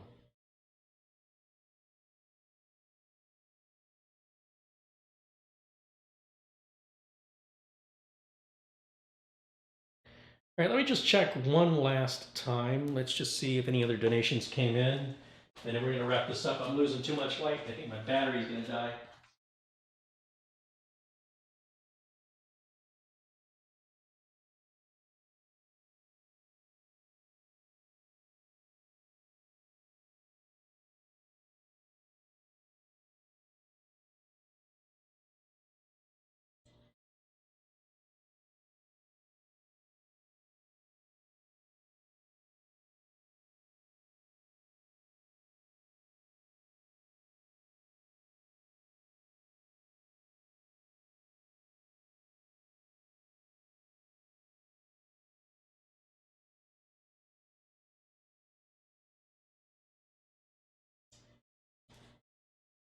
Okay, so there was a $10 donation, a $20 donation, a $5 donation, and a $100 donation. So it's another $125. We've got to be somewhere around $11.50 right now.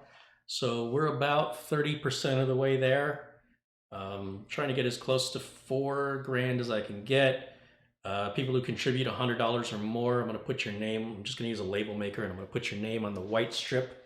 It goes down. I'm just going to put all the names, you know, just the way I'm picturing it in my head.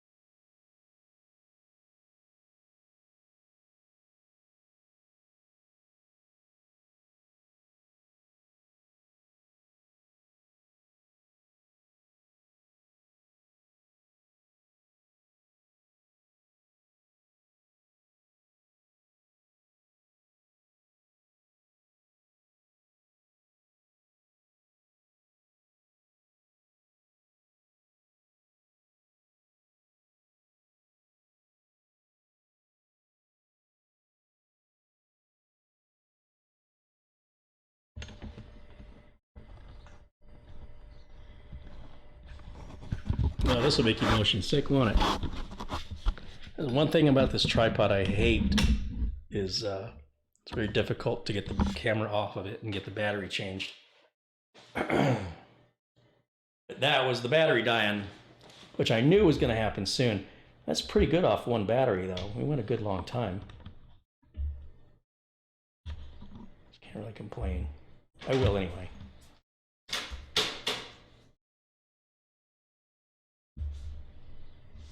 Which way was this?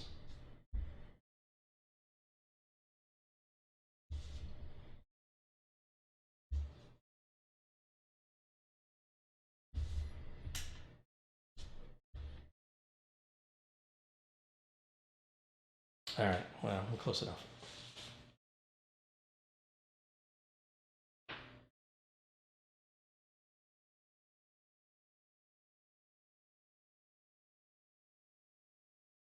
When you retire, do you plan on doing a Coca-Cola themed PC build? Coca-Cola build has been done numerous times, and it's done to a much better level of mod. I'm not very good with mods. I'm not good at cutting and measuring things or being artistic. My skill is in logic and circuits. I don't have an artistic bone when it comes to drawing or cutting and measuring and design. Yeah.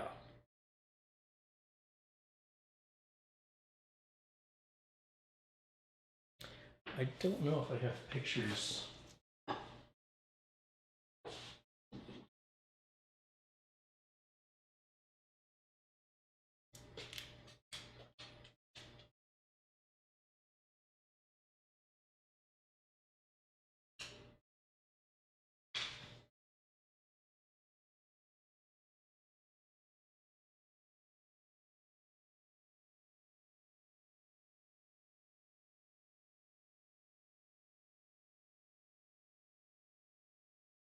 I was at this, so we're at the store the other day, and I saw this, and I had to send it to my sister.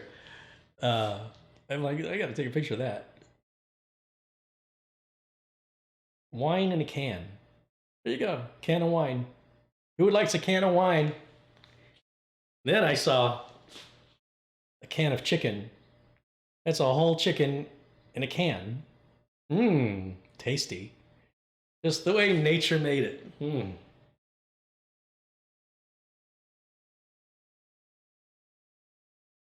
This was that Intel Pentium. I had taken a picture of it from the build the other day. And it's a Pentium 90 is what it is. I was able to look up the part number. It's an OEM Pentium 90.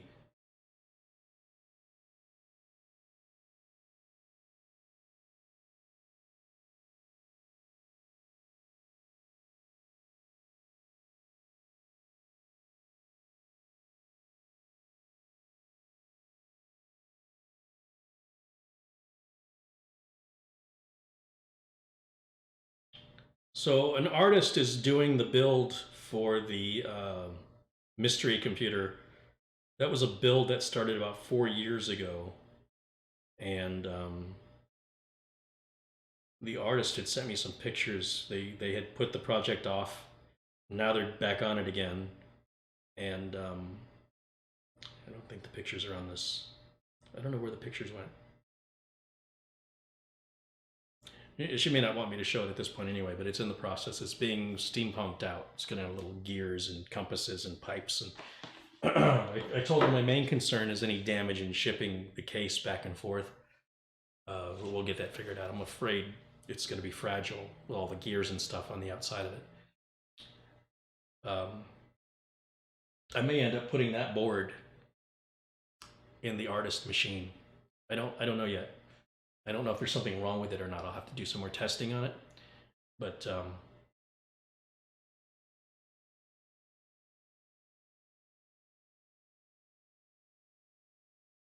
phone is a Galaxy S8.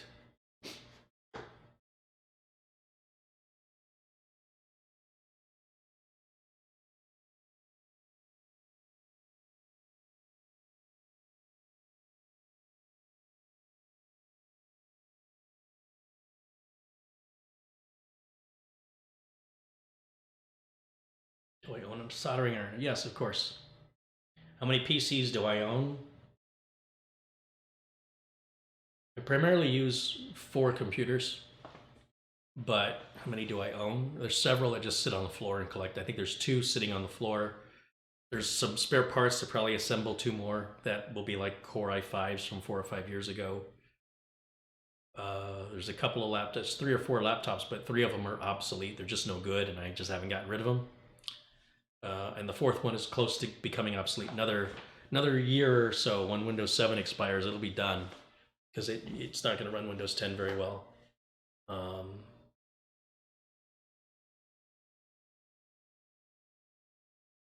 Yeah, so it's 4, plus the NAS, plus the Nook. The Nook's my wife's computer, though. And then she likes her Kindle Fire tablet, so she plays Candy Crush on that all day long.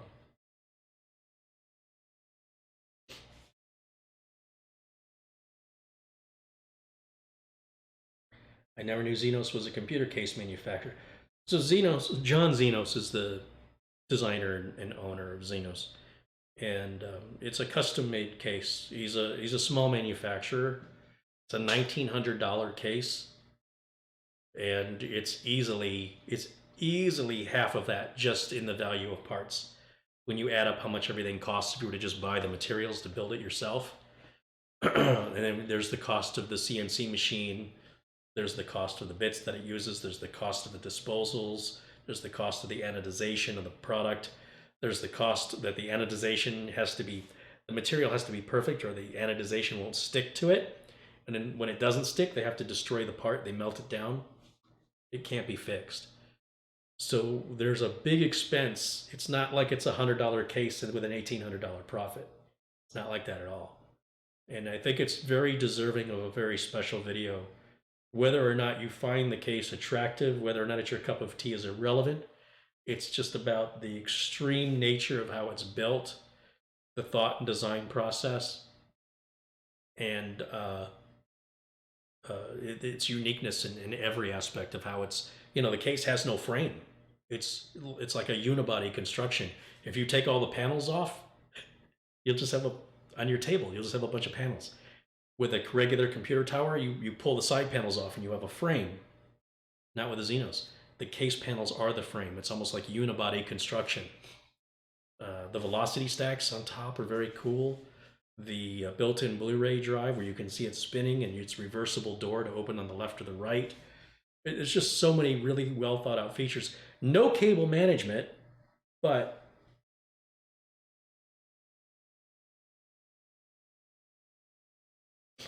I wouldn't be surprised if all of your PCs are in the $200 case. The 965 in the back, I moved it out of an Antec into a $200. Of course, the Ryzen 7 is the $200. The Nook is in a Nook. The streaming computer for Twitch, that's the M case, or the N case M1. That's the little crowdsourced case. And then there's a cheap knockoff case and whatever some customer had that they turned in. Those are the 2 spares I've got sitting in the office waiting to be. Who knows what I'll do with those? They're old. They would be good for somebody who has something older, but for everybody else, not so much. And I don't want to support them, so they just sit on the floor. Do I have any more soldering videos? I really don't do much soldering these days.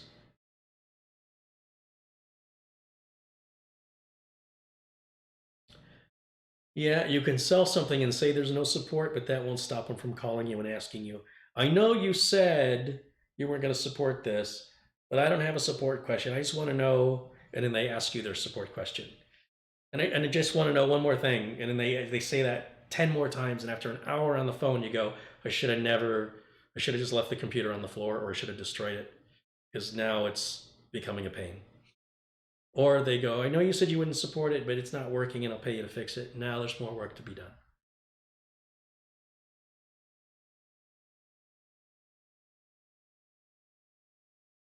These older computers take a long time to work on because you have to wait for them. To do a virus scan takes longer. To do a registry clean takes longer. To do A reinstall takes longer. To download drivers and updates takes longer. Everything takes longer. It takes more time. The cheaper the computer is, the more expensive it is in time to repair it. So sometimes it's better to just not, just, you wait till there's a worthy cause, somebody who you know you're never going to see it again. Like, you make a promise. If I give this to you, you will not even mention it to me. It's like I put it in the trash can. That's what I want.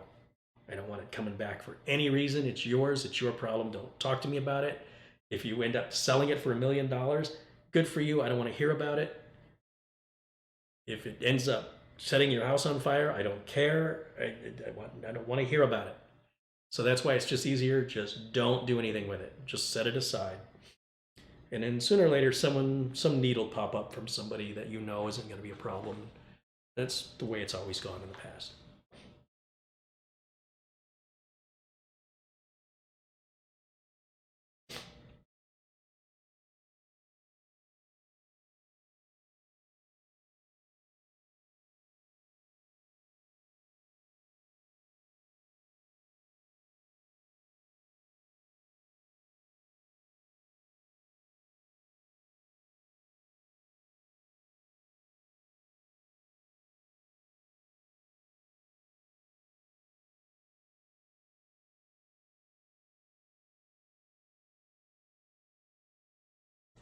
I really considered putting the Threadripper build in that Shogun, the BitPhoenix Shogun case.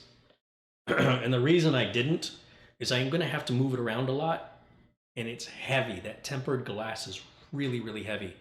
So if you're going to make any recommendations for a different case, it's got to be something light enough for me to move it. It's going to be shifted around all the time, and the weight of the parts is going to be enough.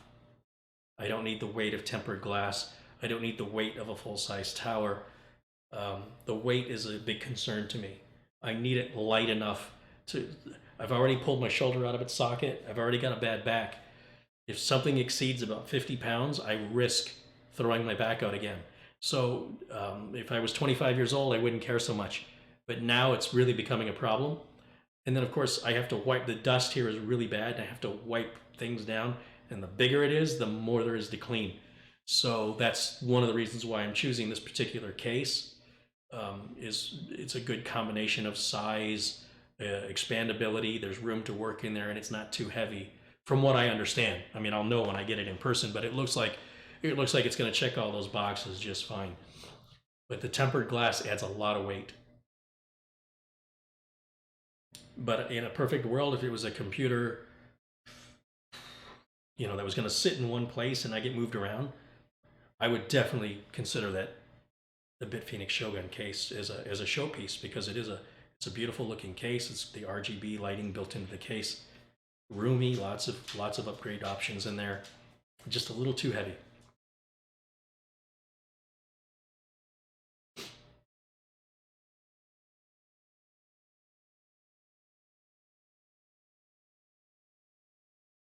All the parts I'm proposing on the Threadripper build are in the description of the video. It must be weird for people who watch the channel regularly that they hear me say the same thing 100 times versus the person who jumps in and just asks a question, fully not considering that 99 people before you asked. Still trying to figure out the best way to resolve that.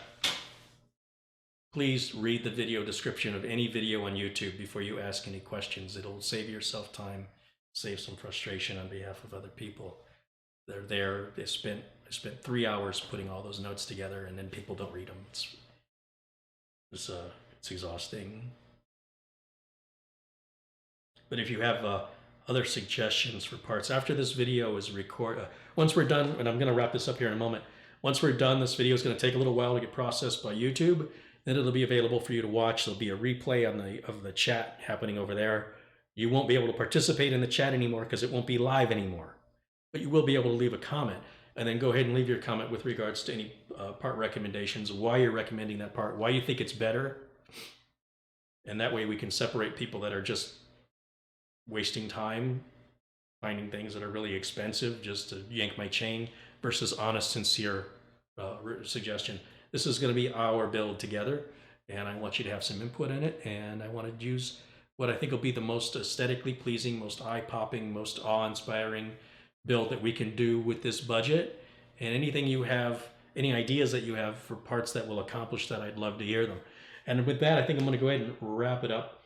We're, like I said, around the $1,100, $1,150 mark of 4,000, which is a great way to start the campaign. Again, I'll give it up to 30 days to accrue that amount of money. If that amount of money is not close enough to make it happen, all those contributors, your money will be refunded back to you. If the money gets there, I'll do a live video where we're selecting the parts and putting them in the cart, and then I will order the parts, and then the video will be made within 2 weeks after that. It'll be done. It'll be a live feed, and it won't be fancy edited or anything like that, and it'll all be real, just like all my other live feeds. And that's the project. That's the idea. And we'll see if you guys are going to stand behind it. That's what a lot of people want to see, but most people don't want to pay for it. So this is a chance for you to participate, to become not just a consumer, but a participant in the build process. And, again, it's sort of the benefit of doing this with YouTube is the back and forth I get with the viewers, as opposed to TV where it's all just one-sided. And we'll see if it's there. We'll see if the interest is there from the viewers to support doing something like this. And if it is, it may be something we, maybe do it once a year or something. If it isn't, then probably won't ever do it again, because